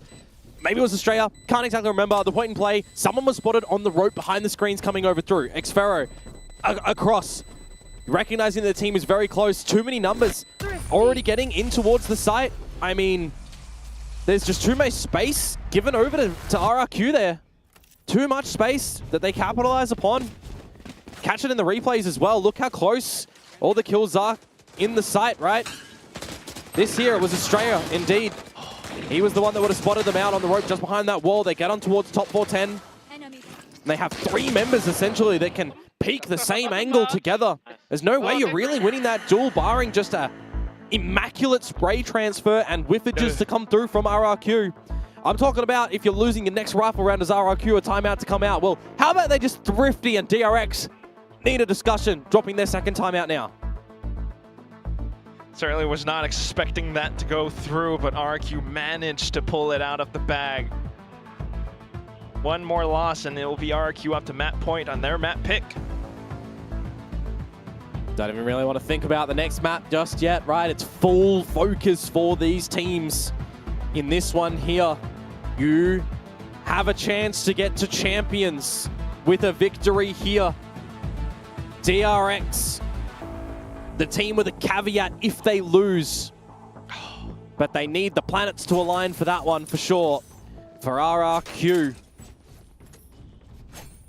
A taste at Toronto now, looking for champs after yesterday's performance.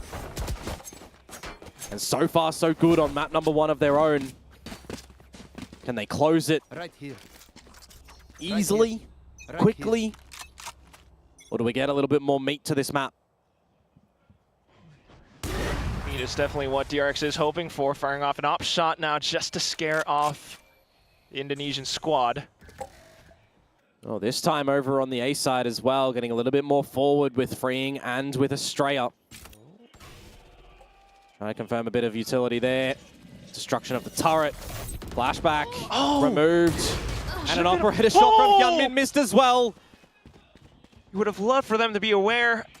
Now just getting shut down as soon as they peek across. Got the res coming through though. Really good timing with that Nano Swarm lineup to destroy the turret and just get in immediately. And now Marco on the bottom of this one-way smoke. Again, he doesn't really have much to bail him out, just has to run away. Gonna have to be a freeing Hunter's Fury angle to just throw some wonkiness in this round. Oh no! Missed it! The first beam!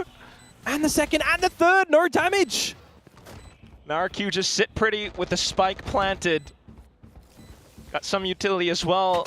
Snake Bite, Shock Dart, a Nano Swarm. Estrella still does have this wall and a single slow with a Shocky, with a Recon, and with a wild shot onto Xfero. You will not kill And then the rest coming back through, but Mako just swings wildly across. Now RRQ trying to hold up around yellow. Jemkin, a couple of shots, but has to hunker down for a bit more. Another support kill, and it's going to be Cushy, who brings the round up. It's RRQ to map point. Oh, they get it done yet again. When they're into the B site and they're in a post-plant position, it doesn't really matter that Xfero loses his life. The resurrection is there. They break the first chunk of the barrier. Get an angle, get some eyes on the spike. And yes, there's operator shots and collective kills from DRX, but it is just not enough. I highlighted earlier, I want to see what Hyunmin can do around yellow, what Jemkin can do around yellow. And he's delivered there. Is that the decisive blow to come through from RRQ, or they got to close this map in a really convincing style? Oh, that is the first one done. Could very well be a lot more kills as well. The writing's in the sand. Getting out the wall, noted by the dart, freeing position here too. Just quickly deal with it. Lockdown for lockdown. And then Crazy Guy to get shut down. Some legs in the race for DRX as they back off away out of this range, but still then will be RRQ pushing up. They got 2 kills. That is absolutely enormous for RRQ. They've got so much time on the clock, they can settle a little bit. But hello, Sunshine. 4 players detained. Marco on a hunt with flashback, but they can't go too far forward anymore. Spike down. Oh, still trying to flush Mako out of position. He sits in the snake bite way too low. And he slithers on out. That is so lucky. The spike is down. You just wait off the toxic screen as RRQ. 30 seconds. Oh, and there they go. Cloudburst for cover. The whole team pushes on up. Mako with flashback though, up with elevation. Xfero, Mako to play off contact. DRX hanging by a thread, but they survive. Oh, that thread is there, but they've got the scissors at the ready. RRQ, it comes so close in that one. I get the idea to push, to go forward, to contest in that lockdown, get some kills, put yourself in better favor, but a slight overcommitment. 3 seconds and they're still deep in towards the site before the lockdown pops. Catching 4, giving a slight little blessing over towards DRX, but it's the shots that needed to be found from them there. Marco flashback holding 5 to go on this comeback of 6. It's early days, but that's the way. Jemkin down, traded for freeing. We're swapping agent for agent. Oh, and it's a shot from Crazy Guy all of a sudden too. Hyunmin gone. No res available on either side too, so Jet for Jet, Sova for Sova. And now, Killjoy for Killjoy. Just going in for the brawls, I guess. Talk about a mirror match. Estrella still looking for the timing on this wall, but with RRQ, there's a whole firing squad marking down positions. It's going to be a little bit tougher to deploy your utility. They just continue to push into him. He gets one. Mako trades. Now it's a 1v1. Crazy Guy has self-heal as well. Marco does not. Does he invest the pit here, Quack? That's the question. You need to give yourself a lifeline here, but Crazy Guy. Laser around the corner. Surely Mako anticipates it. Just expecting him to push. For Crazy Guy to make the first move. Mako gets close enough. Got to be a pit angle, right? He's fallen on back. Marco, time, ticking.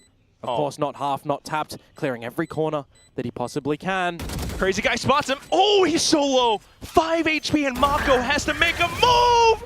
That's when Crazy Guy strikes and RRQ close out the first map in style. It's 13-7. Very, very convincing performance from RRQ, especially in that first half, right? Lion's share of rounds coming on through. I mean, they could have ended it a bit cleaner. 8-4, still a really, really good scoreline from them, but I thought we were looking, you know, down the barrel of like a 9-3 when that one round comes through from DRX at the very end of the half before the switch up. And RRQ collecting both pistols in this series and a gorgeous amount of rifle rounds as well leads in for a very convincing icebox some very convincing calling from Crazy Guy. Yet again, with the way this team are positioning around the map, getting dirty in the duels, they have each other's back. We saw it yesterday. They are continuing, albeit, dare I say it, to be Korean Slayers here in VCT Pacific. We still might have a couple more maps to go before we confirm that statement, but right now, certainly on this icebox, RRQ are proving to be just that. You saw it with Crazy Guy and the calling, and how that entire first half played through. Yeah, they're very cold with it here on the Frozy map of Icebox, but we're going to change things up. We're going to add a little bit of spice. Corrode is around the corner, one of the newer maps, the newer map, into the pool. And it was a map that DRX first came out with. They were bold with their choice against Gen G. They looked lost in that installment. Have they learnt from then? Sure, let's call it that. But now their journey may be out of their hands. One more map for RRQ. Let's send it to the desk to see what they think.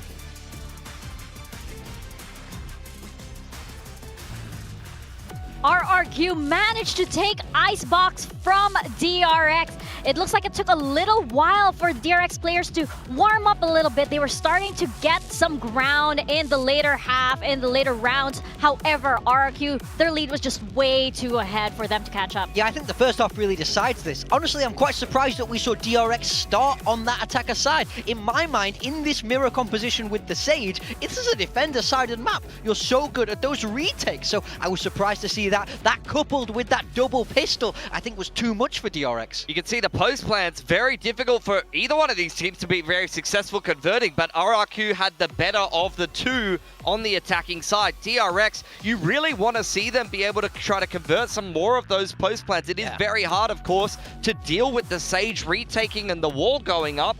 Stopping some of those retakes on this map is very difficult, and it was a key success factor for RRQ. The amount of rounds on defense that these guys just charged back into the site and won all of the duels. It was incredible, and you see it right there on your screen. I mean, Cushy has been a big question mark for this RRQ squad, but this was the map that was needed. Mentioning yesterday, in that lower bracket game, Cushy on the first map went completely missing. Today, it's a different story from him. He just drops 300 ACS on the Sova, and he's back to that kickoff form that made him a potential Rookie of the Year candidate. Yeah, absolutely. Cushy, definitely the hero for RRQ on this map.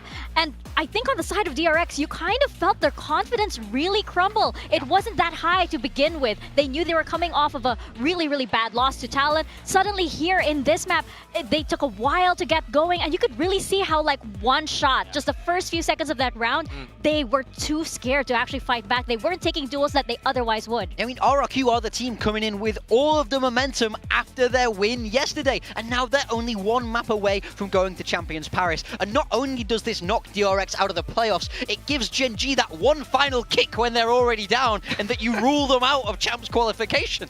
Yeah, it's all connected at this point. Each team is affecting another team, but we really do have to give it to RRQ because we have some highlights here on the side of Cushy because of how powerful he was in this map. He was just really owning it. He was feeling it. Yeah, absolutely. He came up absolutely clutch for RRQ on the Sova here. You can see a number of these post-plant situations where he's able to multi-frag, because think about what the Sova does for you. You're throwing out a drone, people are scaling out in front of you, or you're darting on into the site, and then you're kind of the guy in the middle of the pack, both on defense and attack, completing these retakes. And when you're as sharp as this, when you're a real shooter in these post plants, sitting back yellow, you're coming out rafters and you're multi-fragging, winning every duel, that's where he's going to be putting up numbers, and he was good for every single one of those situations. Yeah, I mean, now is the perfect time to see Cushy back playing in insane form. Remember at the start of the year just how good he was, but stage 2 has not been good for him. This has been his worst stage of his rookie year. We've been talking about it on this desk.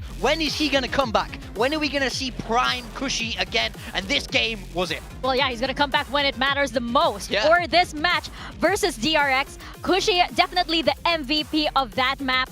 Now, I think on the side of RRQ as well, you could really see the complete opposite. If DRX did lose a lot of that confidence, you saw RRQ, even though they were down, they weren't afraid to actually just still go forward. And I think it was really spearheaded by Crazy Guy, who he played great. Living up to his name, by the way. He is like, no, I'm on the stage. I will take this duel, and I'll take 3 more if I have to. On the stage is where I wish there was a microphone. I wish you guys at home could hear how loud he is, how assertive he is in this leadership role. He is consistently being the loudest voice on RRQ, driving the force, and it's not even just like, hey guys, let's go. Hey, it's literally like, let's go right side, let's swing together. Yeah. He's calling the swing time, he's calling the post plan, he's telling people to be disciplined. He is directing the entire macro game at every single point in the round and putting frags together on the board. Do you have any idea how taxing that is on your nervous system to be switched on at every second of the round? He is micromanaging every single thing, and he's putting up the numbers as well. You really have to give it to him, the beast from the East. He is definitely the game changer, I feel, for RRQ here. Now we are going into the second map. It is going to be Corrode. I wonder if this means DRX can manage to make that comeback. Yeah, so DRX have chosen Corrode into this series. We saw RRQ play this yesterday, comp swapping to be that double duelist. DRX know this, but it's RRQ gonna change it? Are they gonna go back? I mean, this is a team that are unpredictable. Yeah, to summarize this, I mean, DRX, they comp swapped. You saw that initial comp go horribly against Gen.G in the opener, but that was early days on Corrode. This second comp went a lot better for them. They got a dub for RRQ. Both Corrode and Ascent is similar stories for me. They can't decide on a comp. They're not quite comfortable with their playstyle. They continue to change it up. They've landed on a winner yesterday, a very dominant win on Corrode with this double duelist comp. They're going to start out defense first, and DRX is going to be aware of that. They've already watched the film. They've already watched the tape. They know what they're going to expect from RRQ, so it's really just a question of, with this single duelist comp that they're running, they've got a lot of util. It's a bit of a slower comp from DRX, who are going to have to start on this attacking side. Are they going to be able to shut down the waylay on these info lines? You know, Chemkin on these off angles, Monyet sliding at you with the set plays that the Neon is going to be running it. Because as you're moving through the map, you're going to be disrupted. RRQ is going to get in your face, and if you can't deal with that, I'm sorry, but you're going to be out of the playoffs here in Pacific, and RRQ is going to Champions. Yeah, you got to wonder if yesterday's match, you know, revealed a lot, and maybe Gen.G did DRX a favor here by letting RQ just lay out their cards. And when it comes to prep, you know that DRX really does do their homework, and they're going to expect every single card that RRQ managed to play yesterday, so is a change coming in? Yeah, they may have been able to prep, but that's not my biggest issue for DRX today. My biggest issue for DRX today is that they're flat. They're not showing up to this game in the form that they need. Icebox was the perfect example of that. You've seen them dominate Icebox in 2 of these maps when they're playing assertively. They're trusting their game plan. You see them flying into the site on the attacking side. Wall goes up. Yeoman's getting entries everywhere. Marco's on the lurk. Where was that on Icebox? If these players don't switch on and they're not this assertive, quick kind of pace team that makes these snappy decisions and this perfect synchronization with each other, then they're just going to get rolled over by RRQ with the double duelist here. I mean, RRQ just have so much momentum. They must feel like they were chosen to run this lower bracket at this point after what happened yesterday. But you're totally right. I think now DRX's backs are truly against the wall. They have to win this map 2 if they want to keep rolling into the playoffs.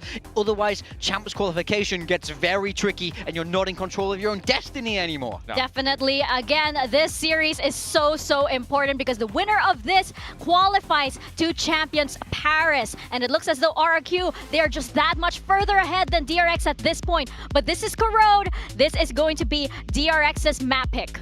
It is. RRQ have opted to start out on the defensive side. They want to put the wall up, but, you know, maybe not necessarily just play a traditional defense. They want to get aggressive with this double duelist. They want to take their fate into their own hands and qualify for Champions Paris with a win on their opponent's map pick here. DRX also playing what we would expect from them, and I have to highlight Flashback here. Normally it's the job of the Sentinel to slow down these duelists, but he's going to have a very hard time. They can get up over that wall, move fast through his razor vines. I need to see him sharp. He has to put bullets in the head of this double duelist. Yeah, absolutely. Keep an eye on Crazy Guy as well. This guy was clutching round after round on this map yesterday. Oh, RRQ, they can feel it. It is so close, and for DRX, they need to make this comeback. If they have any chance at all, this could be for Champions Paris. We are stepping into Corrode with Komodo and Quack. looking to spice things up with something more corrosive on this map. Let's see if DRX will indeed give us the comeback that they so are looking for. Oh, well, they are certainly on the back foot, aren't they? Not even a real close scoreline on Icebox. Outmaneuvered in pretty much every turning point by RRQ. I'll even add to the fact that Jemkin and Monyet were bottom fragging for RRQ. That says a statement that they still come away with a scoreline such as that. So Corrode right now, DRX have a lot to do, starting on this attacking side. Up through mid, at least for now, but a lot of bullets peppered their way. Yeah, so exposed. The relay bolting collapsing into them. Still, though, you've got the paranoia sent up by Mako, and a decent shot from Estrella to try to hold things back. Hyunmin just jumping across. Jemkin still firing shots, but he's way too low now. Has to hang back. Xfero suffers a shot. Good shot from Flashback, a necessary one in my mind, but Jemkin, crazy guy. There is a refract still available, and Estrella's low too. Spike planted. 24 though, and it's the ghost in the opponent's hands, so still lethal. The leaders both alive. And a Haunt that just came back too. Thinking to send it across. You've got the smokes up around the spike, but Flashback up above will just descend upon RRQ. You mentioned the Haunt for good reason. Gets a good spot at the end on towards Jemkin. The pistol round goes DRX's way, up the guts of mid. Bit more of a scrappier one for sure, but it's all good. But they come away with something that they escaped them in the previous map. And a lot throughout the stage as well, to be completely honest with you. The Corrode pistol from RRQ on the defense, just not getting the job done. When you consider that once upon a time they'd leaned it up for some B-sided pop plays on the pistol rounds, changing for adaptations with what DRX throw their way down mid in that time. Feels like every installment we've seen from RRQ, a different pistol on defense so far. Oh. Now an opportunity for DRX to double down. First shot, good. Cushy down. Just against the classic pistols. Keep to the long lanes. Good look to 100% this one. Smokes back up as well. DRX still looking for targets. Now down to a minute left. Yep. Spotting out 2 around A. Hear that, Marshall. Don't want to play into that. You're looking for a lurk in this sort of spot together as a team. You're looking for the pistol player. Essentially, that's Flashback over at the B side of the map. Eventually the call to be made to go to this A site.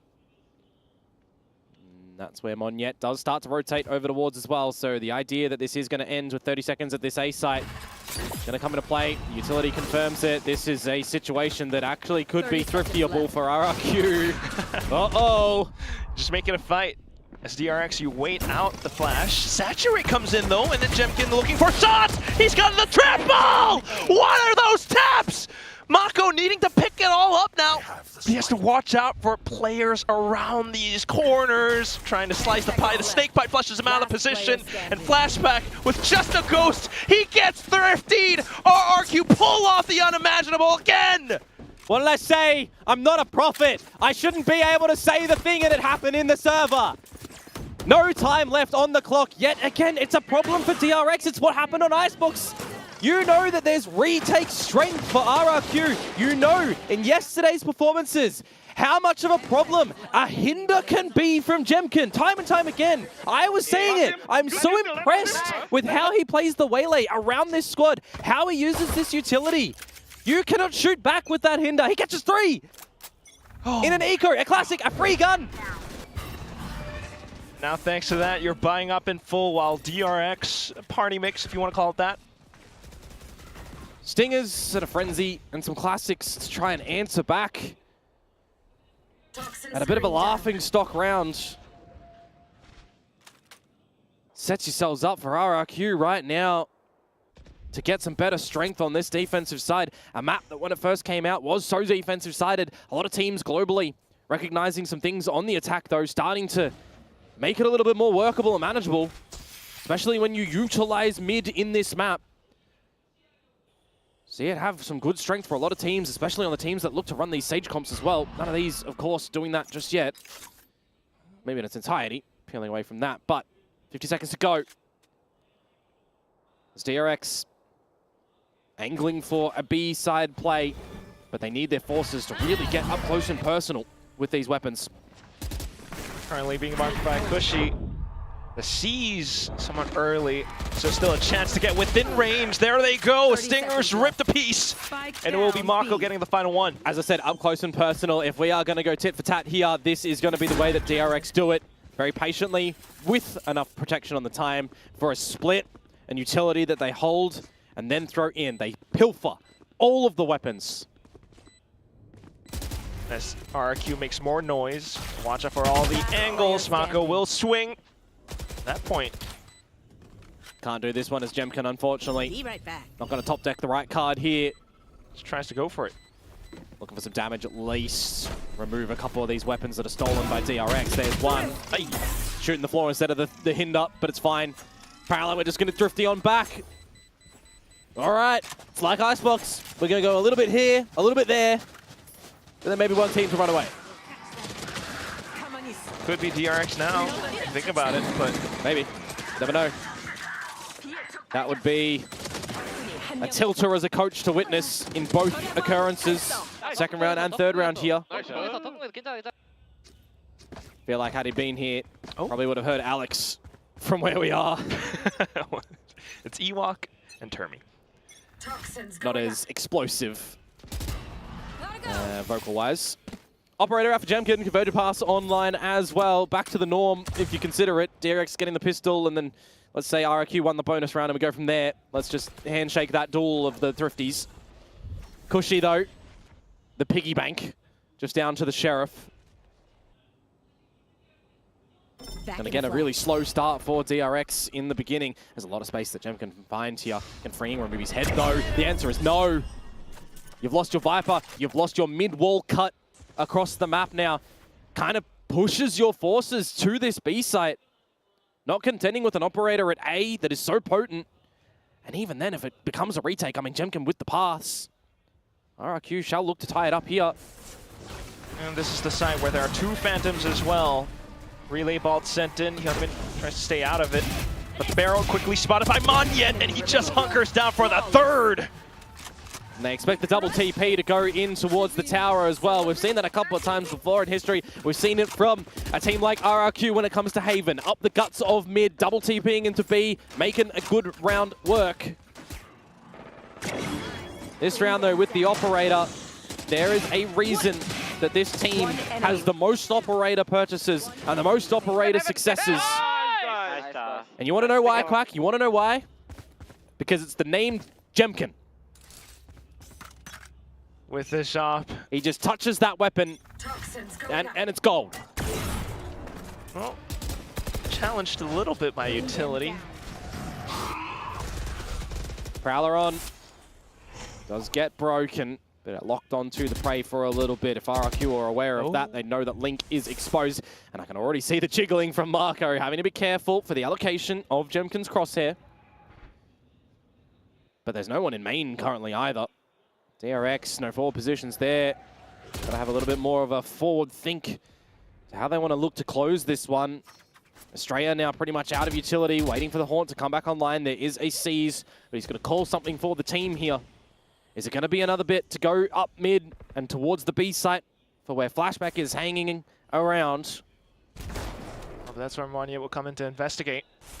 Confirming information though is Monye. That could be worth its weight in gold, bar the operator, which is not going to be here around this B site. Oh, looks to play it safe. Relay Bolt to stun and slow them up. Already realizing as well that the site can be quickly overwhelmed by this Link play, so just disconnecting his RRQ.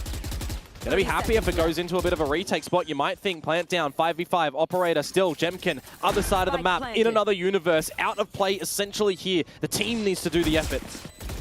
All Australia needs is one for the Nightfall 2. All the positions are in place for DRX. RQ trying to set it up, especially with Paranoia.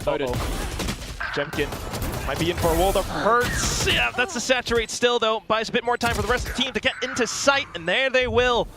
Flashback hiding around the back, especially with the toxic screen in his face. But Cushy not landing the flick. Now DRX feeling a lot more comfortable. Spring swings out. Xfero, though, taking the shot. 1v1, Flashback. has a potential angle for the wall bank. Slips on across and finds the 3K to convert it to a round win. Oh, no time at the end to run away either. He's going to sacrifice himself, but DRX managed to get the round backwards and forwards. We keep on going around the roundabout. Funds to spare? A very passive retake to come through from RRQ. Very delayed. Can't help but wonder what happens if they go a little bit earlier and just let Jemkin still play off Yonder, if it draws some more attention from middle, away from middle. You know, allowing, potentially freeing to get caught instead of catching Jemkin. Timeout from RRQ, earliest one so far today. I mean, RRQ didn't even take any over on the previous map, right? Just DRX, so trying to realize things early on this map. Some good things from both teams, sure. Some bad things from both teams, yeah, sure. It's the nature of the game. It's also just a lot of early utility coming up from RRQ, getting proactive on this defense. Oh, well, I mean, if you want to talk about proactivity, mid has been a bit of a pressure point for them. DRX are getting there, getting through all this utility and then looking to scale up. That's right. So there's some options here if they want to try and adjust. Going a little bit more focal in towards mid, perhaps. An operator, you know, you understand, can lock down a long line for Jemkin, but when you look in this new round, it's the reset scenario if RRQ do lose this one, and it's the same thing for DRX, essentially, right? We've got no security in the bank. So this is quite the important round. Access to a couple of ults as well. We do indeed get a little bit more mid occurrence, just for a little bit from RRQ. DRX playing cautious right after the timeout too. Well, they're kind of just falling back onto what they normally do. Calculated and methodical plays. Ooh. But I think you need to get a little bit more hungry for things in the server here, being a map down. There. Speaking about hunger, Jemkin lining up his prey. Down by the mid-cross. Oh. Yeah, the toxic screen. He tried to get ahead of it. Really well organized by DRX to do that one together as a team, and that crazy guy, he's going to falter too. This is looking much better for DRX into this A site. RQ will arrive by the back of Crane, but with the Nightfall. Calling it. See the Nightfall, see the positions already found. If you recognize that no one's home here as DRX, you don't need to invest any more of these ultimates too. Should as well, just in your experience, recognize on this map it's going to be a save here for RRQ. They will get the operate up, so they can give the next round another go. And that's going to be a required item to take into the next round, really. Get that back into Jemkin's hand. Monyet can have the overdrive too. And you got two weapons still. Can call a bit more of a faster play if you want to for RRQ come that next round, right? Something that comes out into my mind. The B side of the map plays. You get your Paranoia out or your Fade Util out. Jemkin, he can just saturate and light speed over in B main, look for those duels and get out. There's a lot of options that RRQ could still do on this defensive side with this double duelist deployment, which hasn't had its greatest successes, as we mentioned a little bit earlier on. For the first time in forever, we do get a secondary round in a row. DRX hold the lead. Seemingly to have really begun to figure out how to work around this op of Jemkin's. So next round comes up and you still have to op back in. If this was that B setup that I was just talking about on the defensive side, I mean, the bodies were here for DRX. Could you imagine? More spread around the map though as RRQ. Bring them down. The operator at the correct spot too. And you're pushing Jemkin off the line. Are you steel gardening to get in? Okay, Jemkin managing to refract away. And now that you're in, you can use the pit as freeing as well. Flashback makes a good go of it against Crazy Guy and Cushy. Quickly back into sight. Planted. RRQ, they've got some possible angles. Monyet just slides in. Steel Guard and Rip though. And he quickly spots out to the next target, but swaps over to the shorty. A double kill found, and it's the Viper's pick quickly ripped. Monyet, zap around. Goes in for the overdrive just to try to trace out his opponents. So he's kind of spotting them. Xfero in for a couple of more sprays as well. Fire support, and he knows where Freeing is. Swaps back, and in a round, Freeing comes over. Into the spike though, and Xpero gets off at the right time! I thought the laser beams were going to be able to polish him off there, but just runs out at the nick of time, trying to get back in towards the pit and spotted. But at the end of the day, the 1 versus 1, you don't know if Xpero's sticking that. There's a poison cloud that's thrown out as well to obfuscate your vision. That moment there, folks, 3 versus 5, deficit scenario for RRQ, and they still managed to get in, despite the Viper's Pit, despite the Steel Garden. An overdrive of their own, but just a more coordinated retake against the forces of DRX, very well positioned. Where are you? Bring them down. Back to the drawing board too now. Outside B main for DRX. Prowler to lead the way. Ambition from RRQ in mid too, but they need a little bit of help over at this B site right now. Xpero feeling the pressure, getting out of dodge. Will hold the corner though. Oh, and that's a perfect kill. Snakebite in just to decay Mako. Yeah, the decay, really a problem. Mega conversion path from the back as well, and the rest of the team will arrive. The cavalry is here. And Estrella can do nothing but to just sit down. Jemkin, the up shot to end it all. And the convergent path's thrown in there as well. It cordons off so much of the site and just catches you in. You're hindered. And as soon as he just gets in with the light speed, spotting out the positions, the team will just follow him in. Pack mentality for RRQ, tying the game 4-4. The money as well for a DRX on a tipping point. They've got something to go invest in the next round, of course. But I kind of wonder, do they opt for a bit of a timeout now, seeing 2 rounds in a row, losing a 3 versus 5 and then a flawless RRQ. I mean, that's problematic scenes for DRX here, and they are indeed going to call for a timeout. DRX's journey towards champions here, an organization that does not miss champs. A map down, and RRQ proving that Corrode might not be as easy as DRX might have thought. No, sir. It's hanging in the balance. That potential to go over to champs. Coach Termy definitely not happy the past 2 rounds. If you take a look at the game state as well, RRQ are building up towards some strong, retakeable ultimates. It's going to be a tough fight. Yeah, I mean, we've seen the overdrive used, we've seen the convergent pass used just before. The rest of them, they're still kind of holding around with, and it's literally, they've got them online, right? Talk about the money state for DRX too. It's something that I said, you know, it's on the edge. They can't go for a full buy, but they're going to give it a good old go with the Stingers and a Sheriff a flashback. I think the 5th one probably elevates your percentages like 20% or something like that with the 5 Stingers, but anywho. See what they're going to be able to manage here. Bit of a mid-exploration early on. Bit more of a default across the board from RRQ. Controllers, Initiator, and Duelists from left to right.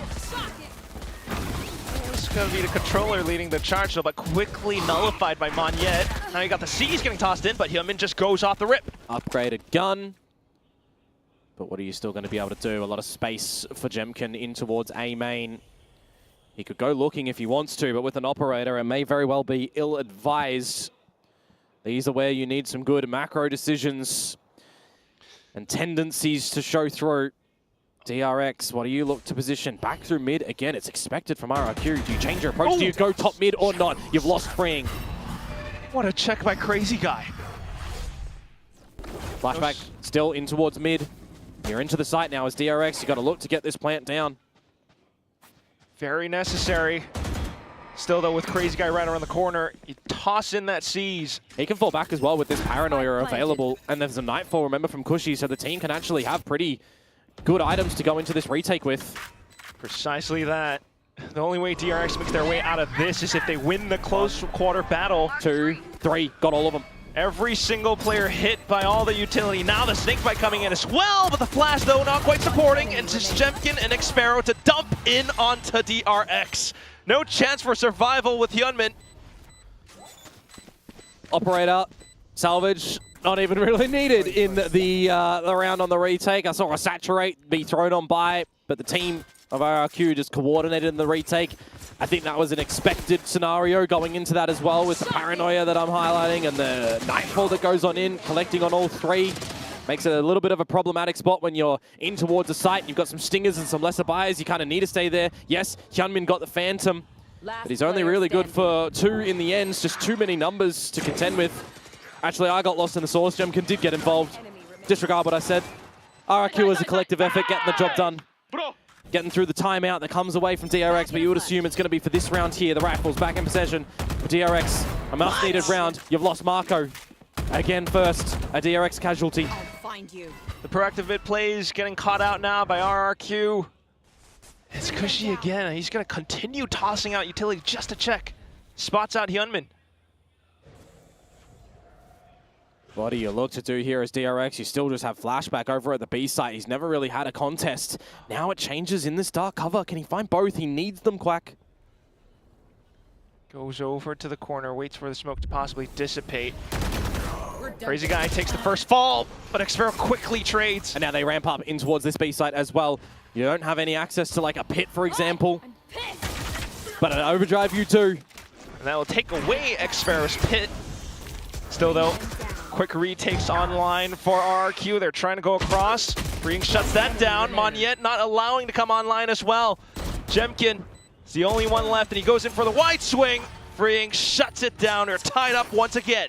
Oh, we are back to equilibrium. A well-fought-for round for DRX. Honestly, losing Marco first and foremost, you think it's just going to be another round in which may even translate into a retake to come through from RRQ.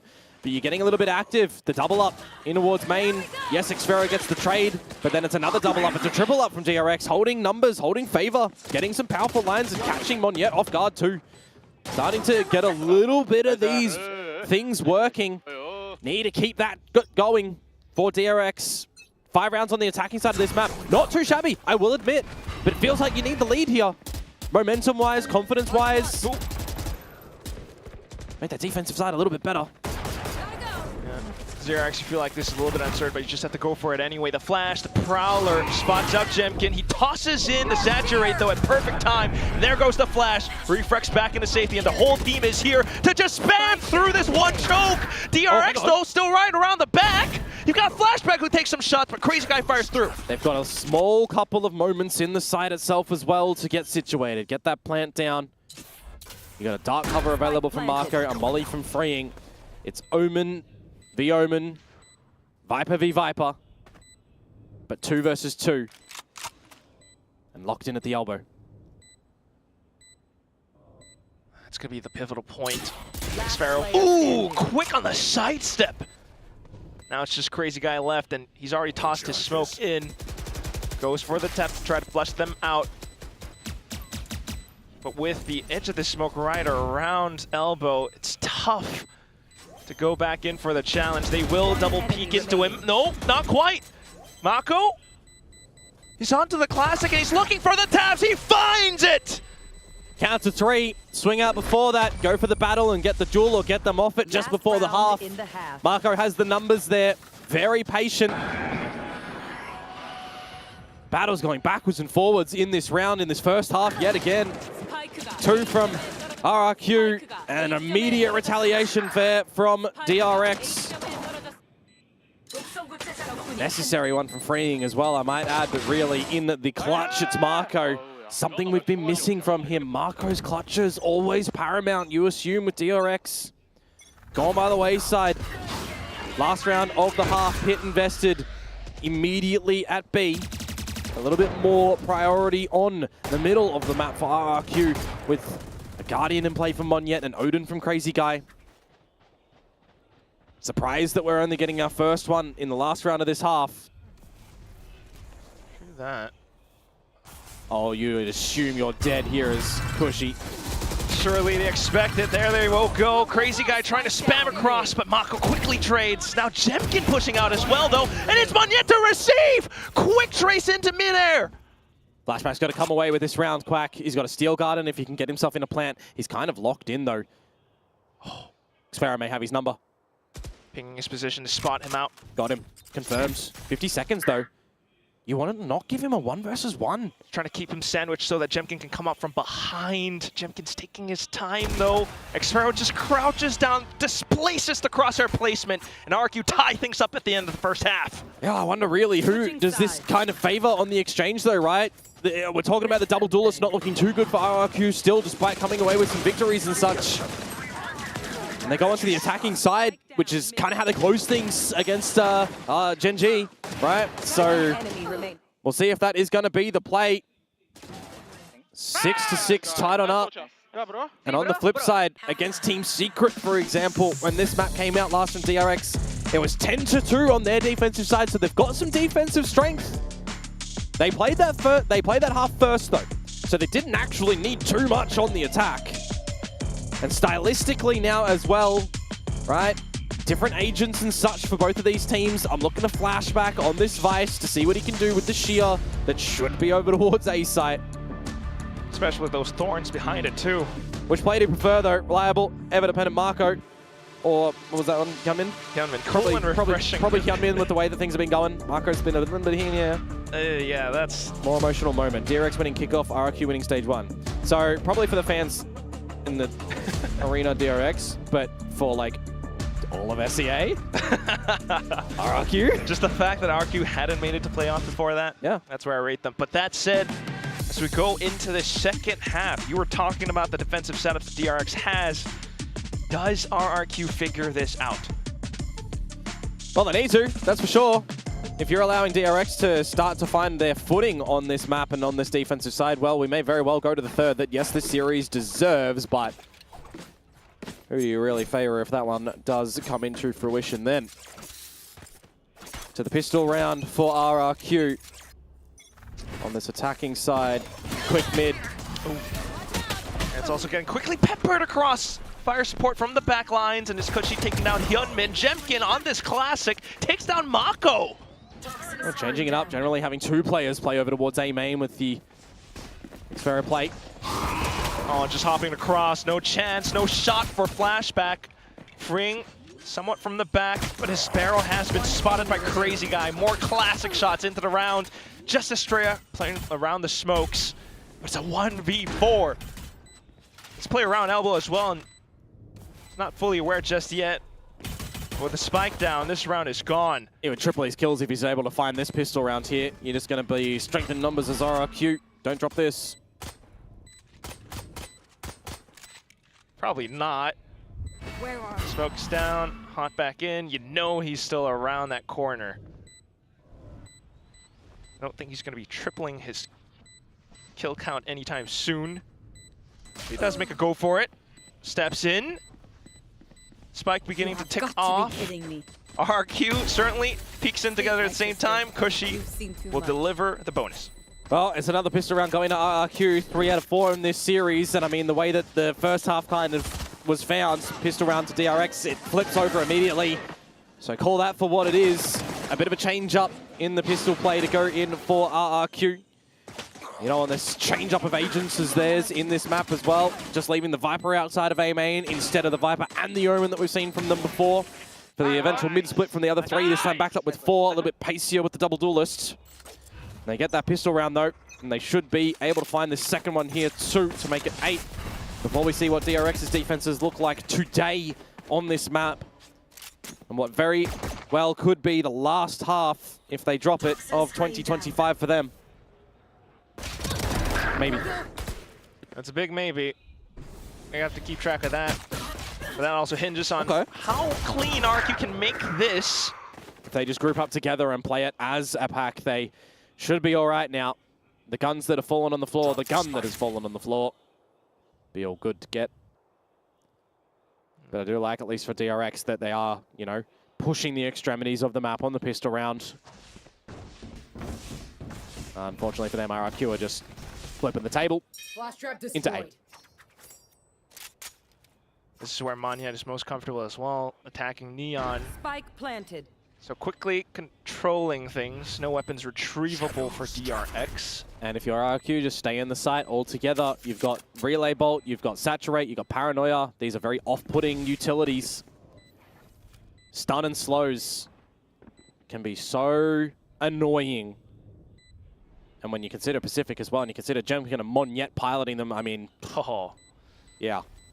That's why Monyet is announcing his presence up around elbow as well. He wants them to maybe try to go for it. I mean, it's just going to be no ulti orbs gathered here from RRQ as they take a little bit more of the control exit strategy through the crane. And they'll get the bird's eye view right now that they've won the round, surviving with the 4 weapons into the bonus 2. DRX will go up with the explosion. And we'll transition into the first round for DRX on this defensive side. But already seeing how quick and aggressive this pack mentality that RRQ has can be. DRX certainly needs to adjust quite a bit. Nice, guys. Take a breath here. Oh. And I go, huh? In my exclaim of my breath because there's an Odin on Australia in the bonus round. It will shred RRQ though if they do walk into these walls. Oh my god. He's not even allowed to take a single shot, mate. That's cursed. It's just not meant to be. Now his teammates are going to have to guard his body as well, and that's when RQ goes through a main flashback. You got to remember, though, with this Vice, the sheer, the deeper placement. Monyet is just hitting the headshot. Marco, he needs to dig deep. He needs to find more than just those 2. It's a bonus round. DRX should be night and day in this round, you would assume. But as I said, the heavy investment from RRQ with all the rifles. They've got the plant down now for a 3-3 post-plant. Not too bad. Look at what Jemkin's got. Saturate, snake bite, fast lane. An RQ push up to try to control around Crane. Hyunmin. Oh, what? How did he get the transfer? Despite getting stalled, and Freeing gets the last one as well. You gotta look at that replay again. Sit back in my chair, put my hands on my head, and just say, what? How's he done that? When you think the DRX are gonna not have a way in this round, when the Odin of Australia just gets removed immediately, and then you lose another member too. Over to that A side of things, flashback. 5 versus 3 that they're managing to come back in towards that. Marco with the 2 shots. I need to see within the saturate just that flick too. I mean, we saw throughout this week when Achilles was here a monstrous flick earlier on. That one there, slow it on down, single bullet to Jemkin. You saw that's where the saturate came, yeah, but it's like a needle in a haystack affair that may happen. Well done, DRX, get the bonus round, retain the Odin. And the economy of RRQ not down for the count just yet either. An outlaw for Xfero in a pivot to B, just freeing in the back lanes and in the open. That one's a doozy. Oh, Australia's right around the corner with the Odin, but he's been stunned and concussed up, has to back off Hyunmin. It's like a poison chalice at the moment. You cannot hold an Odin on this map. Can't quite hold the Outlaw either. Mako, not too bad. But he does get tagged to 10 HP, Quack. The Outlaw got a chunk, and you just have to call it here as DRX. You cannot contend with a retake when they're already into the site. That's the Odin that you've lost apart from the round.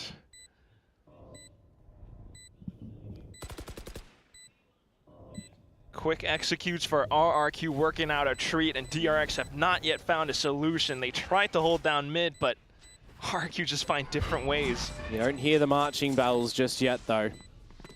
RRQ, it's only 9. Job's not done. DRX got to recognize that. You go for the save. You give yourselves another chance. You give yourselves another opportunity on this defensive side. There can be a drop of weapons from flashback on over, but somebody is going to take a bit of an L. Freeing.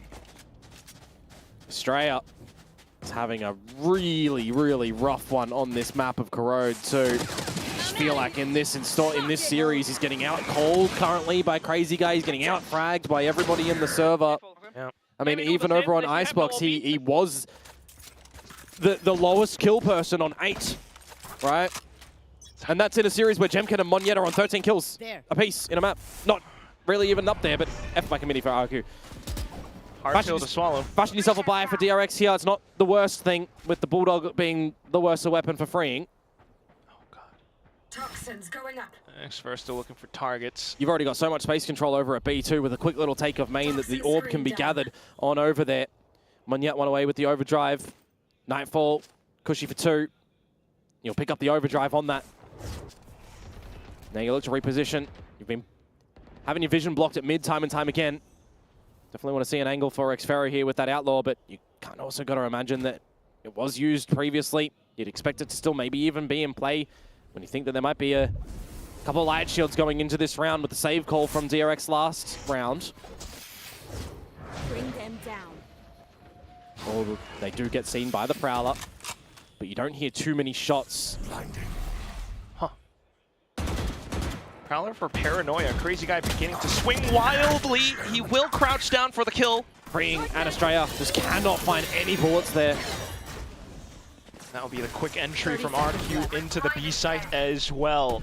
Jemkin already marking the off angle. Oh, flashback off put, not quite. It wasn't deep enough. 2 kills now found, and Maniac goes overdrive. Marco will have some more smokes later on and a Paranoia available. You set up the plant. Currently, Crazy Guy's low. Get some good crossfires as Crazy Guy does reclear mid. Uh-oh. Oh, he's going to be ambitious if he wants to go all the way around spawn. Oh, sets the smoke up for his team to play underneath Heaven as well, Monyet. Getting a good spray across. Hyunmin, the only one left. He's bought enough time. Crazy Guy eventually for the flank. Hyunmin expects it though. Yeah, could have gone up to the tower, but now Monyet repositions. Oh, spotted. 7 rounds in the mag, and he unfortunately will not be able to connect the shot. Hyunmin has a chance now. Crazy Guy making the quick sprint across. Hyunmin gets up at the half, beginning to wallbang across, and he will find it.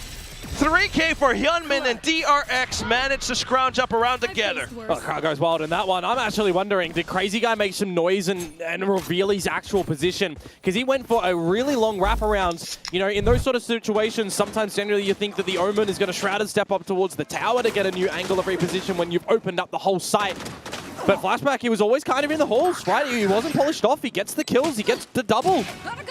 So I'm wondering, did Crazy Guy actually make some noise for Hyunmin to know where he was coming from? He surely must have. I don't think he used a Paranoia or anything like that to reveal his position. No. Anyways, that was a much-needed round from DRX to keep things interesting in this map. 8-9, they still trail by 1. Another buy, a couple of Bulldogs still in the play, but it's a reset situation for kind of both parties here. Reset that RRQ's not too happy with now. Very decisively taking space down middle. Oh, and look who's around the corner. Hyunmin. Spotted out by the Prowler, but still has a relay. Oh, and it's all the utility that gets traded across. They just go in for the spam around the edges of the progression smoke. Estrella trying to stall as best as possible, but Jemkin just bypasses some of it with the rest of the team relaying forward. Mako doesn't survive. It's so abusive. It is so absolutely abusive there. They've got the one-way smoke over towards the elbow. They've got the Paranoia that comes through. They've got the second layer of the hinder. You're essentially isolating any trades there towards Hyunmin. So he can't get traded by his team. He can't shoot. He can't see. It is just such a gorgeous set of utility that comes through from RRQ on this agent set that they want to run here, that they want to make their own. And they're going to survive with 5 alive here as well. Quack that's going to back up their money. It's going to give some padding. And for DRX, they just have to scurry away as soon as all of that eventuates, freeing and Flashback. Going to give an F to the teammates on the grade there. Could not hold down the A side, unfortunately. What can the weapons do for them in the next round? Timeout. You got to see a timeout from DRX here. It is D-Day. Getting into round 11, getting into round 12 for RRQ. Gun's not there, man. Hey, just look at how Jemkin pilots this waylay as well. I mean, quite impressive on it so far. The whole team working alongside him. Just unfazed. You know that there's a vision for RRQ right now and what they want to do to close out this map. They have a Nightfall to throw into the mix and just those 2 weapons that are going to be saved from the previous round for DRX. The rest of it, pennies. So you look to do what you can with these, well, pistols. Not even all of them are graded. Get that orb as Jemkin get close up to the convergent pass, or maybe Xfero on the pit. He's just watching mid. Bigger utility. Going to draw out some of the bits from DRX. Got to try and figure out right now what does the investments look like for DRX. Uh-oh. Nightfall There it goes. Complete nightmare for DRX as they get trailed across. Monyet pushing on the right flank. Just Hyunmin, who has to back off with his one hero weapon. Yeah, he was Nightfall actually, so those traces still a little bit trackable. 5 versus 3. Do you even use the overdrive to get in? I mean, you gotta be set up for it, but right now he's not really fighting too much. Just plays around the corner. He crouches in for a 2K, and then flashback out from the other side. 1v1, 1v1. No real smoke available yet. Hyunmin still has the movement. Still though, health very similar. You gotta slice the pie around the corners. Crazy Guy gets the flick onto Hyunmin. Another clutch from Crazy Guy. Yesterday he was so good at finding some crucial bits outside of the calling. I mean, we kind of gave him the MVP for a reason, right? He had a monstrous effort in that series. Yes, he doesn't get as many kills overall as Jemkin or Monyet, but it's a masterclass in calling yesterday. Get him on the analyst desk as well, having a chat with him. This guy has just elevated so much throughout this stage with this roster. It's the 11th round now found for RRQ, and DRX will call their last timeout unless RRQ give them one to have another chat. They need overtime for the chat with Termi and Ko to come back in. I mean, this is a heart puncher to DRX right now. Yeah, I can see it Renal across your face, Komodo. Oh yeah. Literally called timeout for RRQ, at the 11th hour. RRQ are just thirsting, salivating, mate, looking for the last 2 wins. They're drooling right now. They want this. They are earning this themselves. And that's what they've got to do. The 5 in the server.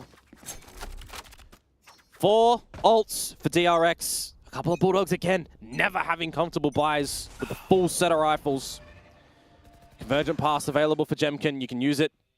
Same similarity as a Nightfall in towards this B site.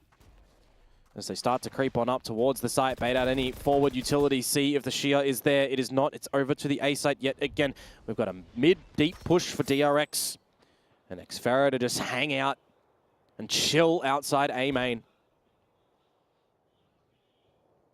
Trying to get the vision on the cross. Well, smoke top mid, send your Prowler in, check the corners, expect a crossfire in this sort of location. Marco to pull attention away from Hyunmin. So diligent from RRQ. Gotta clear that corner, gotta recognize it. Shot the first, they didn't consider the second corner. Jemkin actually checks it. Mako though, still with a shot out from Link. He continues to swing for a double. Yeah, taking down Monyet and Crazy Guy.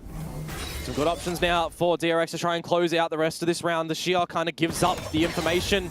It didn't able to light speed over it, but the shots, it doesn't matter. Xfera finds Marco, you get out of dodge. You dodge the Steel Garden, 30 seconds to go. Your Omen and Crazy Guy's dead, so you can't quick repause in towards the B site. You are locked in towards A. You dodge the Nightfall, but 20 seconds. And they just go in together as a pack. Convergent paths into sight now. And if Xfera gets himself into sight, there will be a Viper's Pit. Estrella trying to hold the angle to the best of his ability, goes in, digs onto a second, but it wasn't enough. 1v1 freeings here, Pit is done. He can beat the timing, he can deny the defuse. Oh, he's got it with the trade! Trades it up and RRQ secure series points. Now this is the moment, ladies and gentlemen, and folks around watching this one, 12-8, it's 4 series points for RRQ. It's 4 series points for their first ever Champions appearance. Toronto, be damned. A stepping stone, we'll see. Performance, but they have extremely turned some heads throughout this stage. Yesterday's game, Nice, guys. I mean, so many words to describe it, I can't even think of one right now. Ecstatic, extravagant, whatever you want to say. Here we go, up the gut to mid. It's quick from RRQ, it's Jemkin, onto Marco. Instantly noting players from the back as well, but DRX making a tough fight. Hyunmin goes overdrive, Monyet does as well. Still though, freeing off towards the back, doesn't have the range. Pit deployed around B, but it's all gone, but not Freeing and Flashback, sorry, again. Had to run away earlier to get a save, to have another chance at a round for DRX, and it didn't come into fruition. A judge without a pit as well now. Leads into a problematic spot. You got to get close. You got to get in a duel. Monyet and Xfero now to the B site together. They've got 2v1 advantage, but it is that judge. Remember, the Dragon needs to roar here for freeing. It's got to have to be dirty. Makes it clean, though. Just holding the corner around elbow. There is a bit of time with this plant going down as well. Xfero knows where one is, but where does he expect the second to come from? Just a stink bike to work around. Place around the site.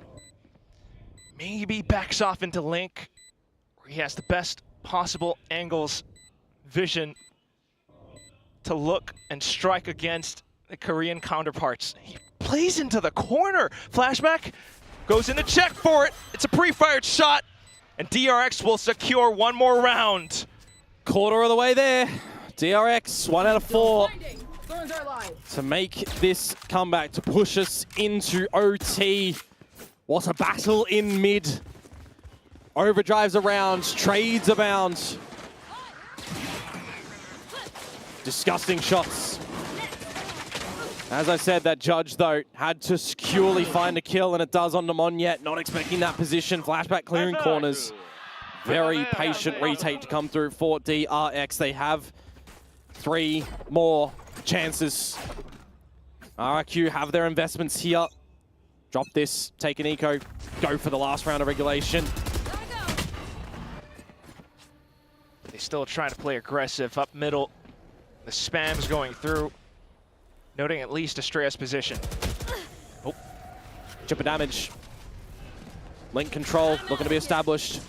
Force them back from mid. Take the space. Position to lean towards A. The shear to not be contended with. Just throw off Flashback's line. Mako quickly setting up more smokes. Still though, Jemkin possibly going off the refract, but unfortunately pulls off. From the shadows to just clear all of elbow. You get the information now that Flashback is there. Haunt and everything tossed in, but it's going to be Mako with the burst. Monyet trades it up. Hiding inside of the smoke is Estrella. Oh, he fires off a blind shot, reveals his position. Crazy guy chiming in. Flashback through the smoke. The whole of DRX are starting to circle around. 3v3, plant goes down, fast line out. Give you a little bit of an escape strategy. Freeing late to the party. Looked after by Xfero. More pressure. Oh, Xfero stands tall though. Takes down Freeing. Hyunmin getting the shots through. And it's a 1v1. Xfero, position noted. Can't quite go, but he swings wide! What a shot! And that will be that! RRQ close out the second map, 13-9, and they lock in Champion Paris! From rags to royalty, RRQs rise from the shadows of SEA to stand as world champion contenders now. Masters Toronto be damned. A first taste, a glimpse, a learning experience.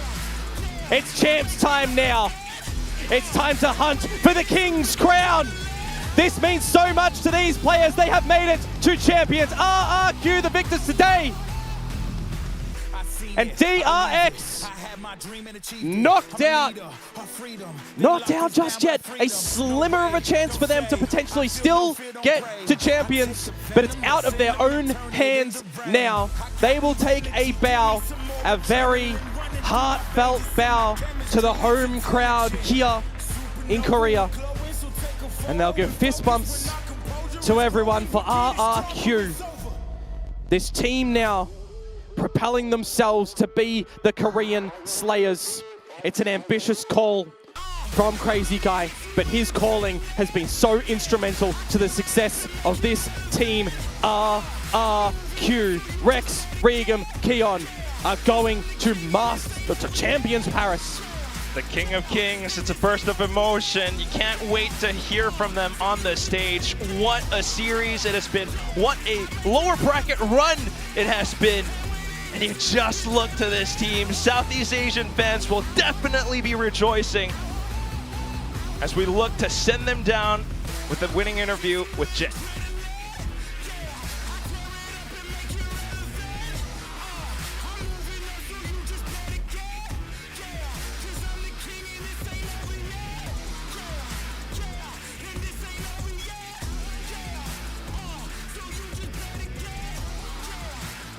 And it will be RRQ securing their slot in Champions Paris. Congratulations, Xpharaoh. You didn't even need 60 kills to win. Here you go, Kushi. Join me for an interview.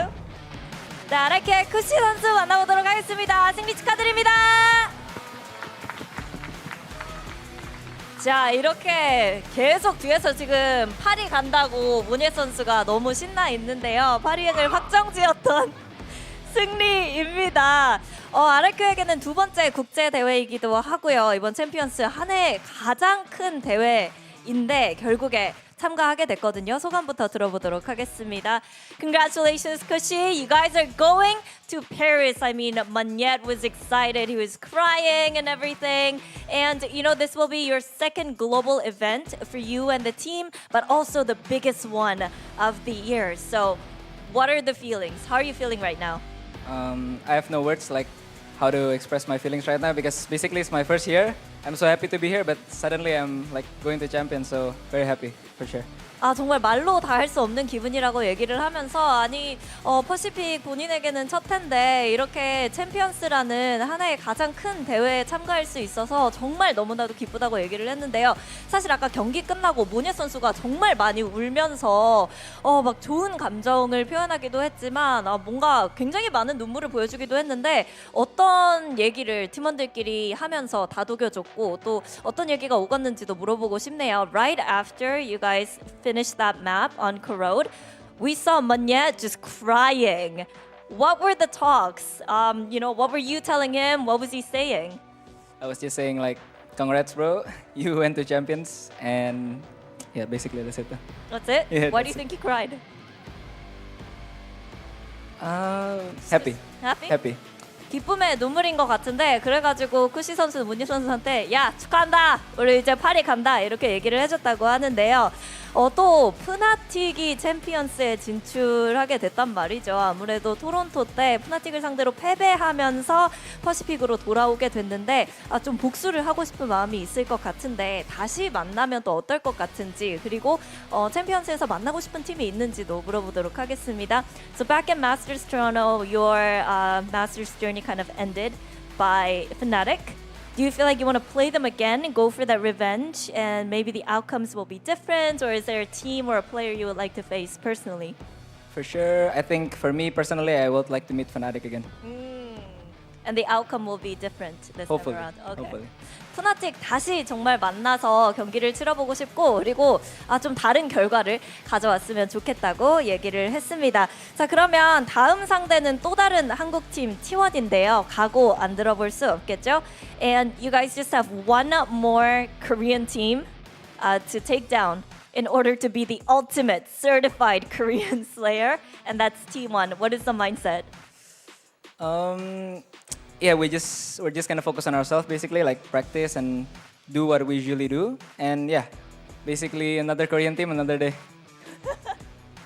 그냥 평소에 하던 것처럼 연습 열심히 하고 또 본인들 경기력에 집중을 해서 경기를 치르겠다고 하고요. 뭐 평소에 한국팀 상대로 승률이 좋았으니까 그냥 내일도 또 다른 한국팀을 상대하는 평소 같은 날이다 라는 식으로 마음가짐으로 임하겠다고 얘기를 했습니다. 이렇게 해서 쿠시 선수 만나봤습니다. Thank you, Kushi. Congratulations. Thank you. Best of luck Thank you. tomorrow. Thank you.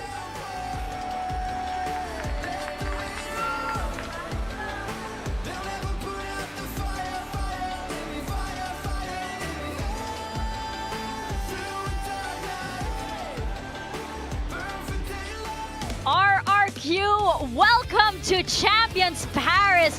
What a way to take this map. This is just an RRQ that has definitely defied all of our expectations all throughout this entire year. We saw how they went from a team that had its ups and downs, was a little bit shaky, and then eventually becoming champions over in the Pacific, in Pacific Stage 1 rather, to making it to their first international and now sealing the deal with Champions Paris. I mean, it's just a massive, massive performance from this team today. 2-0 last time by DRX. Today, it couldn't have been been more different. Everyone on RRQ stepping up, playing fantastically, and I for one cannot wait to see this team play in Paris. Yeah, completely outplayed DRX today. It just really felt like they didn't show up to this game. It felt like RRQ continued that momentum from the Gen G game yesterday. Not only were they in free flow in the server, duelists running around everywhere, the calls were excellent, but also you could tell that they just had that belief that they could win every single round, every time. You could see how much it means to them there, and even after a similar kind of shaky start that we saw from Gen G previously, against Gen G previously with the Eco going against them, they still won. Yeah, he's right here. He's the one. We have Ewok on the couch with us. Congratulations to you. Bonsoir, monsieur. Comment ça va? Oh, feels good. Feels good. Oui, oui, oui. I'm sure you're still running on adrenaline. That was definitely a very, very important match. And I know the coaches, as these guys do so backstage, you tank a lot of the emotional stress of that match. So what was it like being behind the scenes in that game, watching your players and just surrendering everything to them? Really emotionally draining, I would say. This whole week has been. I don't know, it just feels really good to be able to win. There's been so many question marks on us. A lot of people think we're really bad after Teo nerf and everything. So there's been just so many things for us to fix. We've had some role issues, which were evident as well. A lot of people felt like our map pool was not good because of sometimes the roles and everything, but we always just try to do what's best for the team.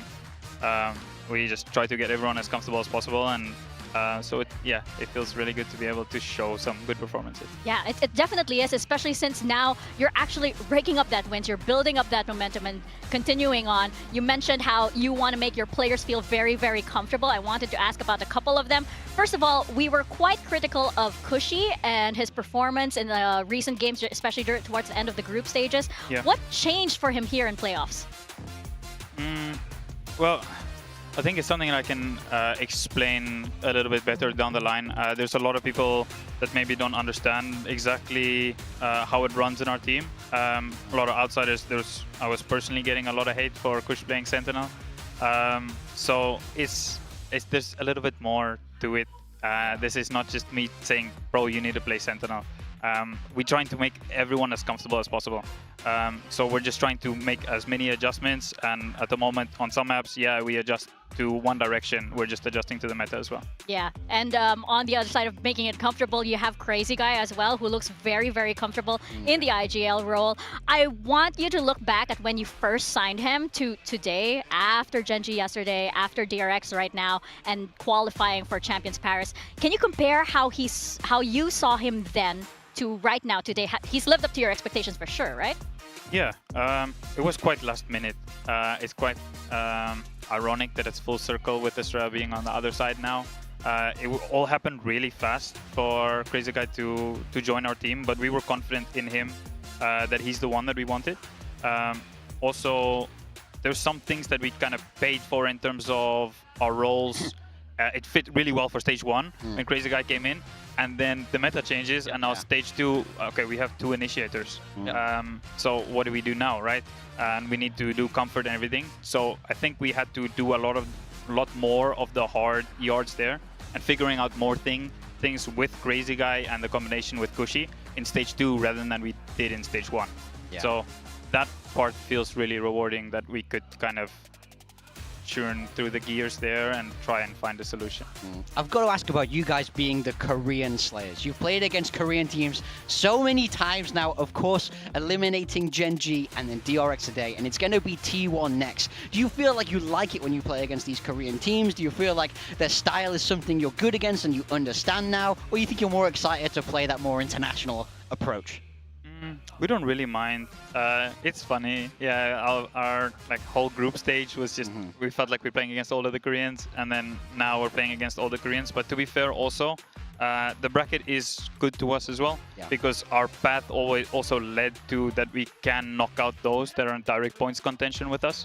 And that is why we can qualify to Paris now with a top 4 finish guaranteed. So yes, it's a difficult path. I think there's no easy teams left, but so we don't really mind the route, and we understood it's going to be hard, but it could also be like the right path for us. And how do you feel now that you're going and playing an international event as well? Because I know that everyone was super hyped after you guys finally kind of broke the Gen G curse. Yeah. You won stage 1 and then you went over to Toronto. And there were some really close maps, particularly against Fnatic. I thought that was quite a promising series. You played those guys very close and they're absolutely world class. But unfortunately, you haven't been able to make it deep in international events or maybe had the results that you would have wanted. So what does it mean to you making champions again? And have you learned any lessons that you can bring either from playing internationally or in stage 2 here, stage 1, to be able to maybe perform better next time? I think there's a lot of things that we have learned, and I think even the stuff that we learned at the internationals that we went to now helped us just in stage 2 as well. We are trying to gain as much experience as possible. So there's so many things that we can learn and how we adapt also to meta changes and stuff. So for us, we're really happy to be able to go to another event that we can also like apply what we learned, right? Otherwise, there's no point. Like you're learning everything, but you're not going to another event, right? So that's the hope. And for those that are maybe skeptical or for those that are fans, I just want to say, if you look at our track record, we used to be the team that always loses to Gen G. Now we're the team, like, you can see there's progress. That's 3 in a row. We hope to make the same progress with international events as well. But just give us a little bit of time. I know it was disappointing for us. It was extremely disappointing at the international events, not doing better. But I promise we're working as hard as we can to learn and get better, and we hope to show better results. Yeah, for sure. These things take a lot of time, but boy, is it worth it. Now, I want to just go back to yesterday's game, just because you tweeted, Sunset went according to plan. I just needed to get our attack win rate up. Really, though, what was going through your head during that scoreline? I have a thing where it's like I try not to get my mind ahead of anything, so I don't really think about anything. I just try to focus on the round. Like I audibly tell myself like stop, like don't get ahead. It doesn't matter what the score is. So it was just ask the guys if they believe. Jimkin made the joke about Team Secret. Team Secret saved us twice. Thank you very much.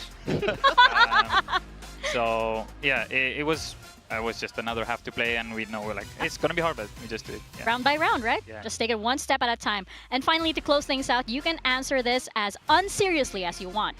I just want to say, in our little game over here, Big Time and myself, we have Monyet here. There was a very, very crucial part in the last map where we needed Monyet to get 23 kills at least, and hoping for a 24. Big Time over here was throwing a tantrum backstage. He was throwing a literal... I like to win, you know? I've never seen anything like that. I now have glimpses of probably what GE way back then went through. You guys saw Monyet crying on the stage. You should have seen Morgan crying. That was practice. That was practice. That's what he did to him in practice at GE. I taught him that crying maneuver, that's for me. So, can you do me a favor? Can you just look Morgan in the eye and just tell him that Monyet was always meant to get 24 kills? How many did he get? He got 24. You got 24? He did get 24. He got the 24. It was in the script. We talked about it before. The little birdie told me 24 is it, and magical number 24. Oh, I love you and I love Monyet. Monyet. Covered, man. What a day. What a day for RRQ. What a day indeed, Ewok. Thank you so much. Congratulations to you and the team. And yeah, thank you so much for comforting Morgan as well, because I thought he was going to cry even more here on the desk. Thank you so much and congratulations. Look forward to your next game against a Korean team. Another one yet again. Thank you, thank you. And of course, RRQ, you heard it from Ewok. Yes, thank you. You can just leave that there. And we know that RRQ, they have been working on this kind of playstyle, this kind of strategy, and this kind of execution for a long, long while. This took years in the making, I would think, even for the side of Ewok. You had to go through different rosters. You had to get the right mix and the right time and even the right meta for everything to come together. Yeah, not everything always goes right for RRQ. You know, they don't always completely hit the nail on the head. Even the first map yesterday against Gen G, things were not really gelling. But you could see when they're in that flow state, when things are gelling well for this team, you get performances like you saw today. Neither Icebox or Corrode was a map you were particularly worried about. It felt like they were often front-running DRX DRX, and DRX, they're this team that plays with this slower structured style, and unfortunately today, that was behind the 8 ball for what RRQ was running with. Yeah, I felt like RRQ were just able to blow the doors open, and that is in no small part thanks to Monyet. You know, we speak about this team being a team of the meta. Teo was so good for them, but now they've found a true home here in the double duelist. Monyet and Jemkin, the 1-2 punch has been absolutely fantastic, and Monyet went huge today when RRQ needed him the most. Such a treat to watch the two of them as well. When they are in sync, it's such a treat, and it's such wonderful Valorant to see. Now, we're looking at our updated bracket, and as we mentioned, we have RRQ once again up against another Korean team. It's been the same story for them so far, but we're going to see if they can manage to actually get it all the way to Tokyo. I mean, that is the team that knocked them into the lower bracket. You see the initial matchup in match 2. T1 knocks RRQ down in 2-1 fashion. Now it's time for a rematch. Neither one of these teams have anything to play for in terms of just worrying about champions qualification, because they're both in. They are both qualified for champions. So this is going to be a good litmus test of who's in better form going into champions. And I honestly couldn't tell you. Both of them are looking better and better. RRQ look like they've improved. We've had questions about that. T1 are looking like they're in better form when we've had questions about them. I feel like all of these teams are starting to play their way into form. So I think the other regions are going to be... They gotta be shitting themselves, honestly. Watch out. It's gonna be a giga banger, but we have our top 4 here in stage 2. Talon, PRX, T1, RRQ, and right now, we know 3 of the teams going to Champions Paris, and the last one all comes down to Talon, by the way. DRX can make it if Talon do not make top 2. If you're a DRX fan, you need Talon to lose out. Talon have 2 chances to qualify for Champions Paris up against the SEA powerhouse and the best team in the region here in PRX, and 2 very strong teams in good form. This top 4 is so ridiculously stacked. And even more ridiculous is our build diff rosters that we had today, almost identical across the board with just some little switches here and there. I think Morgan should be winning now. If my maths is correct, me and you have this, Mika. But I mean, there's every chance my maths is wrong. I mean, I heard it too. See? Yeah, all right, up top. There was 1 point between everybody. Like, this is so crazy. Close. This is crazy. And yesterday, there was 1 point between me and first place as well. And we buffed the points to 8. This is how it all goes down. Come on! Look at me, slow but steady. 1 more day, 22 point gap. What is that? Or is that bad maths? I don't know, 18 point gap. Thank you, Monya. Thank you, Monya. I love you. Oh, it's... He did it for you. Well done. Congrats. Well, we'll see. Does this continue tomorrow? I mean, there is still a chance. Yeah, 100%. I mean, we could tie tomorrow. Yeah. Guys, by the way, production, have you guys thought about what happens if we tie? I think you need to start thinking about that. I think what needs to happen... They gotta get more laptops. What needs to happen is there's a show match in Tokyo. And it's going to be... I'll take a 1v1 aim duel with Morgan. First to 15 for the laptop. What are you talking about aim duel? We're going to have like an octagon. We're going to have the ring. And we're going to see, I've got about a head on this guy and 20 kilos on him, so I don't think he's in for a good shot. Well, who knows indeed. The more interesting matchups, of course, are Talon and PRX tomorrow, followed by T1 and RRQ. I mean, massive games tomorrow. We get our first grand finalist from the winner of Talon PRX. Both these teams in fantastic form. And the rematch once again, T1 versus RRQ. I mean, that game is going to be insane. Yeah, I think it's... I've been saying it all around, only bangers here in Pacific. We've been saying it, and the world knows it as well. All of our teams are absolutely cracked. Before we close out, any final thoughts? No, I just think that, honestly, I'm very happy with the top 4 that we've got. And we've got a good balance of SEA and Korean teams in the mix. We could have 3 SEA teams go, which would be something different from Pacific for the first time in a while. Yeah, I mean, all that matters is Pacific is going to represent us well here at Champs Paris. And I mean, there's someone for everybody to root for here, and I think it's going to go. Oh, for sure. You should see the script. The script is absolutely amazing this time around. But no spoilers just yet. We still have that 4th team to qualify over to Champions. We're going to find out who it is in the next few days. But for now, that's it from us here on the desk. Thank you, everybody, and we'll see you.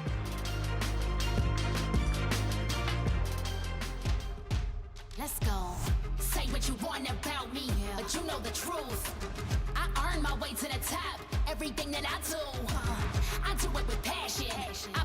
There's just no utility for Nongshim anymore either, by the way. All of this trying to take down A-Link, and it's not happening. Izu getting the first, and it's just Persia trying to hold off onto the other side. He's getting pushed on the Yens. See if he can get any extra damage here, which he does, but eventually traded out from DH, who, mind you, Slipping through the net, has a good chance, gets the double stacks onto the third. The door shut in their faces, and the round is done. How do you shoot yourself out of this? You're so darn slippery. It's the right click at the end that does it. That will be the end. 13-9 at the end of a set. T1 lock in their slot to Champions Paris.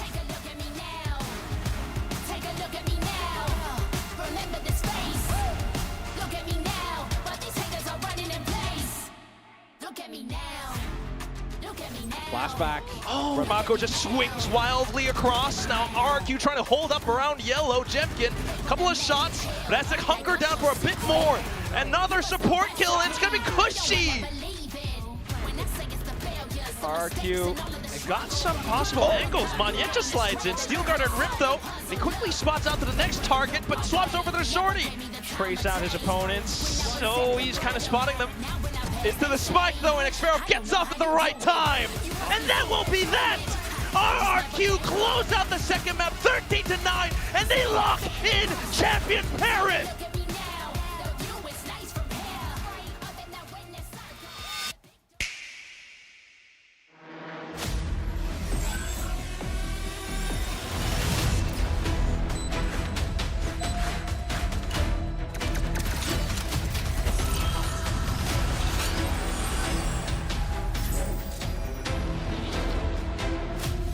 Let's fly.